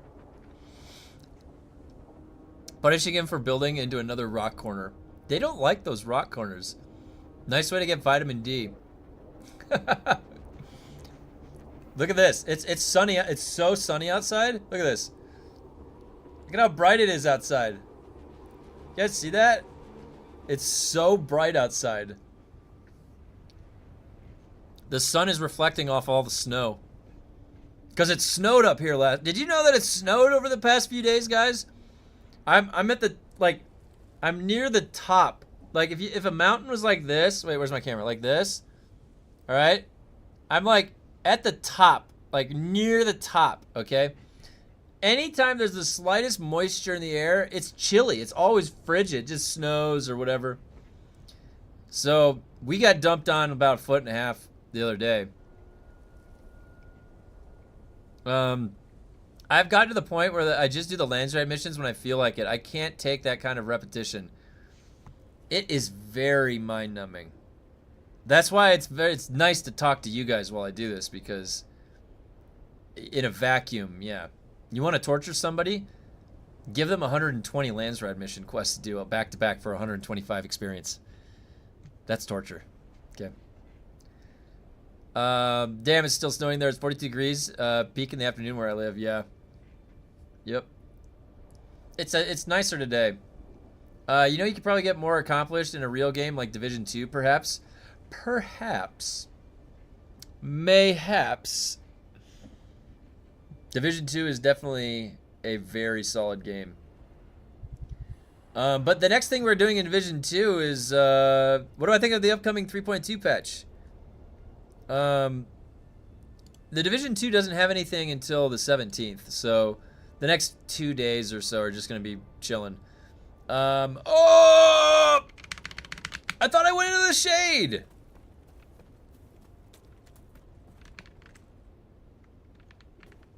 I was in the shade!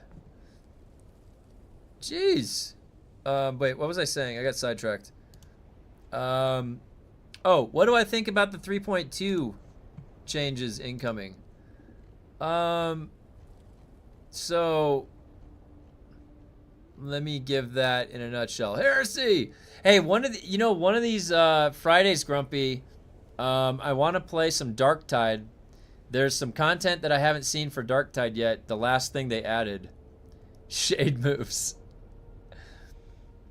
I agree with Grumpy. Should definitely do the escalation tier 10 with the group. Oh, we want to do tier 10? Yeah, I'm down for that. I always am down to try the hardest possible difficulty. And incursions. By the way, insane easy to just walk into your meat wagon garage. Oh God. I could do, wait, really? Is there a security risk? How did it happen? Do you get stuck? Damn, can't spell, type, and everything else. Incursions. We're gonna participate in some incursions. Oh my God. You guys crack me up. So the 3.2 changes. You asked me what I thought. So did I give my thoughts in a video yet? Maybe not. Maybe I should do that later tonight. I will go over it real fast, all right? So in 3.2, they've got some positive things. The drop rates are getting better, and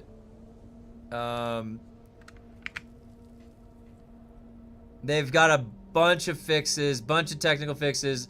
The boss HP is lower for testing stations. That's good. They're splitting the deep desert PvE PvP.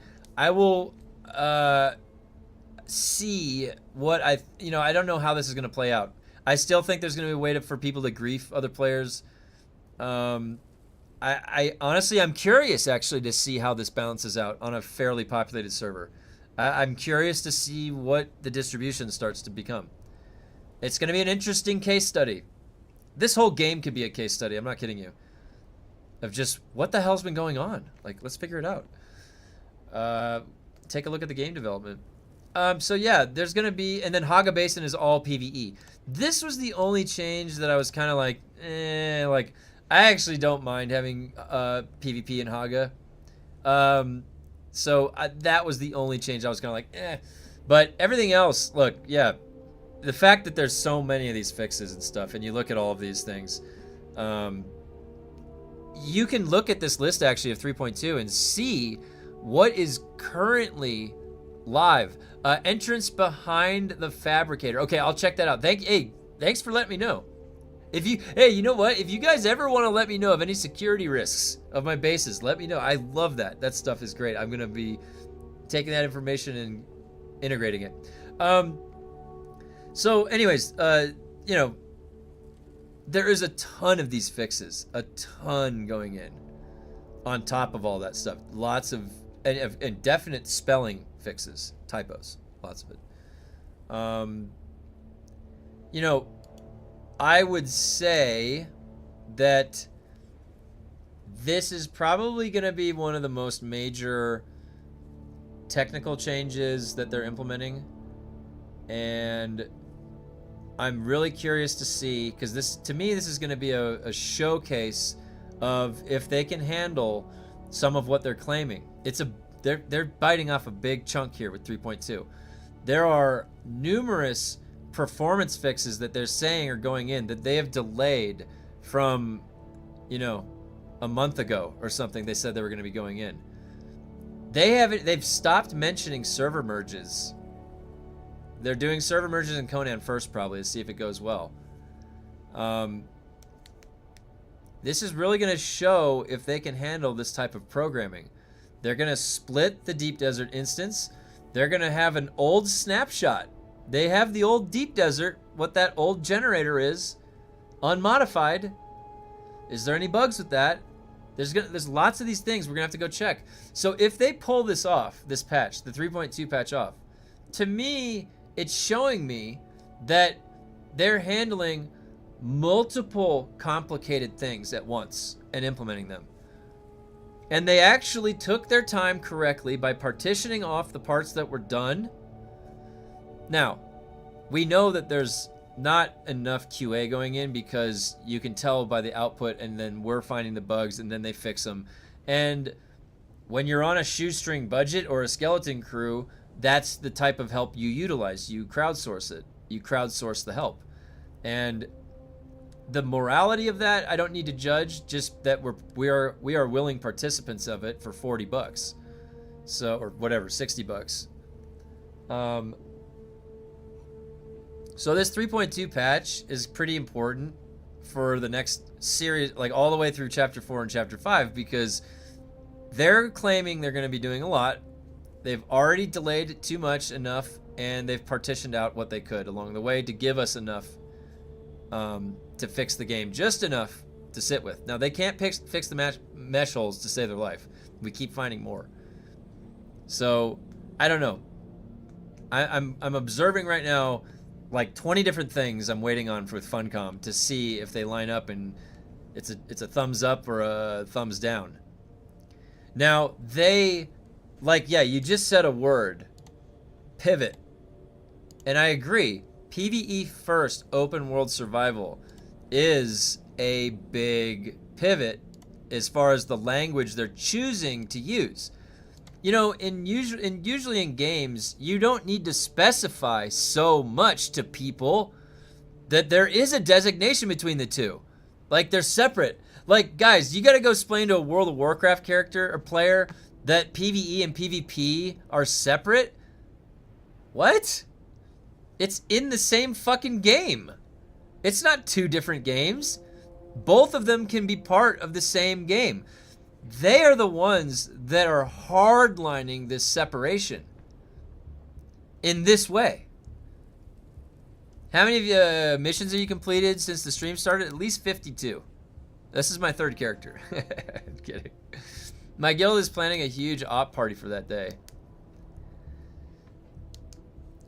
They didn't need to, like, all they had to do was, and maybe Sin knows that they couldn't do this, but like the Conan servers are set up.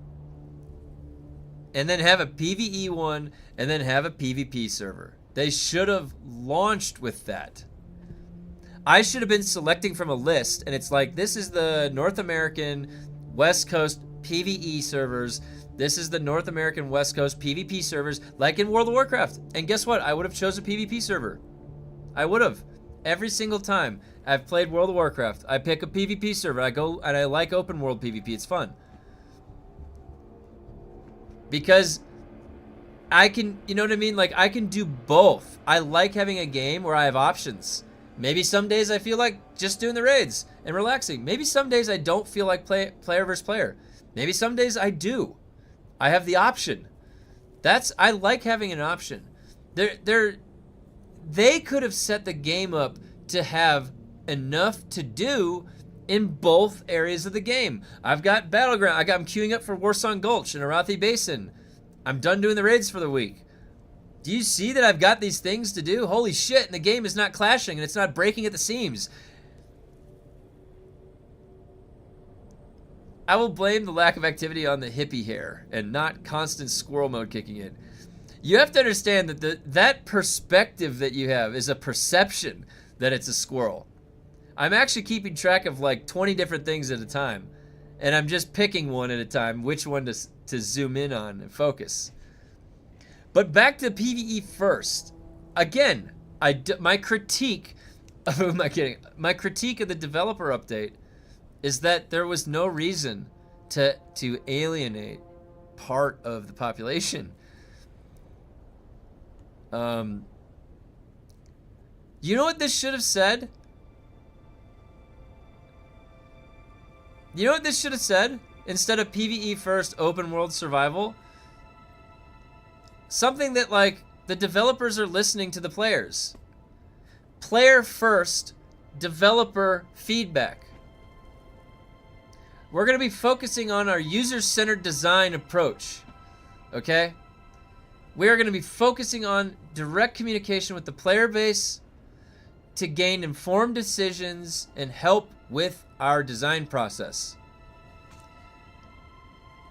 Instead of saying, fuck PvP, this is a PvE first. You know what comes after the word first?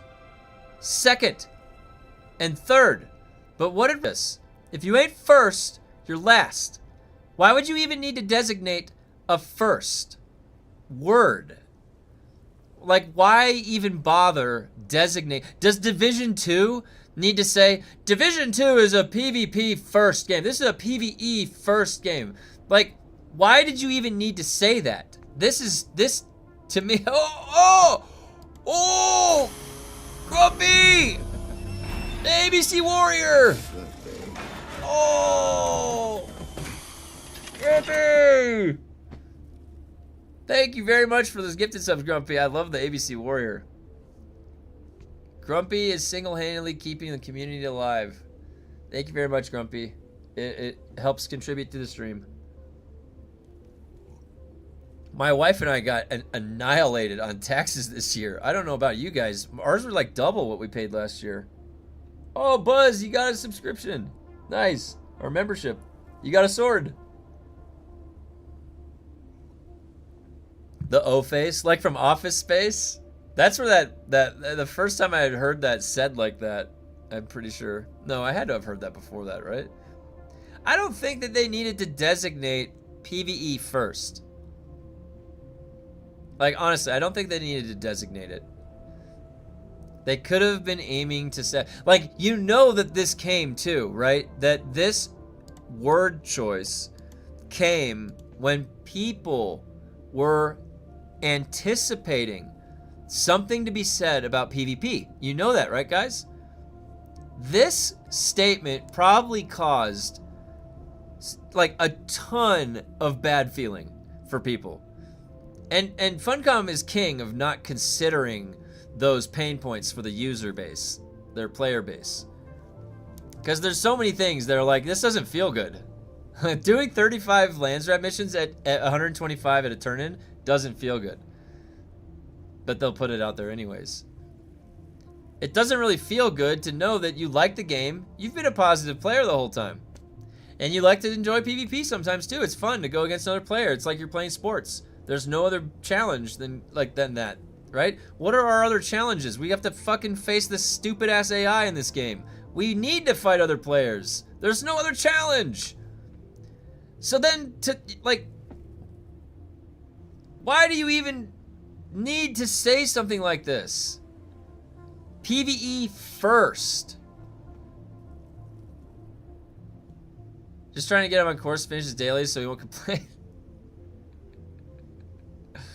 Alright. I don't think they should have said this. I don't think they should have said this. PvE first, open world survival. You know why they probably said that? That's going to be in the description somewhere on the PlayStation Store when you're looking at the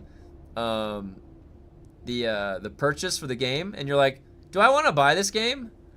And you're reading about it, and you're like, oh, it's a PvE first open world survival, and not second or third. See, if it had said this is a PvE third open world survival game, I probably would have been confused. What do you mean third? What? PvE second open world survival game. Would I have understood that? Probably not. I actually only really understand this first organization of words, PvE first, because you hear that expression, I guess, right? Sometimes by using that word first, but not second. Not really a good selling point saying second or third. But I'm getting into the semantics here. You can't interrupt story time. All right. Thoughts on Common Core? Oh. I'm gonna have to set my pen down for that. Thoughts on Common Core? Boy, oh boy. You know, so my exposure to Common Core. If you want a curriculum to have any chance that it is going to be implemented or used in a public school, you then, when you're designing curriculum, you have to what's called align it to Common Core, and there has to be a minimum of like 60%, but you don't even want to say that statistic. You're just like, it's fully aligned. That way, because if you can imagine, if a kid transfers schools or something midway through the year, and they go somewhere else, there's a chance that they could just be totally behind or in a different area of the chapter, something different. School's doing something totally different. And every time that a kid moves or transfers schools, they're going to be screwed because there's just too much variability of the curriculum. So Common Core is sort of a unification across the states of standards. And I'll show myself the way out. All you guys have to do is start talking. You know that I've designed, like, how many of the curriculums that I've worked are aligned to Common Core? Like, almost all of them. Every single curriculum that I've worked on, I've had to align it to the Common Core. It's actually not that hard nowadays. Now that I've done it so many times, it's super easy to do. It's just an organization. That statement was a mistake. Should have never appeared to choose a side. Yeah, that's the D-Shine. There you go. I agree. That statement was a mistake. There's no reason you needed to pick a side in the first place.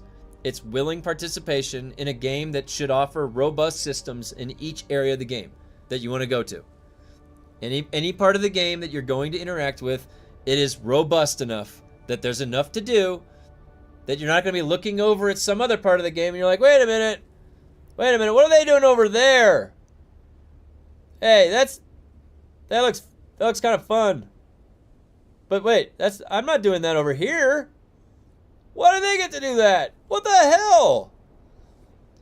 Yeah, it's like the game, you can walk over there and participate in anything you want. It's in the game. The thing is that there isn't enough reason or why to do anything in this game more than getting bored and then annoying the shit out of each other and griefing and thumpering the PvE areas because there's nothing left to do for months.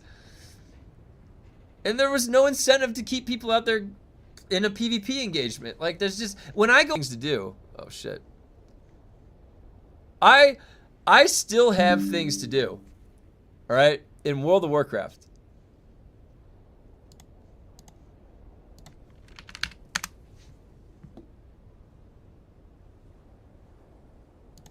Oh, weird. Sorry, I got a notification. I still have things to do in World of Warcraft. When I'm thinking in my head right now, my character in World of Warcraft, why do I want to go back into my character? I'm still trying to get the gladiator glow. I'm at like, I don't know, what, 1850 for my rated battleground rating? And I still got to do solo shuffle up. I'm trying to get 2100 rating. Or is it 1950? I forget. Whatever the rating is that you get the gladiator glow. Okay? And if you haven't done it before, you get a title, too. There's always a why. I also get cosmetics, like the armor and shit, along the way. There's going to be a polearm that I'm going to put on my hunter. And I've never acquired that polearm. And then every year after that, I'm going to have that glowing effect from that polearm and then the weapon enchantment that I got through PvP. There is a million whys am I doing something in World of Warcraft. Now, they've had over 20 years to get that right, to layer on top of system on system and then crunch the stats and layer on top of system and then crunch the stats. And they've been doing that for 2 decades. So it's not necessarily fair to compare a game to World of Warcraft because it's got the complicated system worked out. Okay? They have a million reasons why to do something. DUNE needs to figure out even just one why. And then put it in the game. Because we've been playing a game without the why the whole time. And if you want to know why, the question why is so important, I posted a Richard Feynman video about magnets. And you should watch it. To know why, the why question is so important with everything.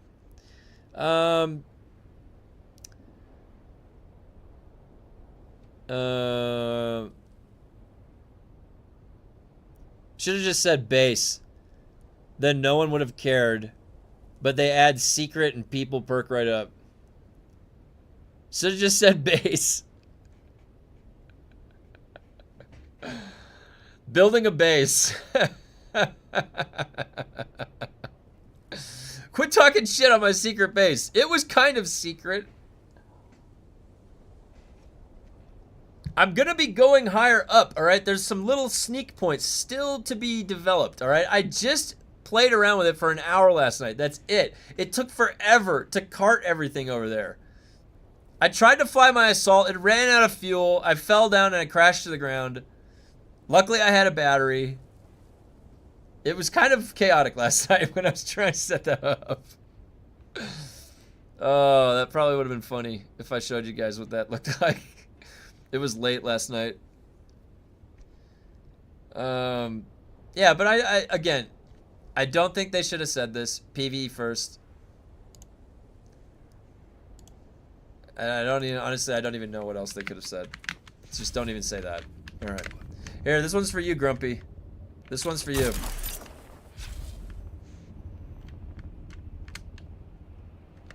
We're gonna get some quests done now.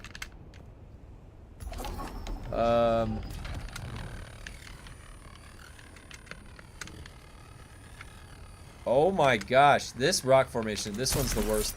Oh, what was that? I don't even know what that was. Now he has me unfocused. It's because, Grumpy, I talk about interesting things. I get your brain thinking.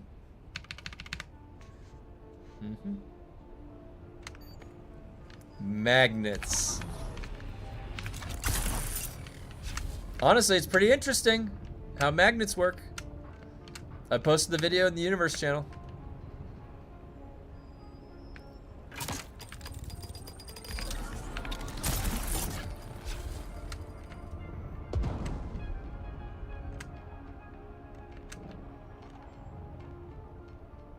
Oh, did I make it all the way down? Oh. Alright, now. This one, I gotta commit. Gotta commit. Yo! Whoa! Kill horse, I require assistance. Reveal yourself.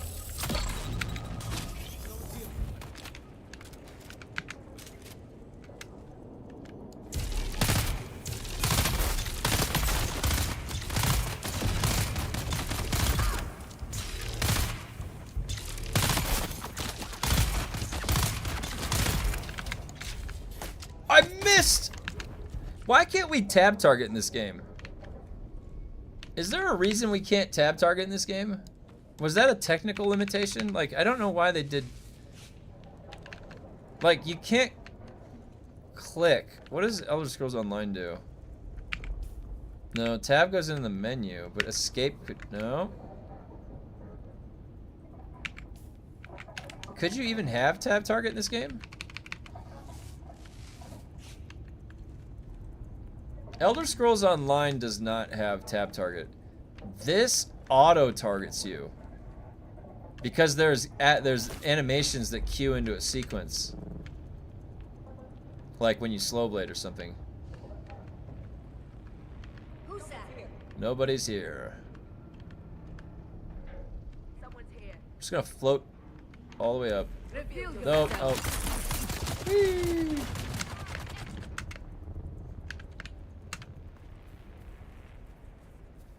It's always technical limitations with bug. I'll tell you what.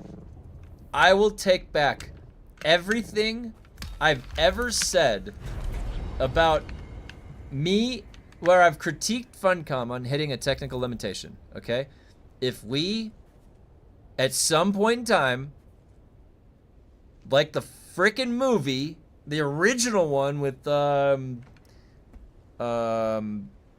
what's the guy from Twin Peaks? That one. The one from the 80s. Anyways, blue eyes, frickin', I forget what he had. He had like an arm gun, didn't he? And he's riding the worm. I want to ride the worm. They said that. They put that. I didn't even think that was going to be in a game. I didn't think that first. I had no expectation. Okay? They said that.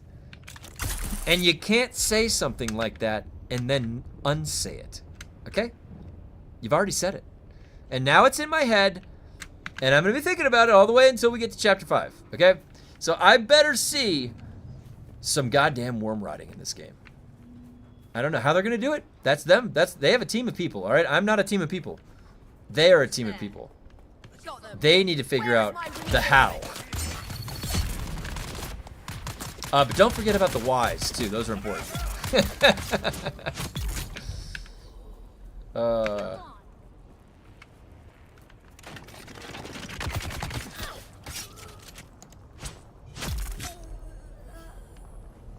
I'm not going to forget the flamethrower this time.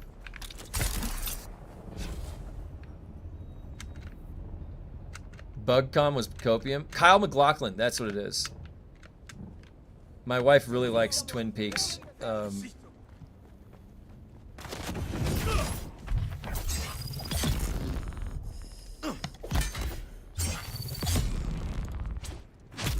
Pick up that flamethrower. Stab that guy in the face.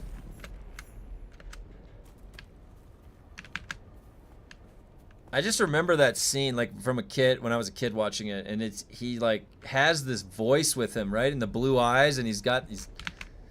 I don't know. That part was epic when he was riding the worm.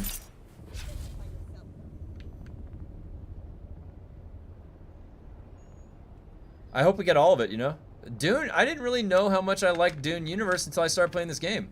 Like, I'm gonna be honest with you. I didn't really realize how much I liked the Dune Universe until I played this game, and I'm like, whoa, this is cool.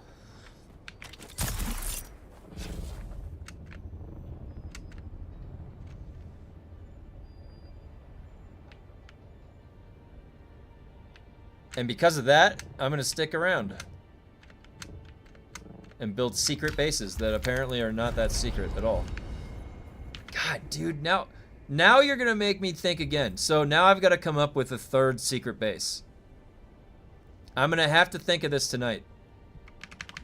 Is this an actual thing? Like, am I gonna be able to create a base that no one will be able to find where I am? Is that possible? Can I find a little nook or a cranny somewhere and then make a base, and the goal, it would have to have some conditions. Like, in order, like, you have to do like a geolocations thing. You need some minimum viable information, and then you find me. And there's a prize. I'll leave you go. You know what? I like this game. I'm gonna start, you know what? I'm gonna start leaving I'll leave like a grade 5 blueprint in my mailbox, okay? And then I'm going to spend the night. I'm going to go find a different location. I'm going to build a location, and you guys get to figure out where I am. And if you find me, you get the grade 5 that's in the chest. How about that? But I'd have to think about where I would go that you guys couldn't find me.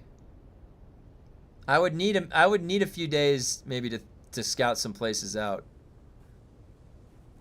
You know, I'm gonna stay on the same siege. I won't go to a different siege. I'll stay on the same siege.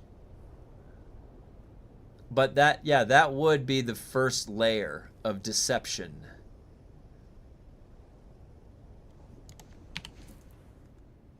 I'll think of that. I'll think of something. Wait a minute.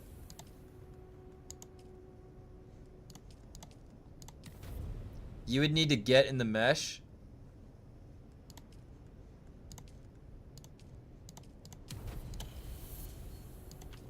You think that's the only way to avoid you guys? You think every other place will be able to be found? What if I do like I turn the compass off? When I reveal my screen, you just get like the screen image, like where I'm facing or something. Where in the world is Carmen Sandia Kevin? I'm gonna do this. I have a third fief on Mantooth. I'm gonna go find that third fief location, and then I'll see if you guys can find me. Maybe I'll set that up for tomorrow. I have to see what time I'm done today. Oh, that reminds me.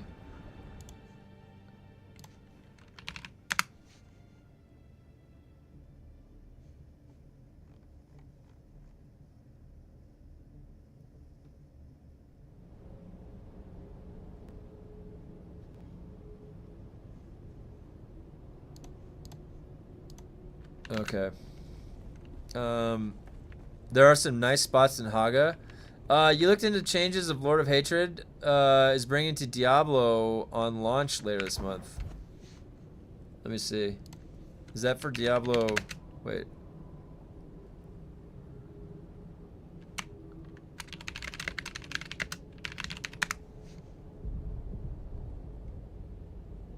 Oh. Lord of Hatred. April 28th.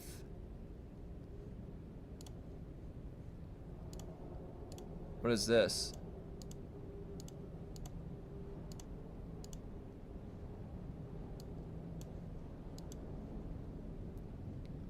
New expansion, new campaign, new classes, a final reckoning? Is that Diablo? Are they actually bringing Diablo? 2 new classes, the Paladin and then the Warlock, right? Yeah, the Warlock.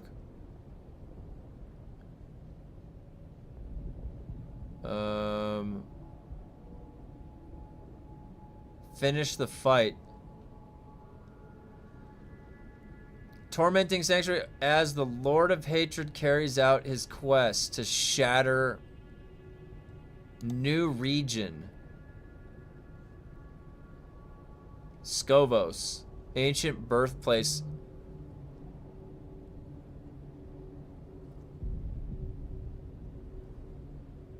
They could have just updated the cutscenes when you're loading into Harka Village and other locations riding a worm. Yeah, I was thinking D-Shine, that would be like the minimum viable implementation, right? Minimum viable implementation. They changed the Thopter piloting around into a worm riding. Absolutely. New and improved major updates for all players.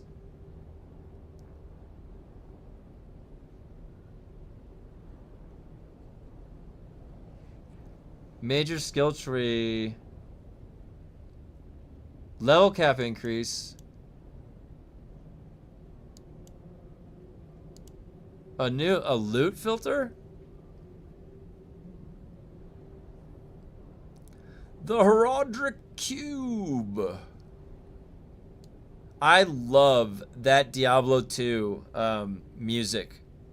Lut Golin and Tristram. I could listen to that and go to sleep to that music.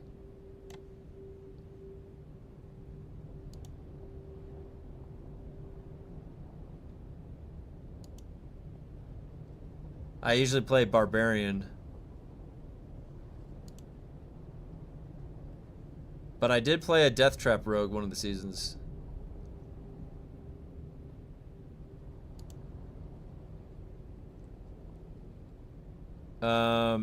You'd want to do it offline. PvP Shia Battle Arena, right on Wormfight is what we need. That would be sick.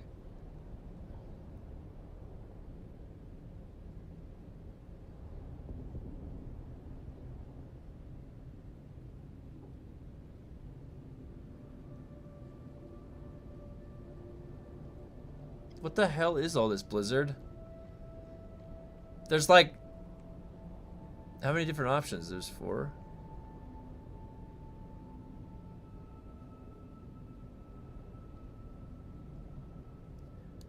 April 29th, huh? Endgame. Oh. So there's a new campaign. Shia Party Bus. Look at DM.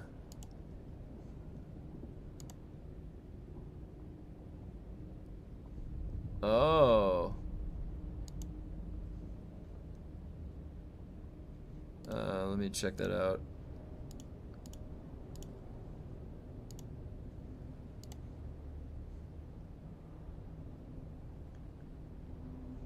So that says, I can't believe some people are genuinely downplaying the scope of Lord of Hatred expansion because they don't like Season 12. Herodric Cube, 20 crafting recipes, rebalance of the entire difficulty system, including adding 8 torment levels.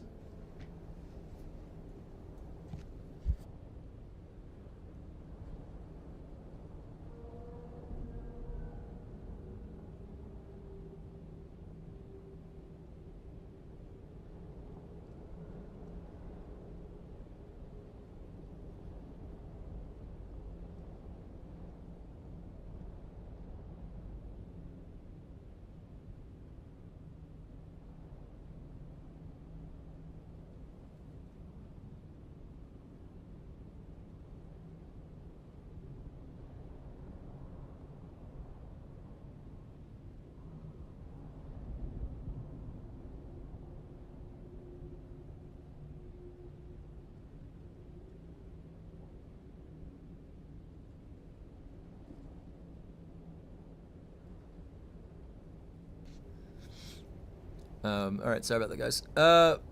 What's it been, 3 years now? Snell. That's what I was saying, Boomer. Wait, so is this Diablo? Is the Lord of Hatred Diablo? Or is that not? Is that Baal? Who's the Lord of Hatred? His brother, however. Oh, that's his brother? Did we kill Diablo in Diablo 3? It's at the bottom of that Reddit post. Okay. Sorry. I got sidetracked. Total rework of every single class in the game. Rebalance, rework most all legendary aspects and unique. Oh, that's good. I was getting tired of those legendary aspects. Talisman system that houses charms. This is further expanded upon by set bonuses. Okay. The 8th class Warlock and the 7th class Paladin are in the game that you own the expansion. War Plans Endgame activity wrapper with 7 distinct passive trees. Okay. Echoing Hatred, a rare pinnacle endgame challenge. A rework of the entire loot system, empowered and dictated by the addition of a powerful loot filter. Diablo's title is Lord of Terror. Oh, that's right. Oh, because of the those are the things that you would find in Diablo 2, right? Resurrected. A rework of the entire loot. Oh yeah, I said that. There's fishing, new region, multiple dungeons, new lesser bosses, new monster family, New story campaign, Act 8. New pinnacle boss fight, Mephisto. Oh.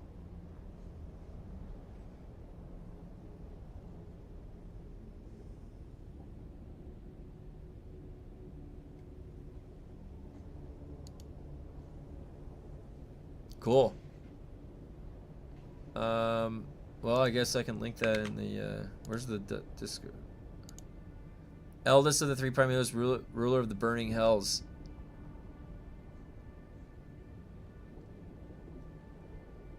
It's a massive update. It does seem pretty big.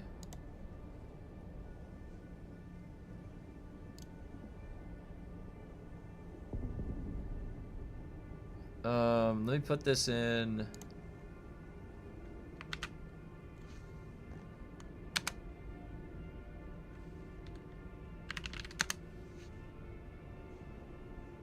It could be, yeah, I was just thinking that. I actually, my brother, let me link this to my brother. He...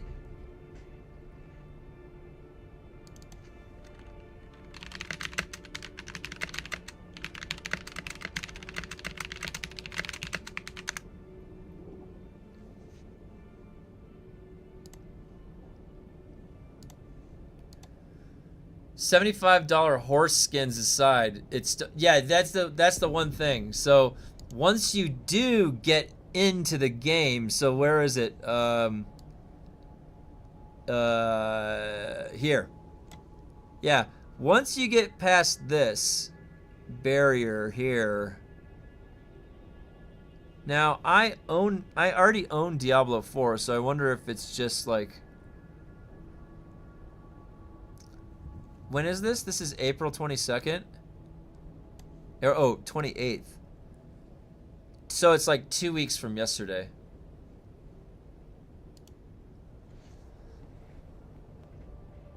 I wish that with my World of Warcraft subscription, I got to play all this shit for free, but that's asking. I know it's too much to go across that many, like that game like that. It's just like Blizzard, you keep asking for so much money. And every time I've got a cosmetic in Diablo 4, I'm like, you know what? This season's cosmetic, I actually look really cool. Then next season comes out, and I'm like, oh, what the hell? These look way cooler. And they keep doing that over and over again.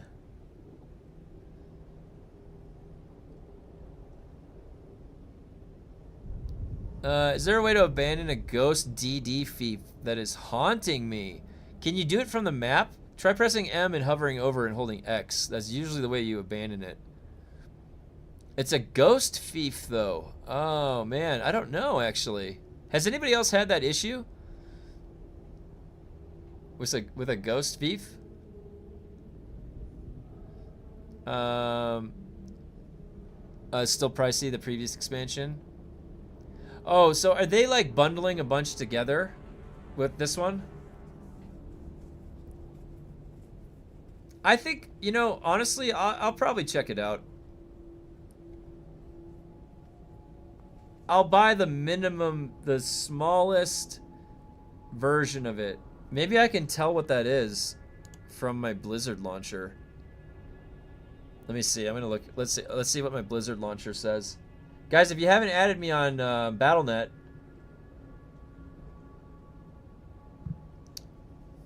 feel free to. I put my information for my Steam and my Battle.net in the announcements channel. Alright, upgrade available. Oh.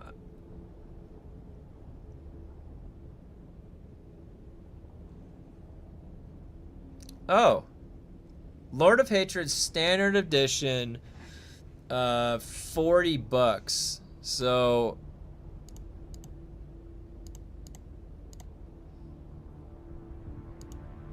is it show Battle.net? Yeah, it's $40.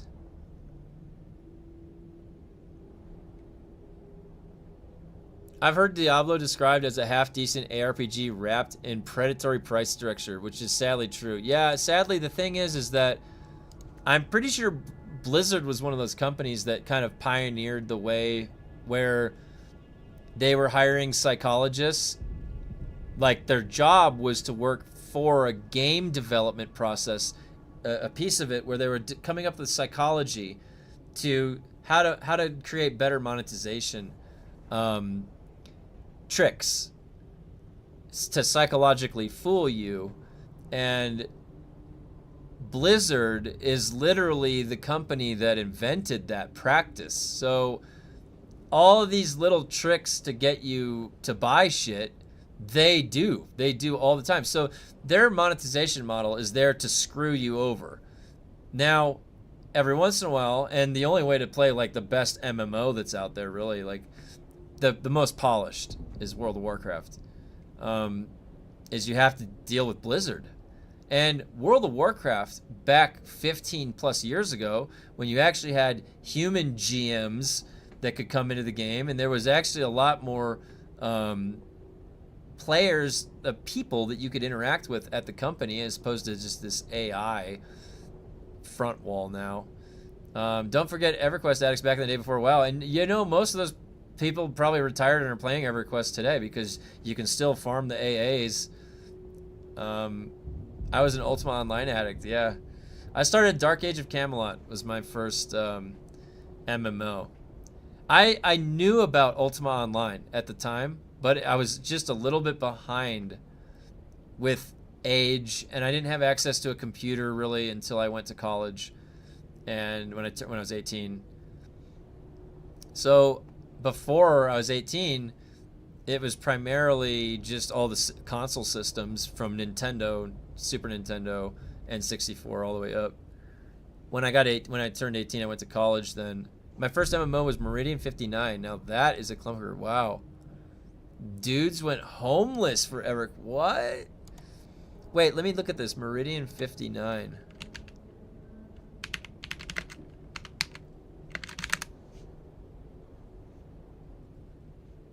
Oh, they look at this. Check this out. They actually have it on Steam. Meridian 59 was the first 3D massively multiplayer game. Released in 1996. I went to college in 2001. So that puts me right after that. Like, I was just a couple years behind. Look at that. Now that looks like a game. I'm gonna wishlist that just for fun. It's free. It's a free game. You can play it for free. I wonder if you have to set up an account or something still.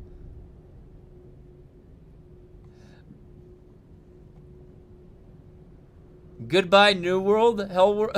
Goodbye, New World. Hello, Old World. Oh my gosh, that's so funny. The fact this is a 30-year-old MMO is crazy. It's so good, and there are a surprisingly amount of players. Oh my gosh. Went to college in 05. That makes us both old. I think old is a reference to when you're at the end point, right? And we're not even halfway there yet, really. If you think about it. And maybe there's going to be some crazy journey afterwards, you know? Maybe this is just the beginning in itself. 100 years is the beginning of the next journey.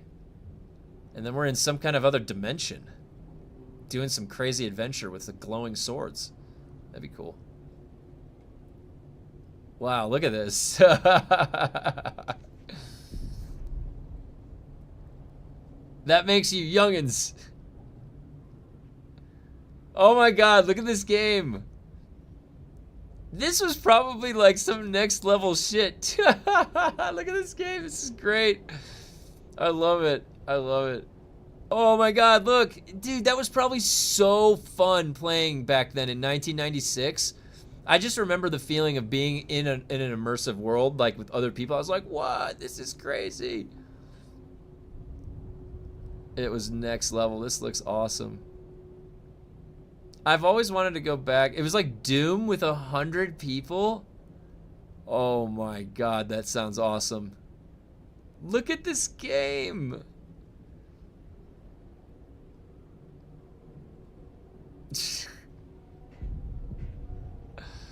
Oh my god.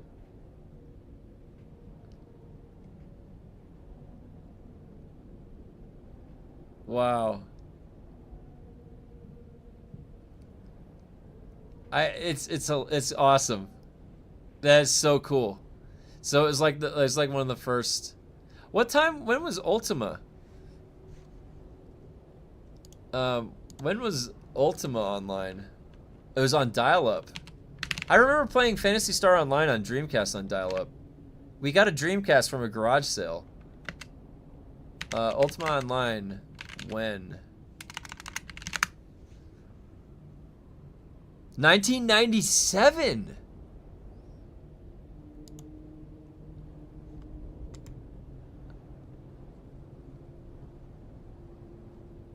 Can you still play Ultima Online?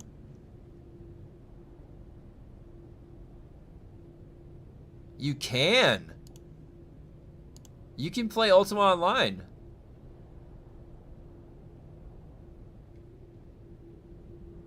Holy cow. What I remember about Ultima Online is people said that it was like the true PvP, where you could get your shit looted from you if you got killed by another player. So it was like the badass PvP, you know? That's how I remember people talking about Ultima.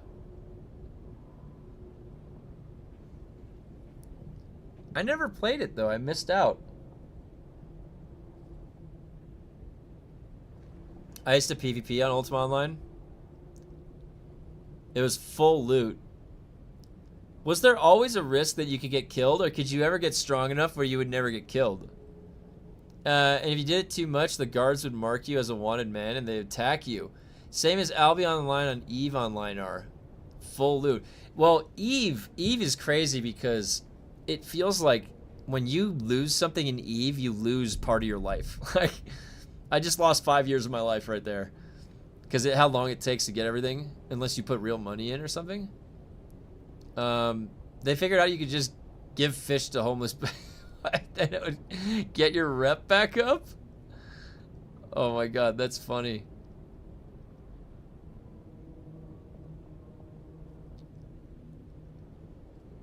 That is funny.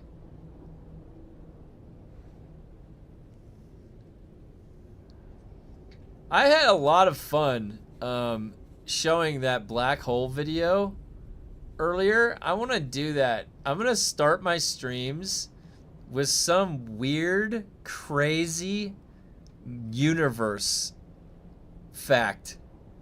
Or I'm going to show some black hole theory or some shit. And I'm going to start every stream like that. And I'll react to a black hole video. That was fun. I like seeing things that get the mind thinking. Well, I mean, this does look fairly, and look at all the platforms it's on. It's just standard. Just standard.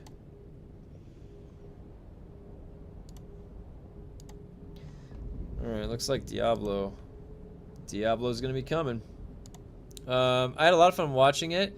And the chat's response, I did state this was at the time, the best flow of the chat I've ever seen. Yeah, that was fun.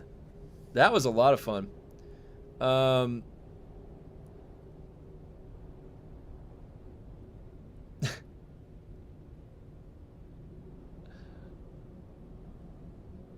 So much cool high-level intellectual conversation. Yeah, I'm always down for that. I've been spending a lot of my career how to get kids engaged with math and physics and science, right?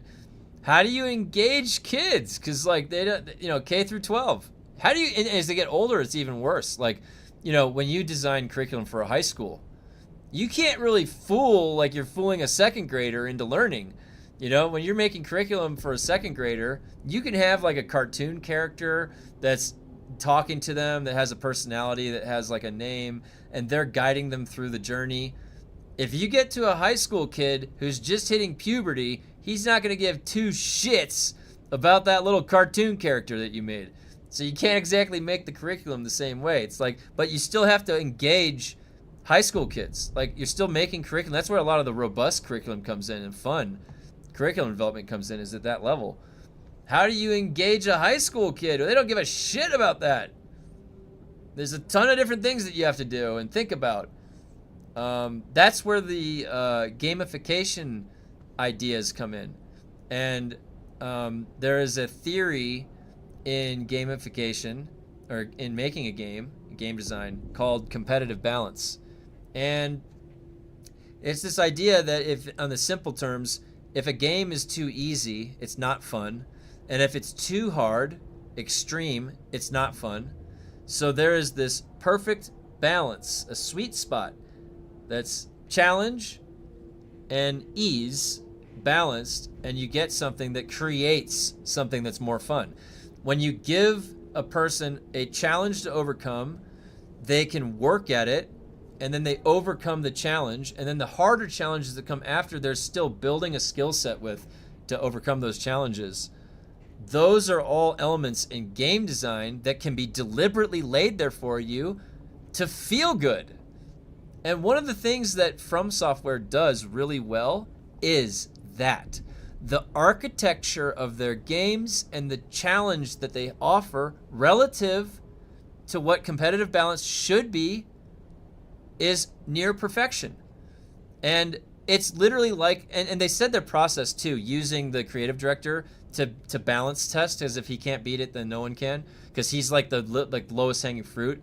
Everybody else at the company is way better than him at games. So if Miyazaki can beat it, so can you. That's like the thing they say.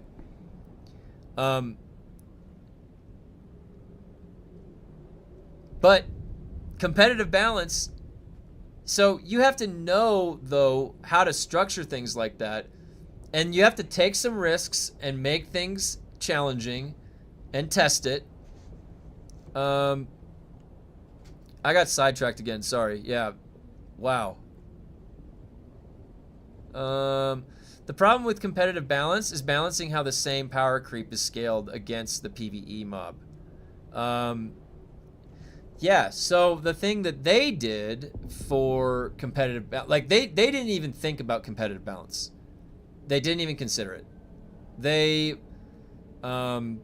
It's very strange actually, because they chose certain things to not scale at all.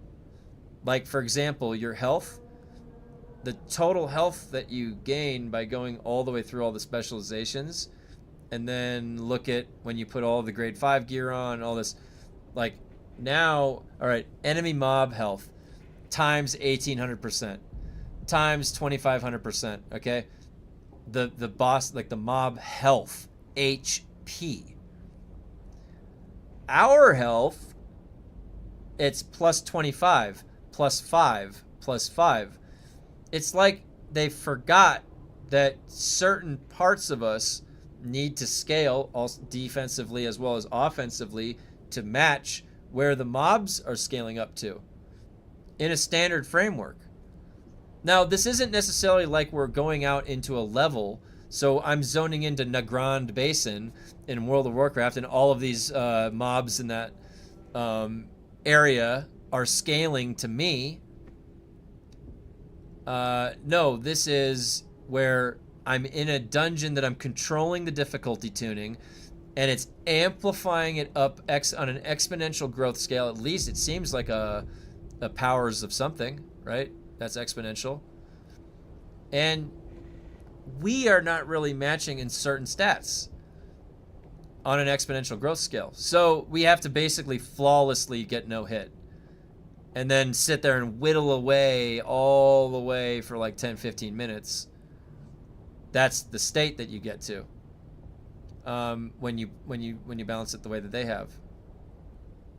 Now, imagine our survivability if our HP was, let's go super exponential. Imagine the scaling if our HP was going up on some kind of scale like that, and we had 2000 HP. Well, then in PvP right now, you wouldn't be getting one shot, that's for sure. Half of DUNE is just missing. Have to go gun skills to be viable. That's the craziest part to me. This is how Division 2 does things right. Skill haste, skill damage on a piece of armor. Making all the old skills still relevant. Yeah, no, you're exactly right.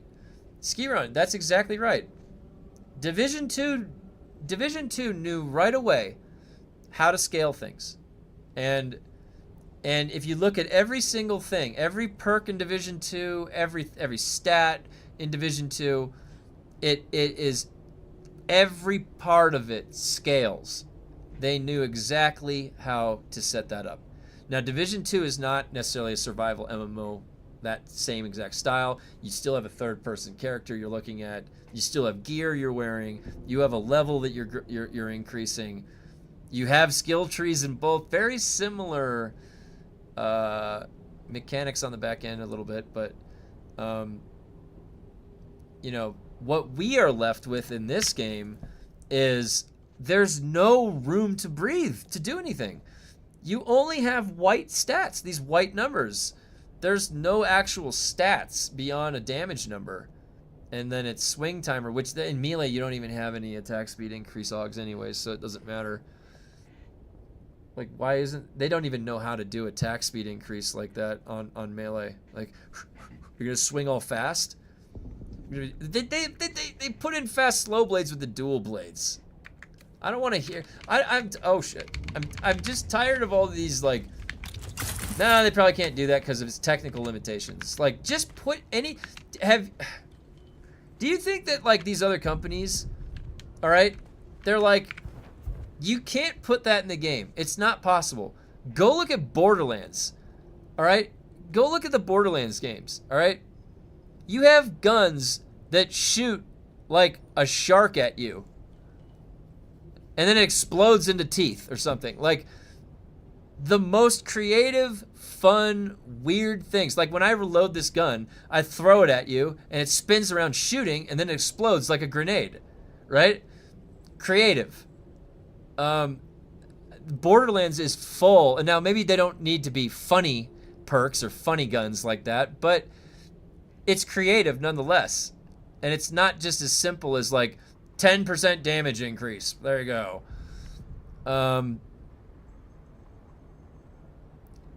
Having many conversations with our community sick of Dune coming to play Division with us, that aren't playing Division because they're sick of Dune. We're just upset with the current meta. Yeah. There's only one way to play the game. Yeah. That's true. And it's also nice when the game respects your time. There's only one... The thing is like, we only have one place to play an interesting Dune IP. This is the place. So, it's good to think that we can at least try to help make it a better game, because it's definitely not there yet. If you just walked away from it right now and left it as is, you could probably have 50-50 right off the bat. Kind of not satisfied when they get to the end. So, we can make that number, potentially, because it seems like the devs have been listening, to provide the necessary QA and feedback, because they just need it, alright? They do. And we're going to have to do it for free, because there's no other way, god damn it!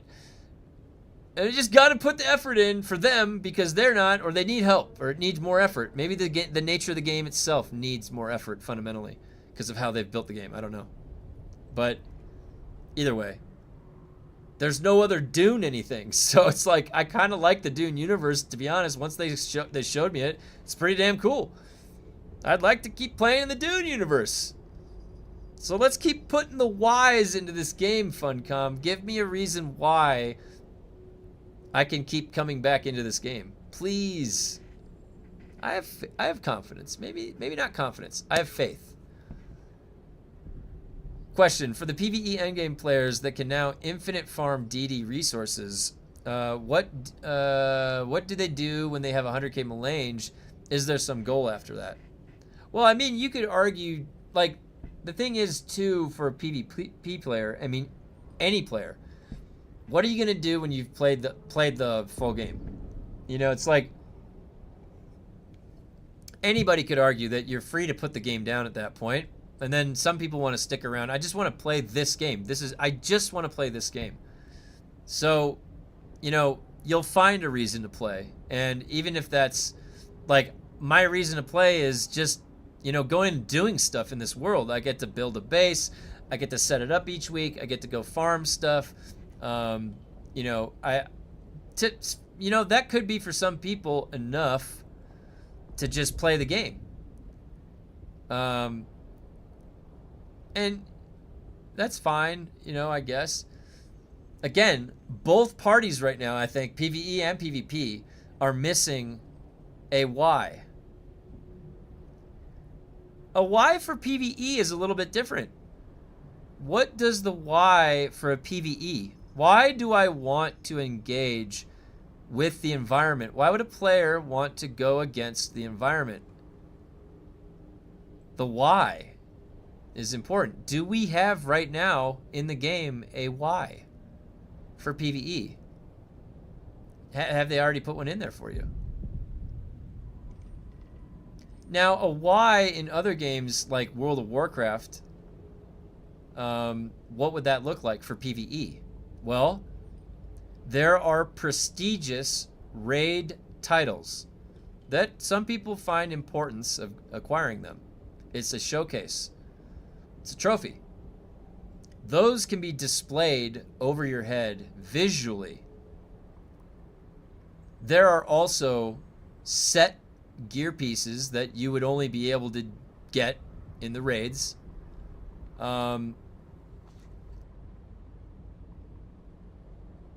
But then what? But why? What are you going to do with that gear?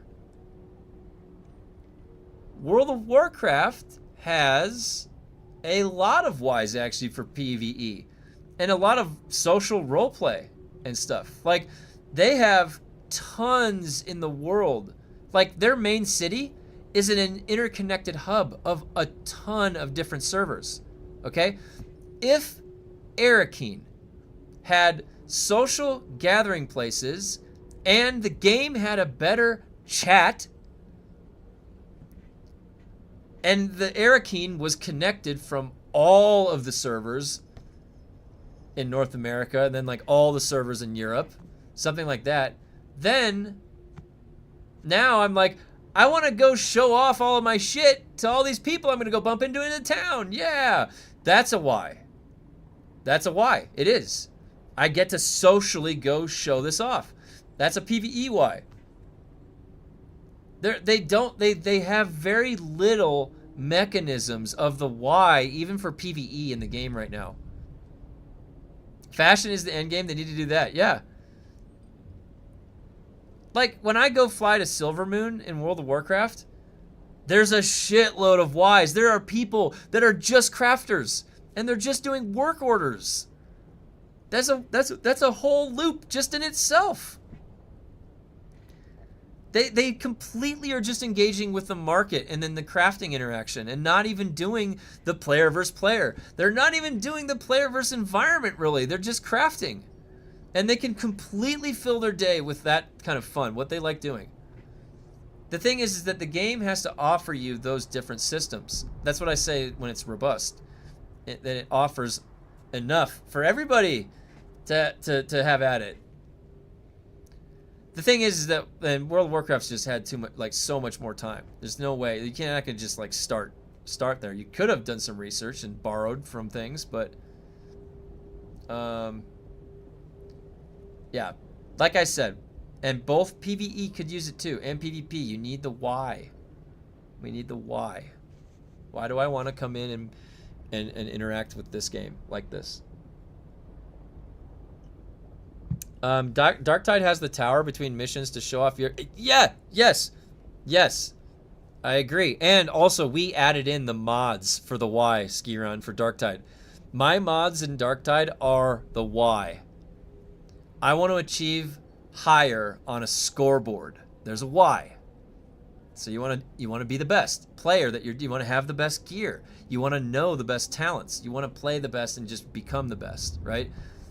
That's a Y in Darktide, absolutely. Darktide also has the titles. Darktide has the cosmetics. Darktide has everything dialed in as the Y you want to go against those zombies.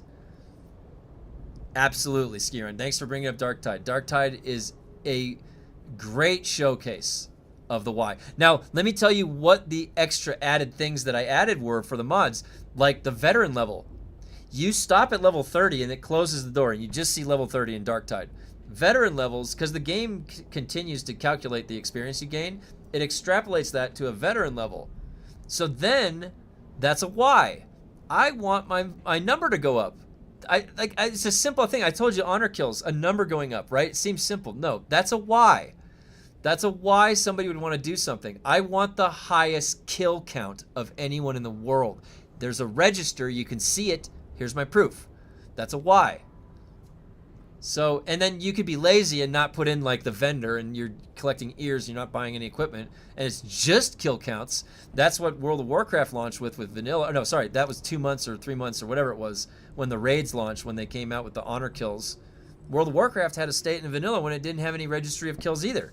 And it was really like, what am I even doing out here? There's no point to this. It wasn't until you were getting the honor that it made sense. So, hell, getting honor when you kill somebody, Jesus Christ, just right there. 100% it keeps getting harder, but it's achievable. And the things you earn from climbing harder are the things you want. Yep. And think about this. Did Funcom understand that? If you do something that's harder and you get a reward that's like a cosmetic, it feels good and you want to sport that around. But then you better make sure the game doesn't break and invalidate the challenge, like what has just been happening for the past month and is still unfixed. You can go into a station and farm all the way up by making the boss just stand there.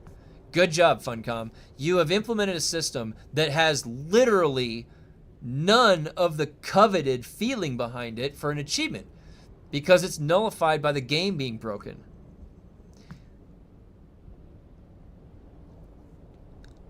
Temporarily, Dune had a why. Overland testing station, now the why is how to glitch through the mess. Yeah, you're right.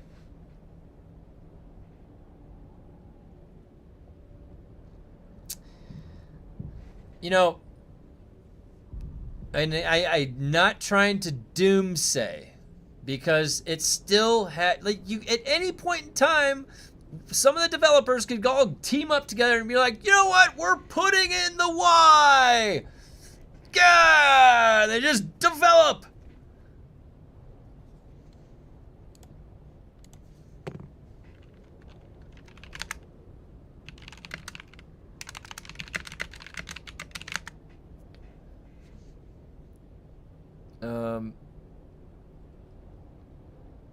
I got a message from my wife. I was being too excited. I got too excited, guys. I'm sorry. She's in a meeting right now. I only say these things out of sadness, wanting to be Dune to be better. Yeah, not because I'm hating. They didn't know their game could become this popular. Well, what was Conan Exile's peak? Conan Exile's peak, 53K. Well, so about 130,000 more. 135,000 more players for the launch of Dune. But they did anticipate because they had a lot of servers. They had a lot of servers with Dune, right? How many servers did they launch with? They should have just doubled down and capitalized. The problem is that they launched the game and thought it was done for a few months, and then came back and addressed a bunch of stuff. They were on that vacation, which and we've said the vacation thing. So like, whatever it was, whatever it is, the showing up to work and then output fixing the timeline in the very beginning of the game, the first few months was not ideal, and they lost more than they should have.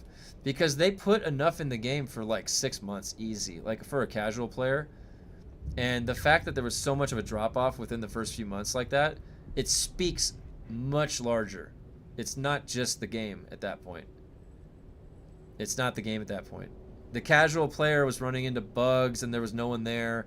That like literally dead stop, log off, never log back, uninstall the game right there. Like tons of those friction points during the first 2 months.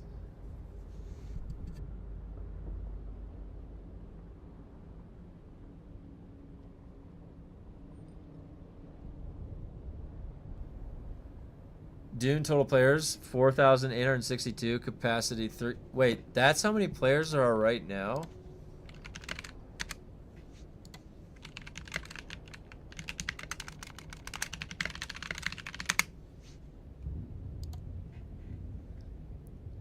This says there's 8,000. Oh, are you looking at the average players? Oh, you're doing the average players. Oh, I don't even know. Where does it say that? The release timeline was awful. We Norwegians take basically the whole summer off. Every place I worked at, June and July is office dead. Yeah, so do you think that Randall, they were probably they really wanted all the, like, there's a ton of so in the United States, school is out, like, you know, during summertime. And I wonder, like, how much of their target audience was like kids, like, right? Like, I don't. Check DM again. DUNE gaming tools server status. Oh, whoa. That's different than the Steam charts. They're gonna repeat it again this summer.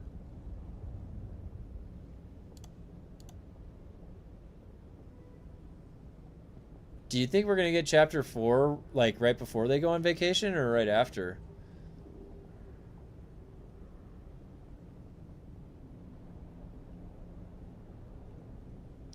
Yeah, this is different. This is different. Are they missing some data aggregate?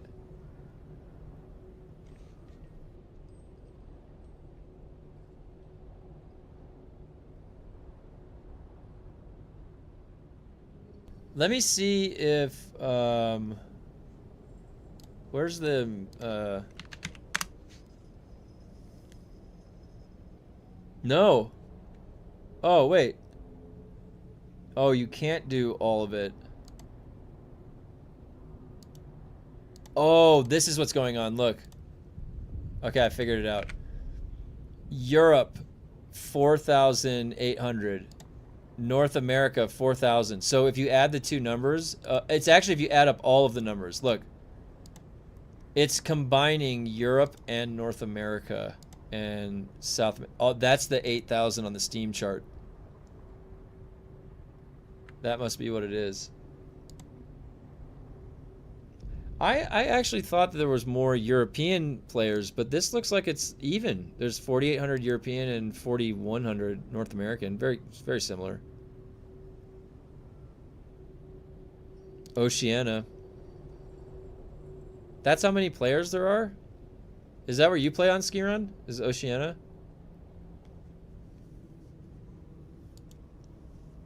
Go to DUNE status. Shows 5175. On the current one. Let me see.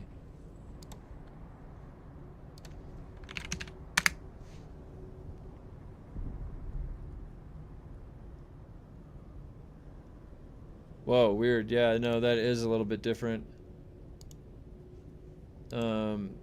Here's the totals. Yeah, these totals are... Oh, wait, what?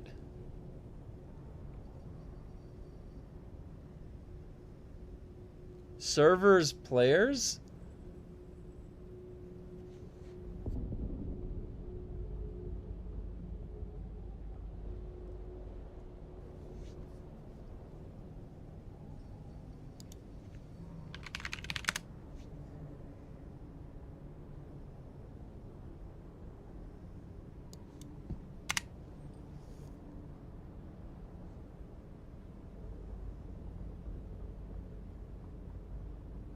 Steam is showing how many people have DUNE launched, which is just the Funcom launcher, not in-game.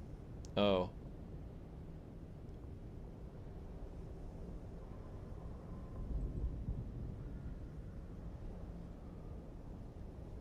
Wow, so wait, this is 5,000 total players. Wow.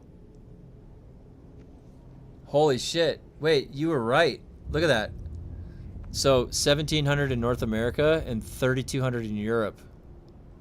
That is misleading as fuck. What the hell? So Steam charts is misleading. Go figure.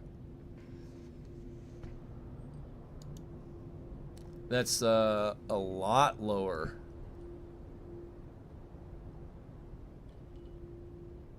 Holy shit, that's a lot lower. That's like thousands lower than I thought it was.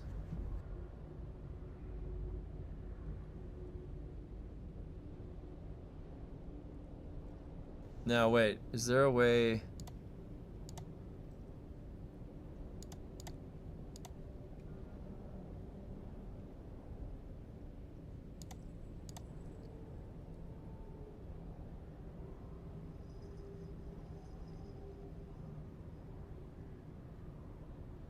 Oh! Lafu! Oh! Hey! Yeah, we got Tarico! Thanks for the gifted Lafu, I appreciate it. I always like when I get to see those the movie clips. Man, so from April 12th? April 12th. Look at this. That's not that long ago. That's Monday. Oh my god, look at here's Tuesday. Here's wait. What day is today? Oh, it's Wednesday, the 15th. 15th, Tuesday, Monday, and then this was over the weekend? Sunday?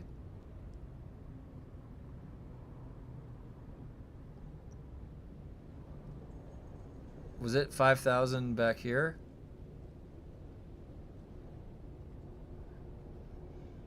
It looks like it goes to 5,000 on the weekdays.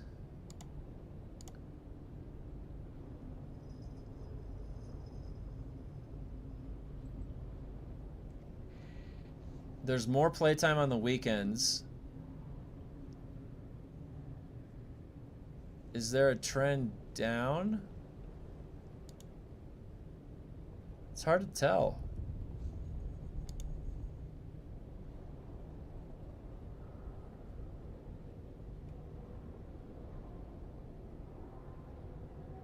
I feel like we're stuck in this like weird limbo. We're just gonna be like, what is this? 5,000 players. Why does it say 11,000 servers? The last 30 days, peak was the beginning of the month, was around 8K. Now it's 4K. 4K to 5K.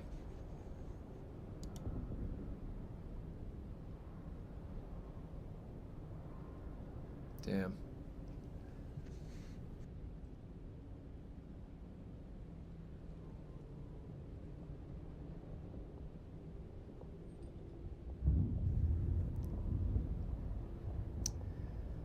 Well,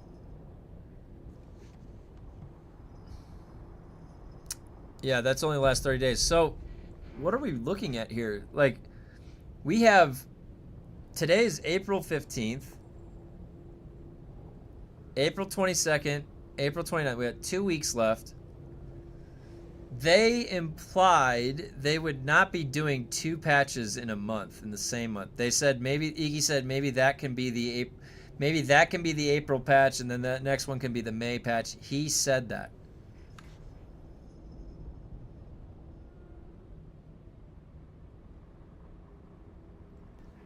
So the question is, when are we getting 3.2? And then what's coming? Then we're going to have like radio silence for a month or two. And then what's going to come?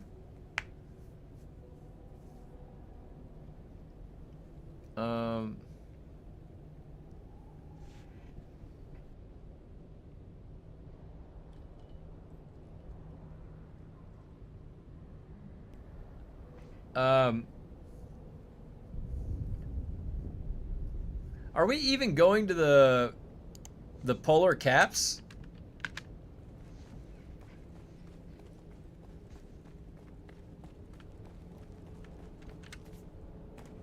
I feel like that's a lot of extra programming. Creating a new biome? I don't know.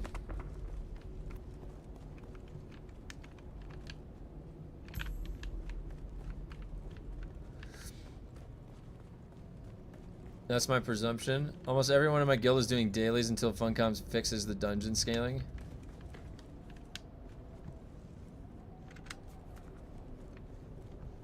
Wait, why did I miss that? Yeah, the dungeon scaling is a little weird. I don't know why that they've they don't want to, like, I feel like they are just, it's there's no middle ground for the way that they've built it. It's either going to be way too easy or it's going to be way too hard. There's like no middle ground that you can create. You'd have to just keep the mobs the same as a single player zoning in. That's what you have to do. If you really wanted to make it in favor of a group, you would make it too hard for solo.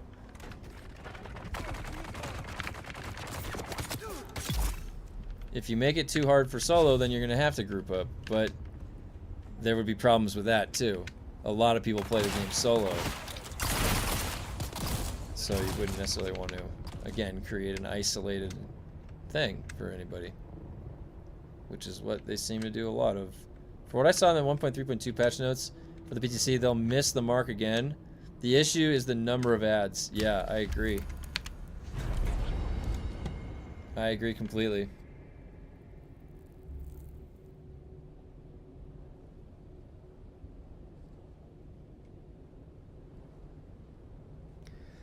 They want to get to the point they can leave it for a period of time to work on console launch. They've stated as much. Yeah, that probably that makes a lot of sense. Console launch is their absolute priority next 6 to 12 months. Yeah, and they haven't had an injection of cash in a while, right? It's like, where else would they get it from? They have to make those sales coming up. They should market the shit out of it. They should go travel at events. They should go sync it up with the movie. They should do all of that.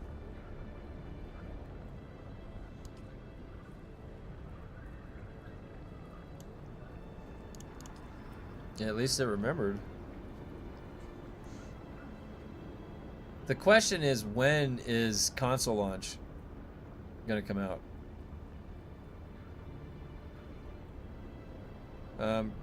Because we're on this free-to-play model, which is cool, but it's killing the game at the same time. Yeah, I agree. It's basically kind of ensuring that the game is not going to last for 10 years. The stations were always balanced for 4 players, and some of us managed to solo them. Not sure why they changed their approach. That's what I thought. That's what I thought too, George. I agree. The original testing stations. Just scale those up.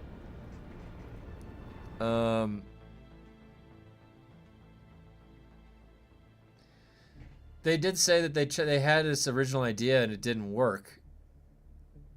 End of the year, maybe next year, early next year.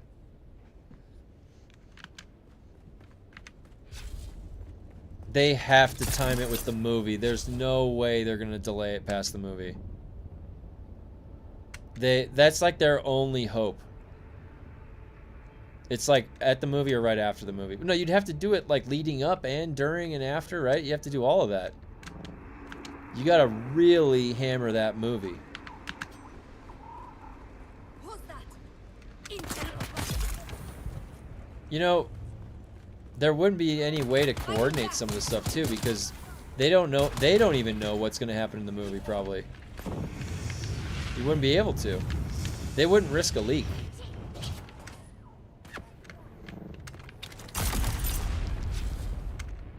Because I'm sure there's gonna be some crazy shit happening in that movie.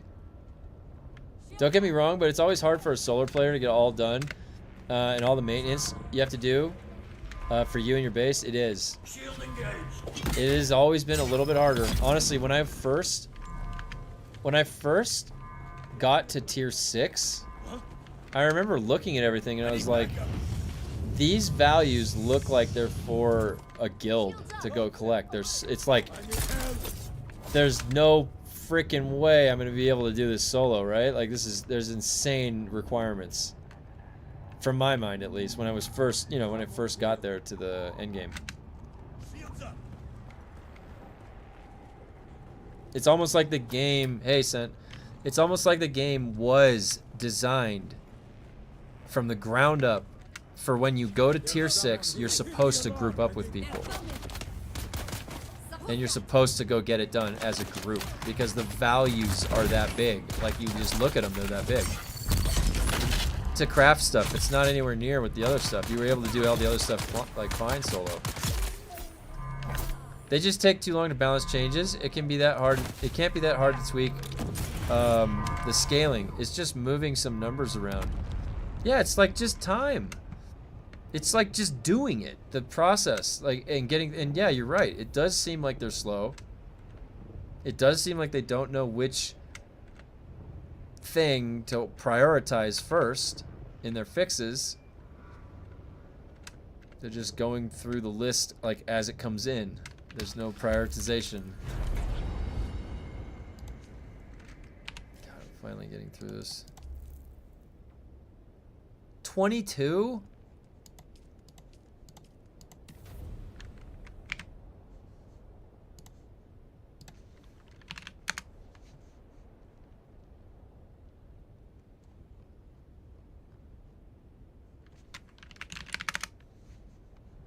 Oh, perfect. Okay, good. That was for work.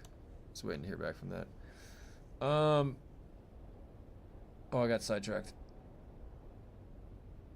100%. Oh, 100%. That's why DD was full PvP. It was designed for territory control. Yeah, and teaming up. But then they removed that and killed the fun part. Unfortunately, all done in the first month of launch. 22. Oh my God. Yeah, Jason. God. Now they're gutting the rest and not replacing it with anything better of substance. Yeah. So that's the other thing, guys, that we have to decide, right? At some point in time, we're going to be pretty far. We already are pretty far down the road right now with this game.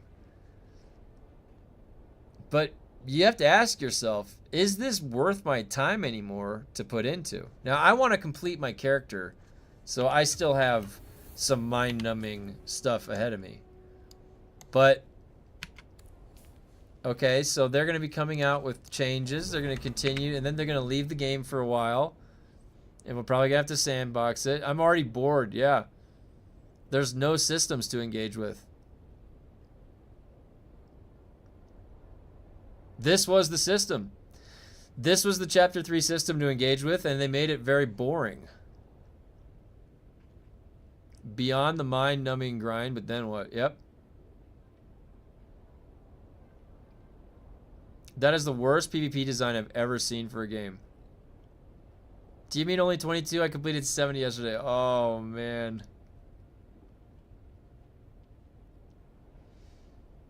Yeah. Well, the funny thing is that I'm going to sit here and I'm still going to level up this shit to 100. I'm going to get sabotage level up. I'm going to get this guy. And you know what? What are they going to do? They're going to like, what could they do to screw over my time at that point? They could sunset my gear. Well, they'll release tier 7. But what would they do to nullify my power? They release a battleground where your specializations are turned off. They release a battleground where your specializations are turned off. Oh yeah, that would feel bad. That wouldn't feel good, would it? That wouldn't feel good. But then somebody that is PvPing that just starts the game, are they going to want to queue up for that battleground? There's nothing that they gain by queuing into the battleground that gives them that resilience gear. They put resilience, like World of Warcraft, in the freaking specialization tree. Right here. So, they really... Oh, guys. Shit. They really made it so they can't not add a battleground without turning specializations off. I don't even see it's possible anymore. I didn't even think about that. They've literally put in a system. This is going to be like what would be comparable in Warhammer Online?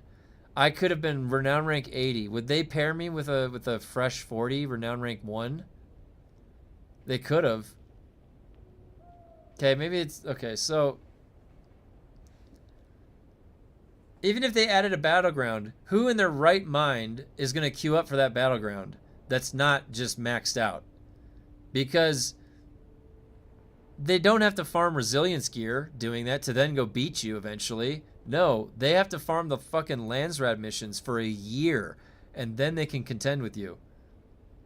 Oh my god, you guys. There's no way they can even add a battleground without turning off the specializations. Unless they just accept it, and then it's like, you go kill each other, and you're going to be dominating people for, you know, a year. Basically, until they can catch up to you, and then they beat you. I honestly, they really shot themselves in the foot with this specialization tree. They really shot themselves in the foot with this. Are you telling me that, like, hold on. Are you telling me that my character is always going to be at running around this game at 50% damage mitigation? Just by standard? That's going to carry with us everywhere through the game forever. Like tier 7, tier 8, tier 9. It's like they just put a baseline of 50% damage mitigation on all their shit.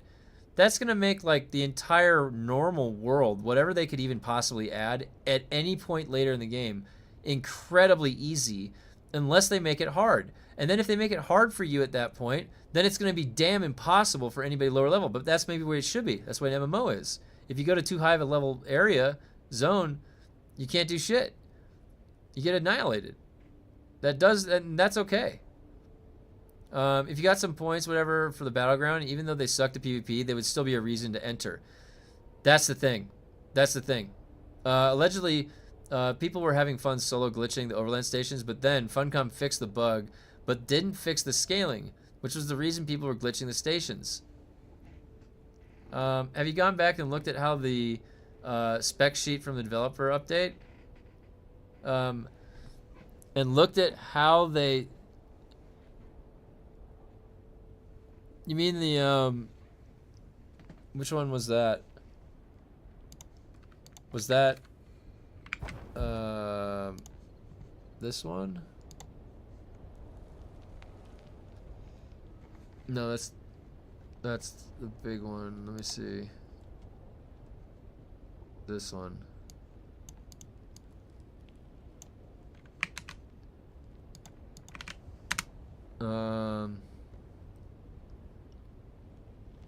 Oh, developer update from 2025.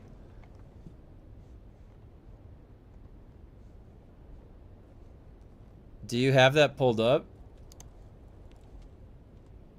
Oh, DM'd, okay. Let me see. Developer update 2025. Oh!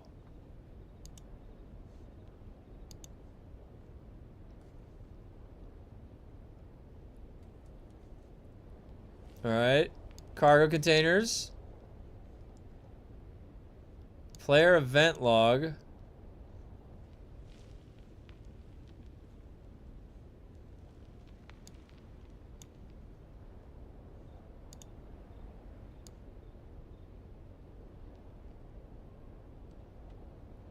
Wait, what is all this? What is that?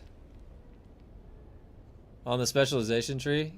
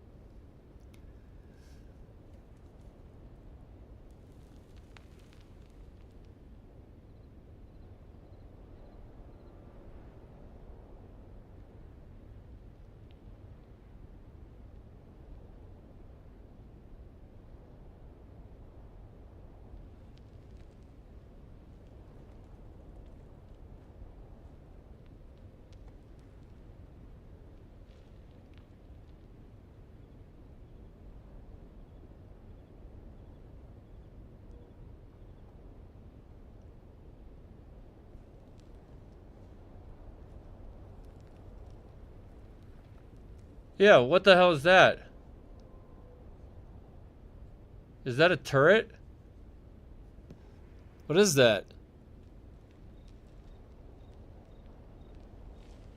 And what is that icon?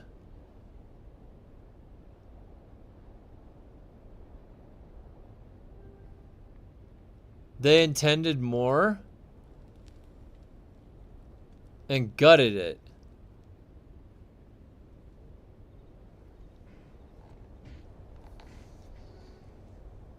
Oh, come on, Funcom. Give us a turret. This game, we're playing half of a game. We're playing half of a game. Right? This game had like all of this other potential energy that it could have had. And they keep cutting it just to get to the next phase. Jeez. They had to pivot. The specializations in dungeons was a way to buy out time. You could be very right. That's a turret icon right there, though. The spectre that we got was half-baked.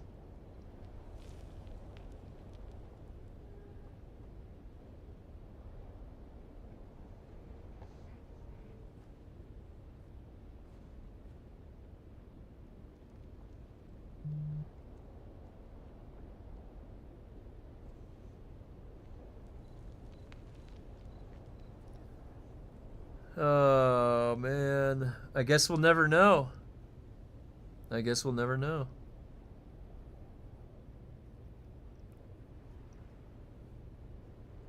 Wow. Thanks for linking that, yeah.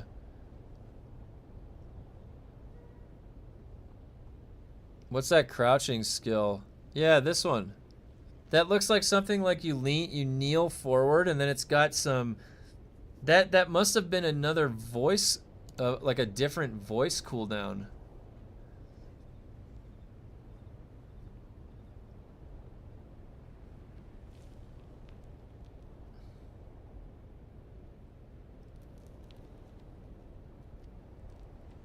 Well.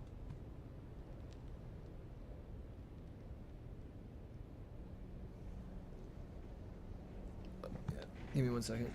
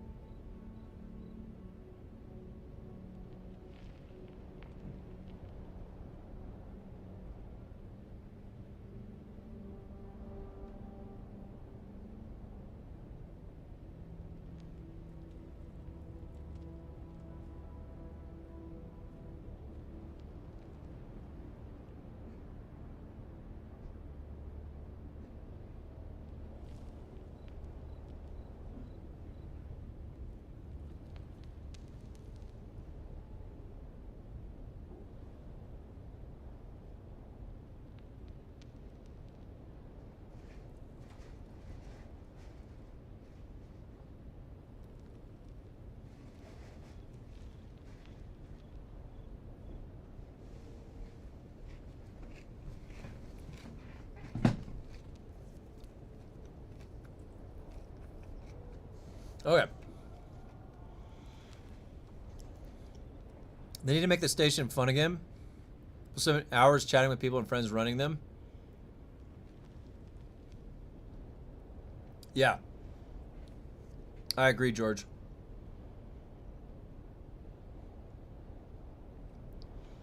I speculate that they intended to overhaul the skill trees by giving us new skills to work with through specializations. Oh.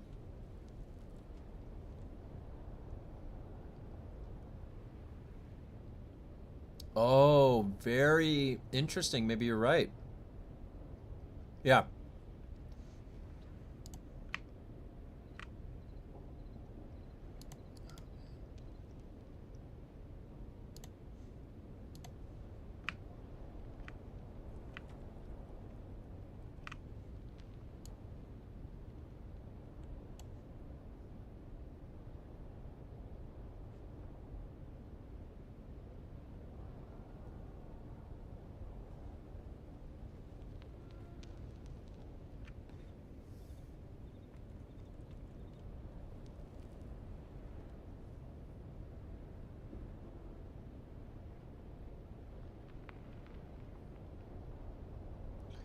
Some of the art assets are fillers. They've used this voice one 3 times.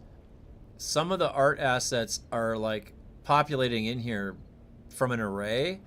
Are they filling it not because of like choice? Like, but then did that pull this art asset, this icon right here? Looks like there was going to be an update for our abilities.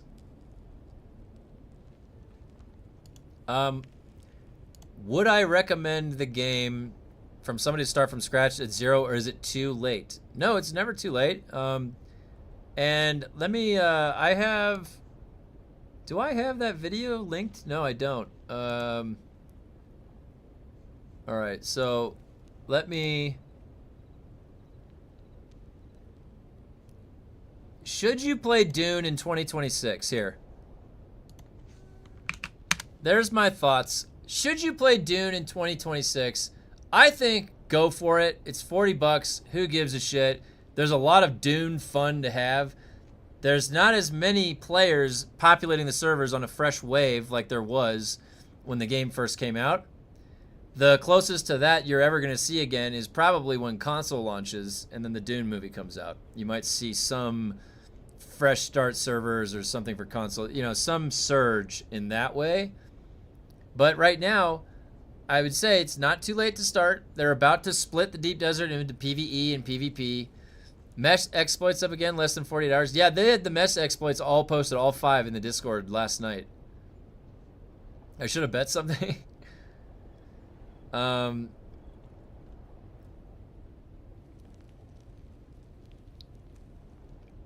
I say go for it because for $40, you're definitely going to get your money's worth. The thing, and you got plenty to survive up until you go to the Deep Desert. Probably by then they'll have released the patch that splits it into PvE and PvP.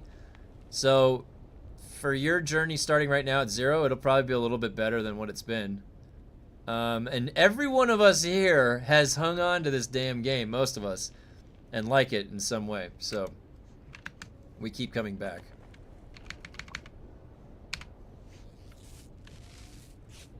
Blushing. I did that one right, yeah. That belongs in a museum. Oh, hey, Rocco, thanks for subscribing. Thanks for subscribing. And yeah, this channel, by the way, has the best emotes in town for Dune. The fun com, unfun com. Hopefully, but once they do split, what systems are in place that are draw card for us to be looking forward to? That's right. Where can you spend $50 and get 1,000 hours? Yeah, what am I at? Let me show you.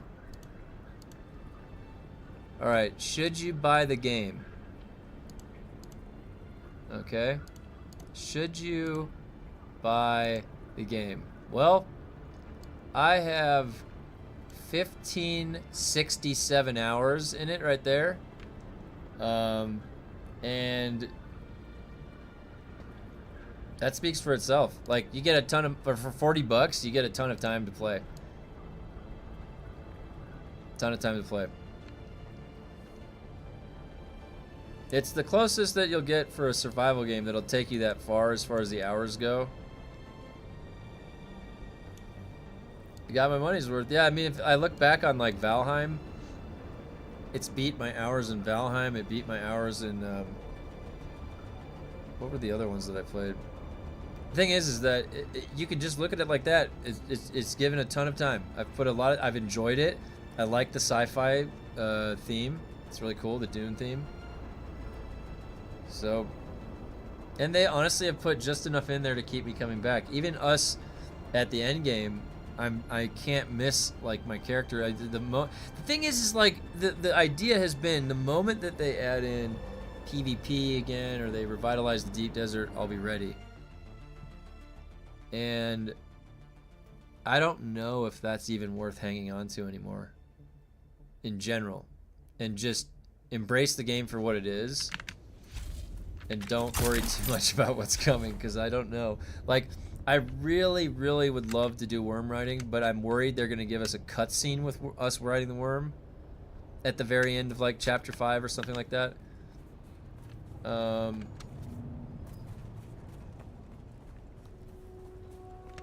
Chapter 4, they already kind of were trying to temper our expectations a little bit.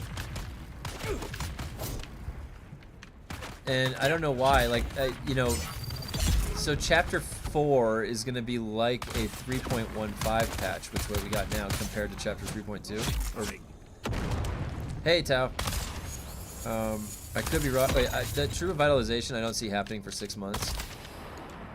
The question is it ever going to get to a state that would be considered sustainable for the long term? The servers will be kept up long term.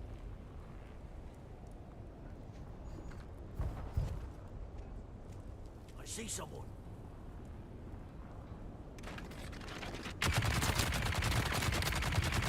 I got somebody at the door, guys. One sec. Need to reload.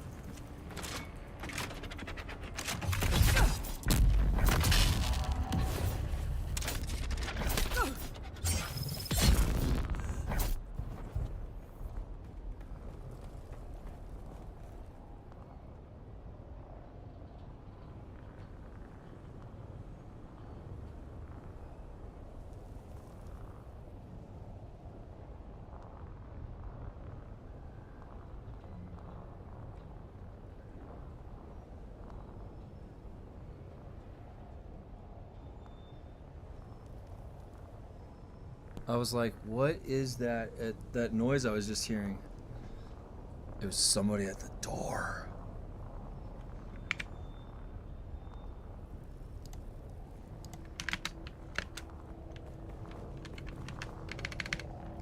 It would require a huge amount of work on Funcom's end to track.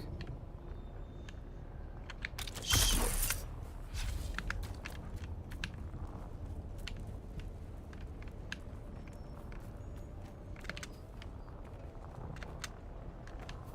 Where did his body go?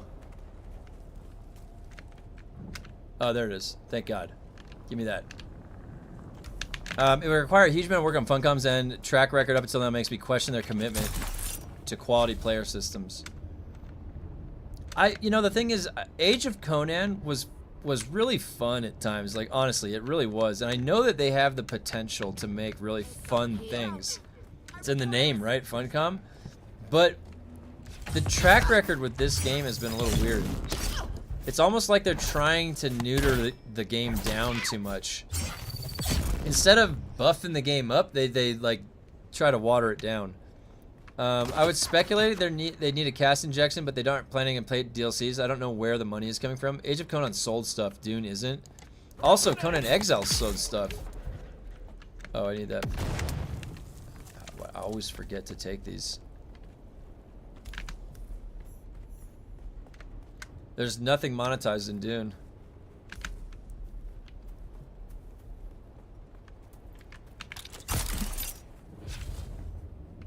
You are right.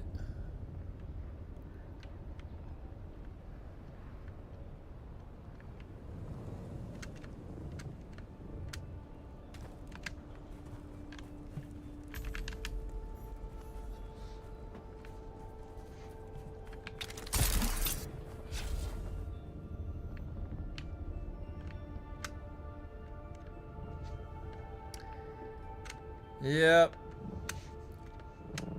It's a sad state. But they're trying, I think. Who is trying? How many are trying?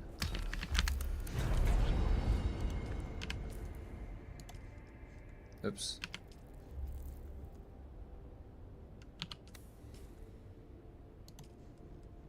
Let's remember we've never had a roadmap despite asking for one repeatedly since launch. The whole community. There was a roadmap. There was a roadmap they gave that. Let me see if I can find it.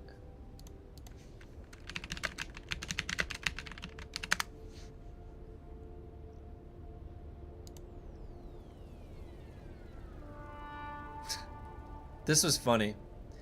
Yeah. Yeah, this was actually kind of funny. So, oops, that's the wrong one.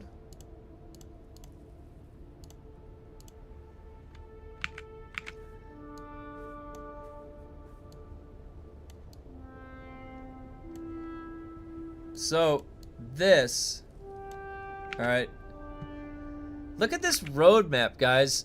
This is funny because usually in a roadmap, you don't tell people your process for technical development.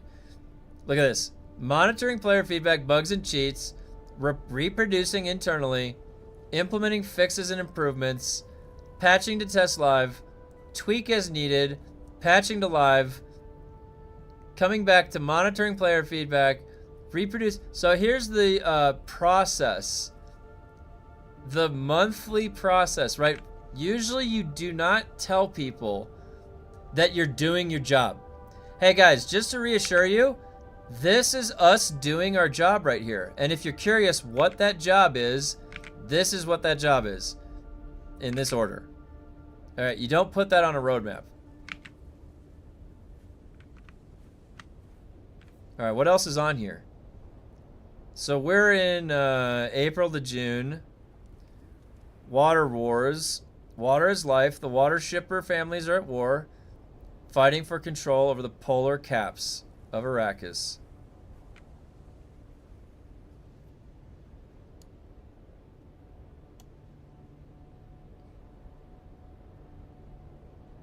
This is like, yeah, we want to know what to look forward to, not understand that you have to maintain the usual way of things. That's right. I should have no question that you're going through your normal development process that can output us content to play. You can put that aside. 2026 expansion, consoles, more free updates, more DLCs.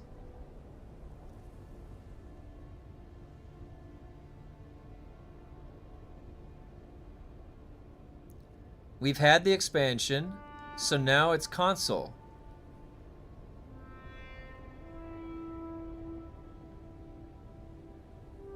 But why is the arrow leading into a new bubble that says expansion? Sounds like King of the Mountain control points.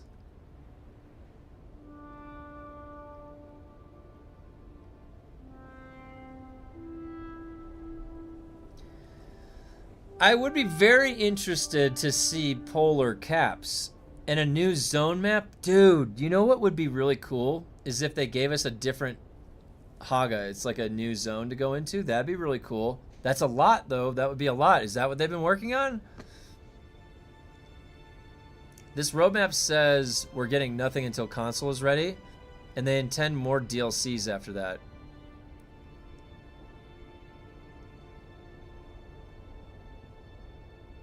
That is a valid assessment.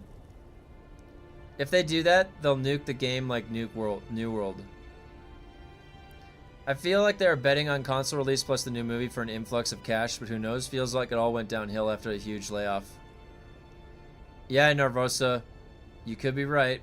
You could be right. Back in, what was it, August or late August, they got hit with what was said. Right? I'm pretty sure that that was the word that like Jason Schreier used.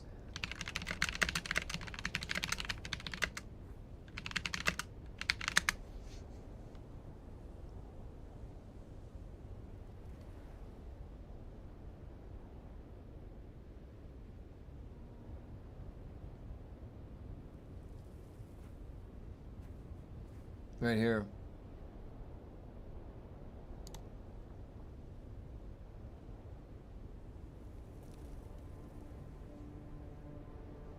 Here we go. This is the official statement after the layoffs hit Funcom. The transition from development to long-term live operation, while also building towards a major console release next year, will require us to restructure our teams and focus our resources from across projects and studios. Unfortunately, this also means having to say goodbye to cherished colleagues. This difficult process is starting now, and we cannot yet determine the exact impact. We are working to find new opportunities for those affected. Funcom described Dune Awakening as the biggest release in its 32-year history.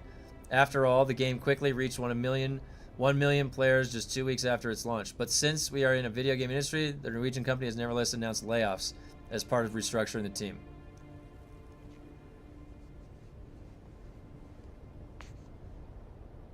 I think this was in August.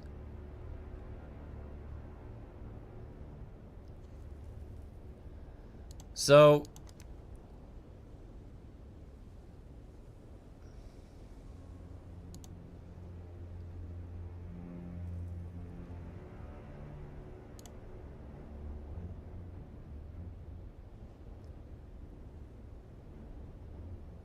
blink twice if Tencent is being awful, Funcom. That's what this article says.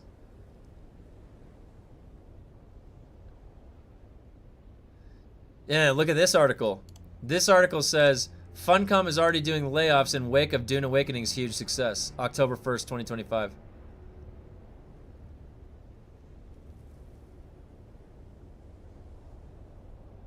Look at that. If Tencent is just being awful... Wait. Blink twice if Tencent is just being awful, Funcom.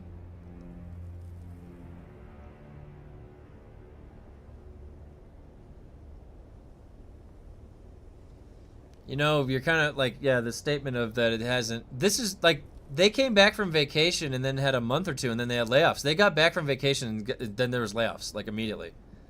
So, it's like they didn't even get a chance to interact with their game. You went on vacation and then you fired a bunch of the people after they got back. So it's like those people didn't even get a chance to fix the damn game.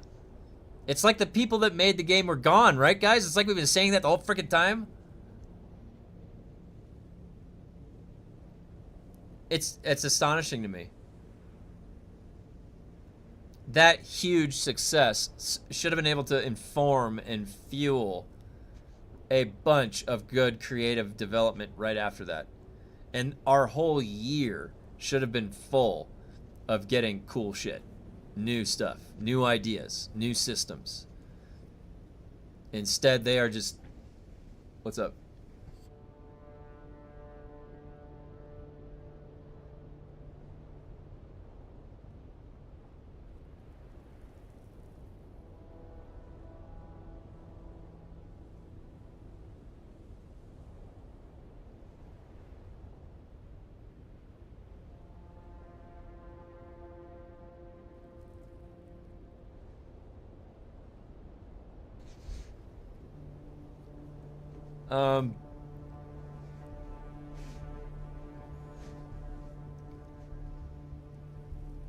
Let me read what you guys said here.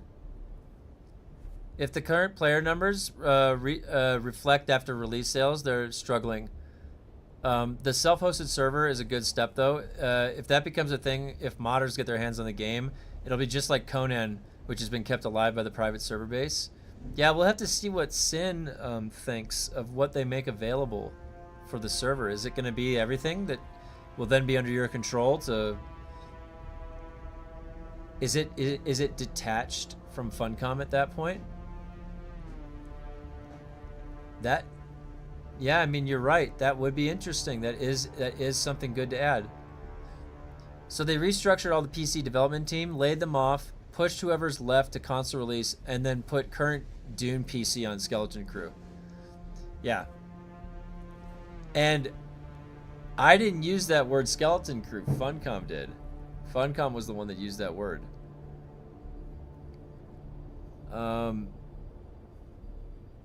That's what's happening. I'm not the one speculating they're working on console only. Every media release since the layoff is what there is. Oh yeah, is we're doing what we can whilst focusing on console launch. The Conan Exiles server dev is the new Dune Awakening server dev. Same dev.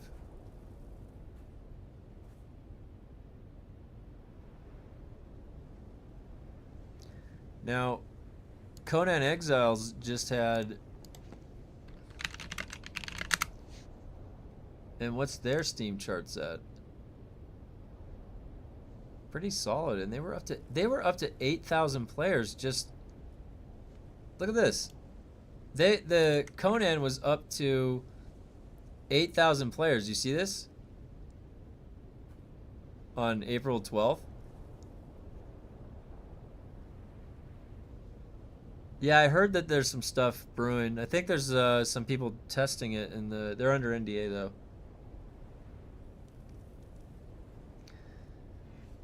There's gonna be some new Conan stuff coming too.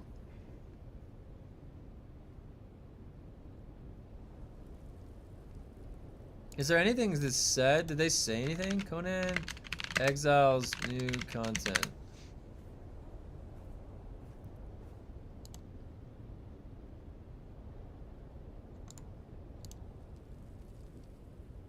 Ah.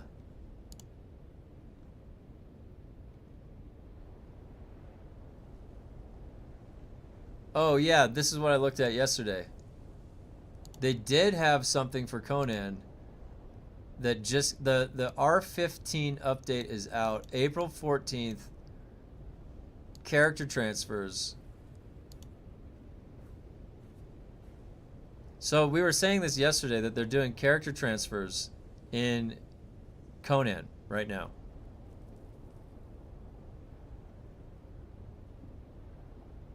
Server merge for low population in Conan right now. Now, we haven't heard anything on that end for Dune. Remember, that was being said a couple weeks ago. I am currently playing on Conan private server. It's still the same old game. I hope they fix some server architecture. Biggest issue with the game is hackers and the server lag. A bunch of people got emails asking to test stuff. Still coming to consoles a bit later than planned. Originally thought it could launch the game this June, 1 year after PC debut. But the console versions are now expected to late 26. Yeah. From peak, Dune has lost more percentage of players than Conan. And Conan has private and local servers. Yeah. Last paragraph here on Polygon news article. Dune Awakening PvP changes PvE first. Oh, do you want to link me that? Let me see. Where's that Polygon article? I'll take a look at it.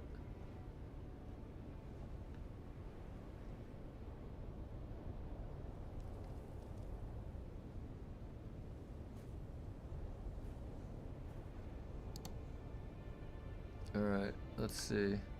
So, if I pop this out. Oh, yeah.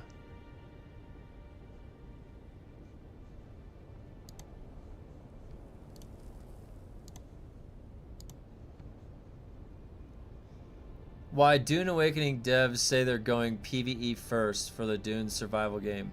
PvP must be optional, incentivized rather than required. You said the last paragraph? Or wait, what did you say? Last paragraph here.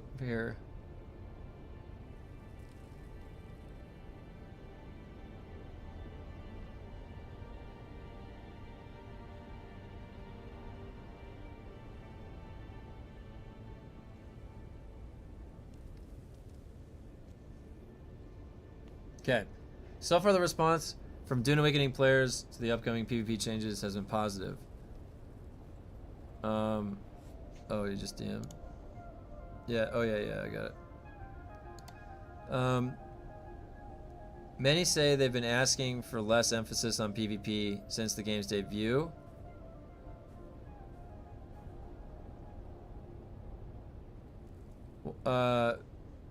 So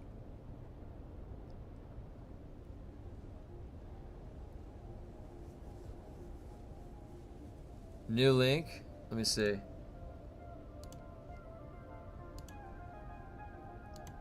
Oh, pivots. This one. Pivots on PvE surf. And then you put the last. Oh. That's what you were talking about.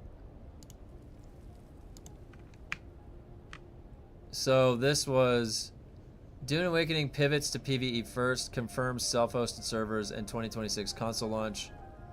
And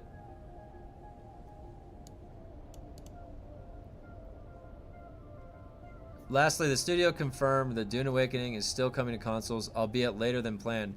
Funcom originally thought it could launch the game this June.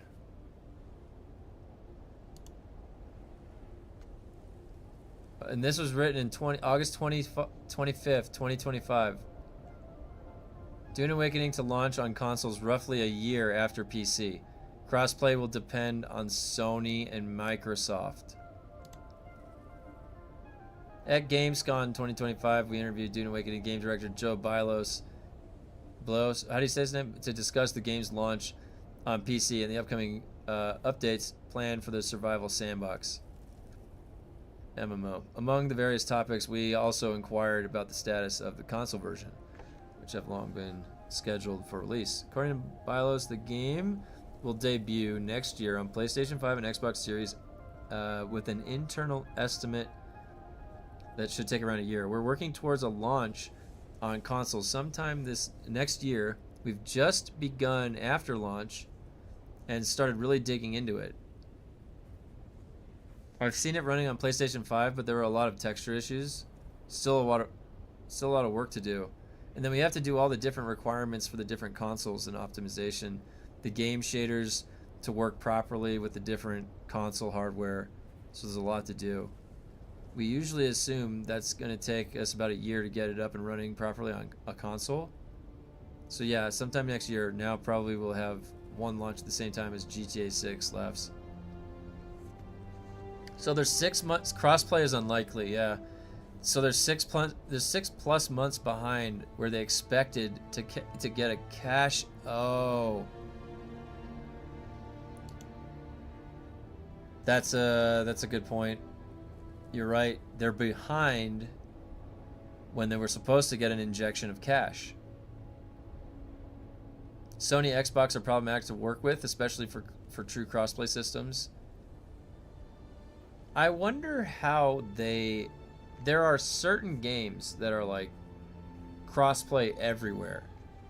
Bungie did that, right? Didn't they do that with, but it's like syncing your account. They made it so your account, and that was quite cool. That probably was created on an internal creation. They did that themselves. It might not be standard. Less money means less staff, slower development, which is what we're seeing. Yeah. Yeah, slower to make changes, more bugs when you actually get it handed to you. Yeah, you're exactly right.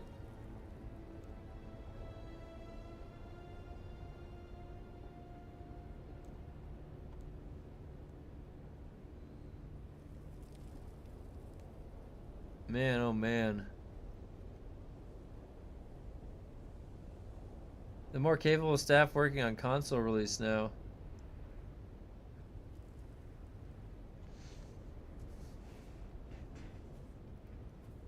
More bugs. The Funcom special at this point. Do you want to supersize that meal? No. I want to Funcom size that meal. Give me more bugs.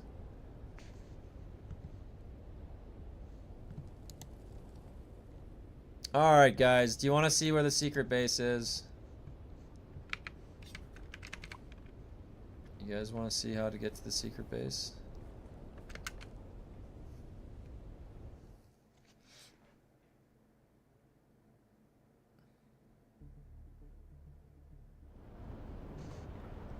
It's a very complicated path, but I'll show it to you.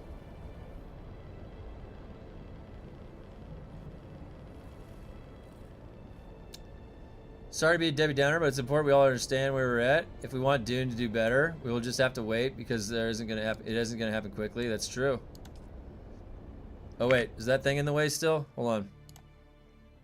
My bad. All right.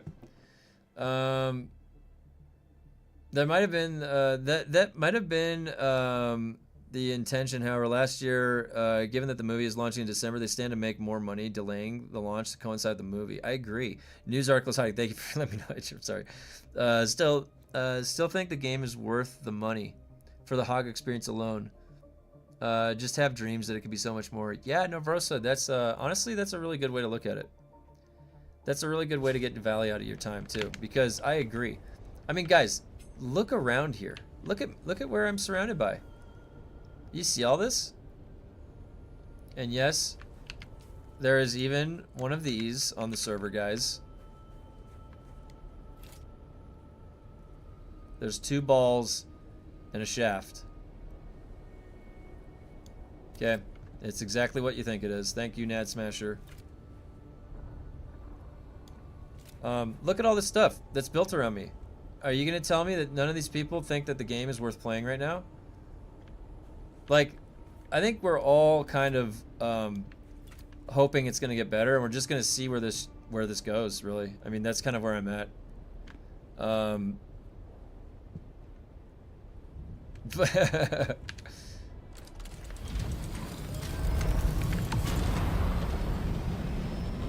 right.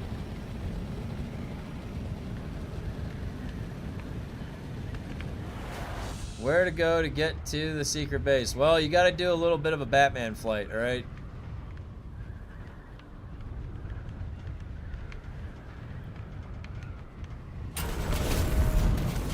Okay, a little bit more gracefully. A little bit more. See, you know what it is? That new Explorer route's been messing me up. Game is such a vibe. I got plenty of other stuff to play in the meantime. Yeah. It's got a good vibe. And honestly, you could just keep your base alive and chill. I'm excited for the loot changes, but kills motivate me to do.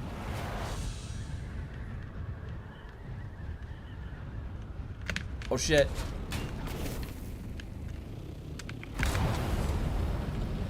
No. I forgot where this is now.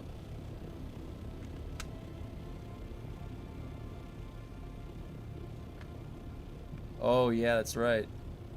That's what I was looking for.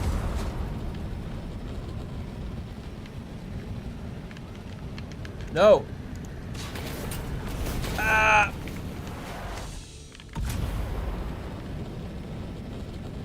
Is that the landing pad?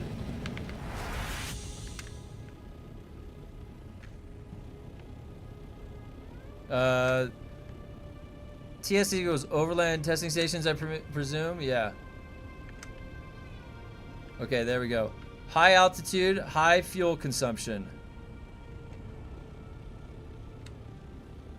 How fast does it start going down? Yeah, that's the one where it starts going fast. Okay, now we're at the right spot. All right.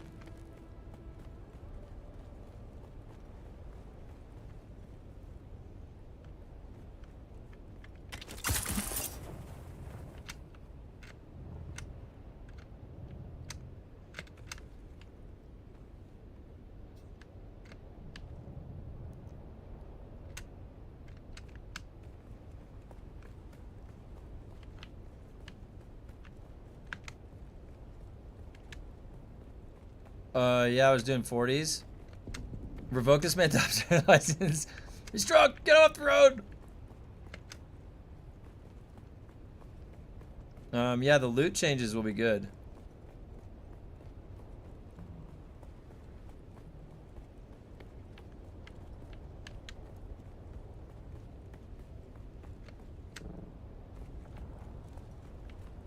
This is in a no-fly zone. You're gonna burn way too much gas. Way too much gas flying up here. We're going way up. You can start to see it right there.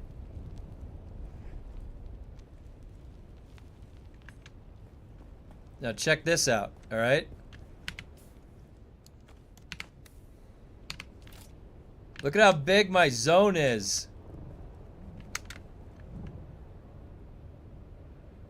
I own this whole property right here, and it goes all the way over there and way above. Look at how high above it goes. I have this whole mountainside. All right, now we're gonna go to... Oh shit. Ah!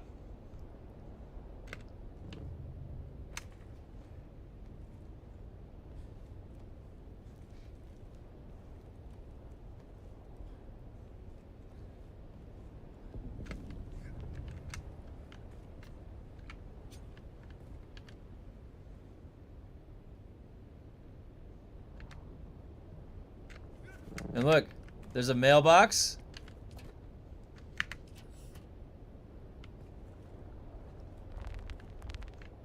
And then I've got my thinking room. Look at this.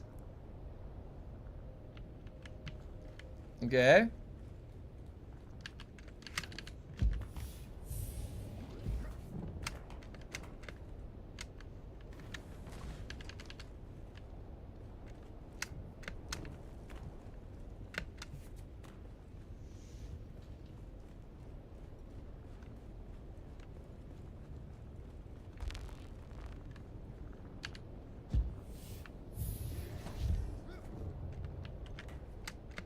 I can't just jump up into it?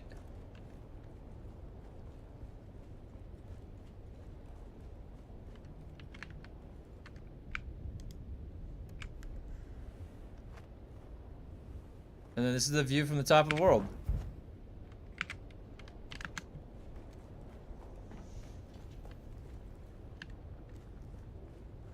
Base building was one of the things that got right.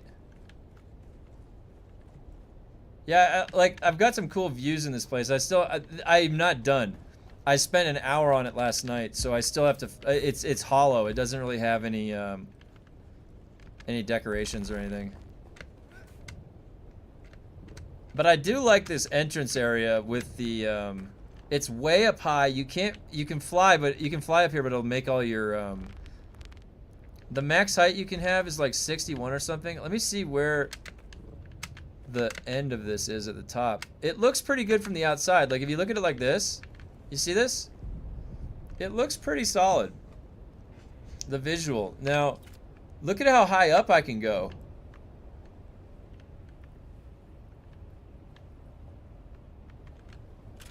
Wait. Yeah. So I could, oh, exceeds maximum building height. Right here.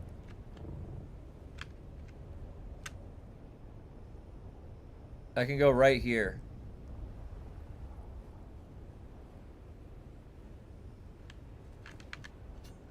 That's the maximum building height.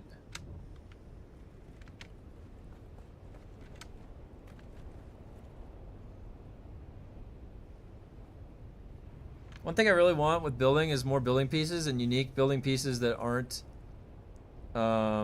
just walls, ceilings, etc. Yeah, I would like more decoration on the inside. I don't know what they could add that has function, but I definitely think that it could do with more decoration pieces on the inside.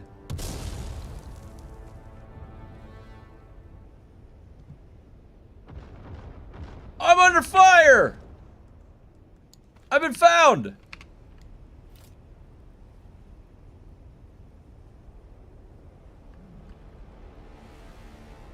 The secret base is not so secret anymore. We've got a breach. We've got a breach.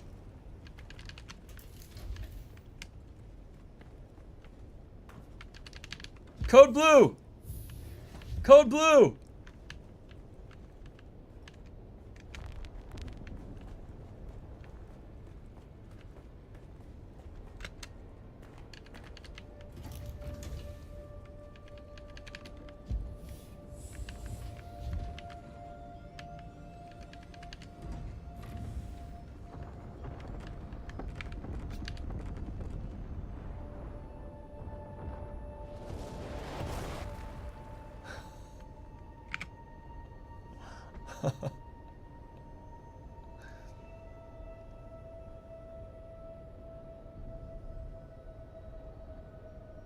Am I safe?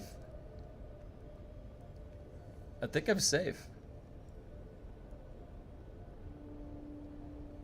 Dude, think about this. Like, how fun would this be if I had to defend this place against people? I really wish they had PvP and PvE servers split. You know what I mean? That if they had just set this game up like Conan or like Valheim, I really think there would have been so much more longevity, you know? Imagine me sitting here, right? Oh, that's a good view. Imagine me sitting here and oh. I was like, why isn't that? Imagine me sitting here and planning how to set up my base, and it's because I need to protect it against somebody that's going to come try and infiltrate. Now, you could make your bases more durable than like Rust. You have your shields, you have all these mechanisms. That would be fun. And you know that you can choose. It's like I choose my server. This is US West Farhold PvP server. There's some PvP roleplay servers. There's some PvP, there's some PvE servers. Like, you just had the different servers. With more private servers, you can make a fully PvP hagga. Excited for that. Honestly, that's what I'm hoping for, because you don't need the Frankenstein of server structures when you're just running hagga. If you just have hagga, then you can focus on that. Just make the whole hagga PvP. That was me shooting rockets at you. Oh, hey, what's up, Fangs? A half-baked PvE PvP split. I worry it's too little too late. Super hard to get people to reinstall the game. Yeah. I mean, this is probably the critique for them, like, when the game launched. It probably would have been smarter to have that already set up. But maybe they didn't have the pipeline to take in all of the fixes. Maybe, you know what? They probably wouldn't have been able to handle that, fixing console and fixing PC simultaneously. They probably have to just get PC to a stable state. A couple of my mates who quit aren't sold on reinstalling unless there's some announced massive content drop. Yeah. I think my brother feels the same way too about this game. There's just there's other stuff.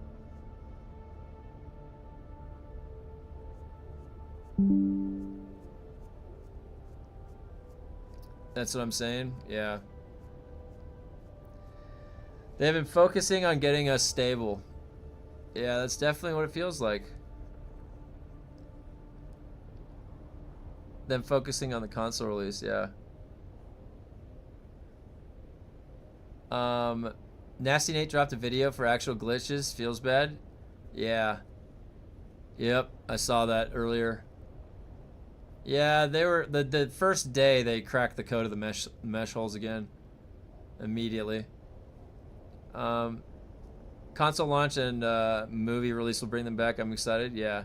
My biggest criticism is the fact that it was marketed like an MMO. It doesn't feel like one. It just feels like another one of those server-oriented survival games. Yeah.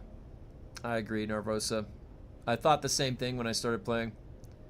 A lot more players in that player base. Yeah. Yeah, all really good points, guys. I agree. Okay. I just realized I have to head into my next meeting. Sorry about that. Jesus Christ. I get talking. Hey, we had a really good conversation earlier today about the universe stuff. I posted that in the Discord if you guys are interested in that. Tomorrow, I swear, I'm going to get through these damn Landsred quests, and I'm going to finish this. I'm going to finish the secret base. Not so secret anymore. But, guys, I'll be back tomorrow, 8 a.m., same time. Tomorrow's Thursday, right? Yeah, tomorrow's Thursday. So, we'll be back on Dune tomorrow, 8 a.m. I'll be back Pacific Standard Time. Thanks for stopping by. Great conversation today, guys, about the black hole sizes. Really good. So, thanks for stopping by. We'll be on more tomorrow. We'll carry this conversation on tomorrow about Dune. We need to save Dune, guys.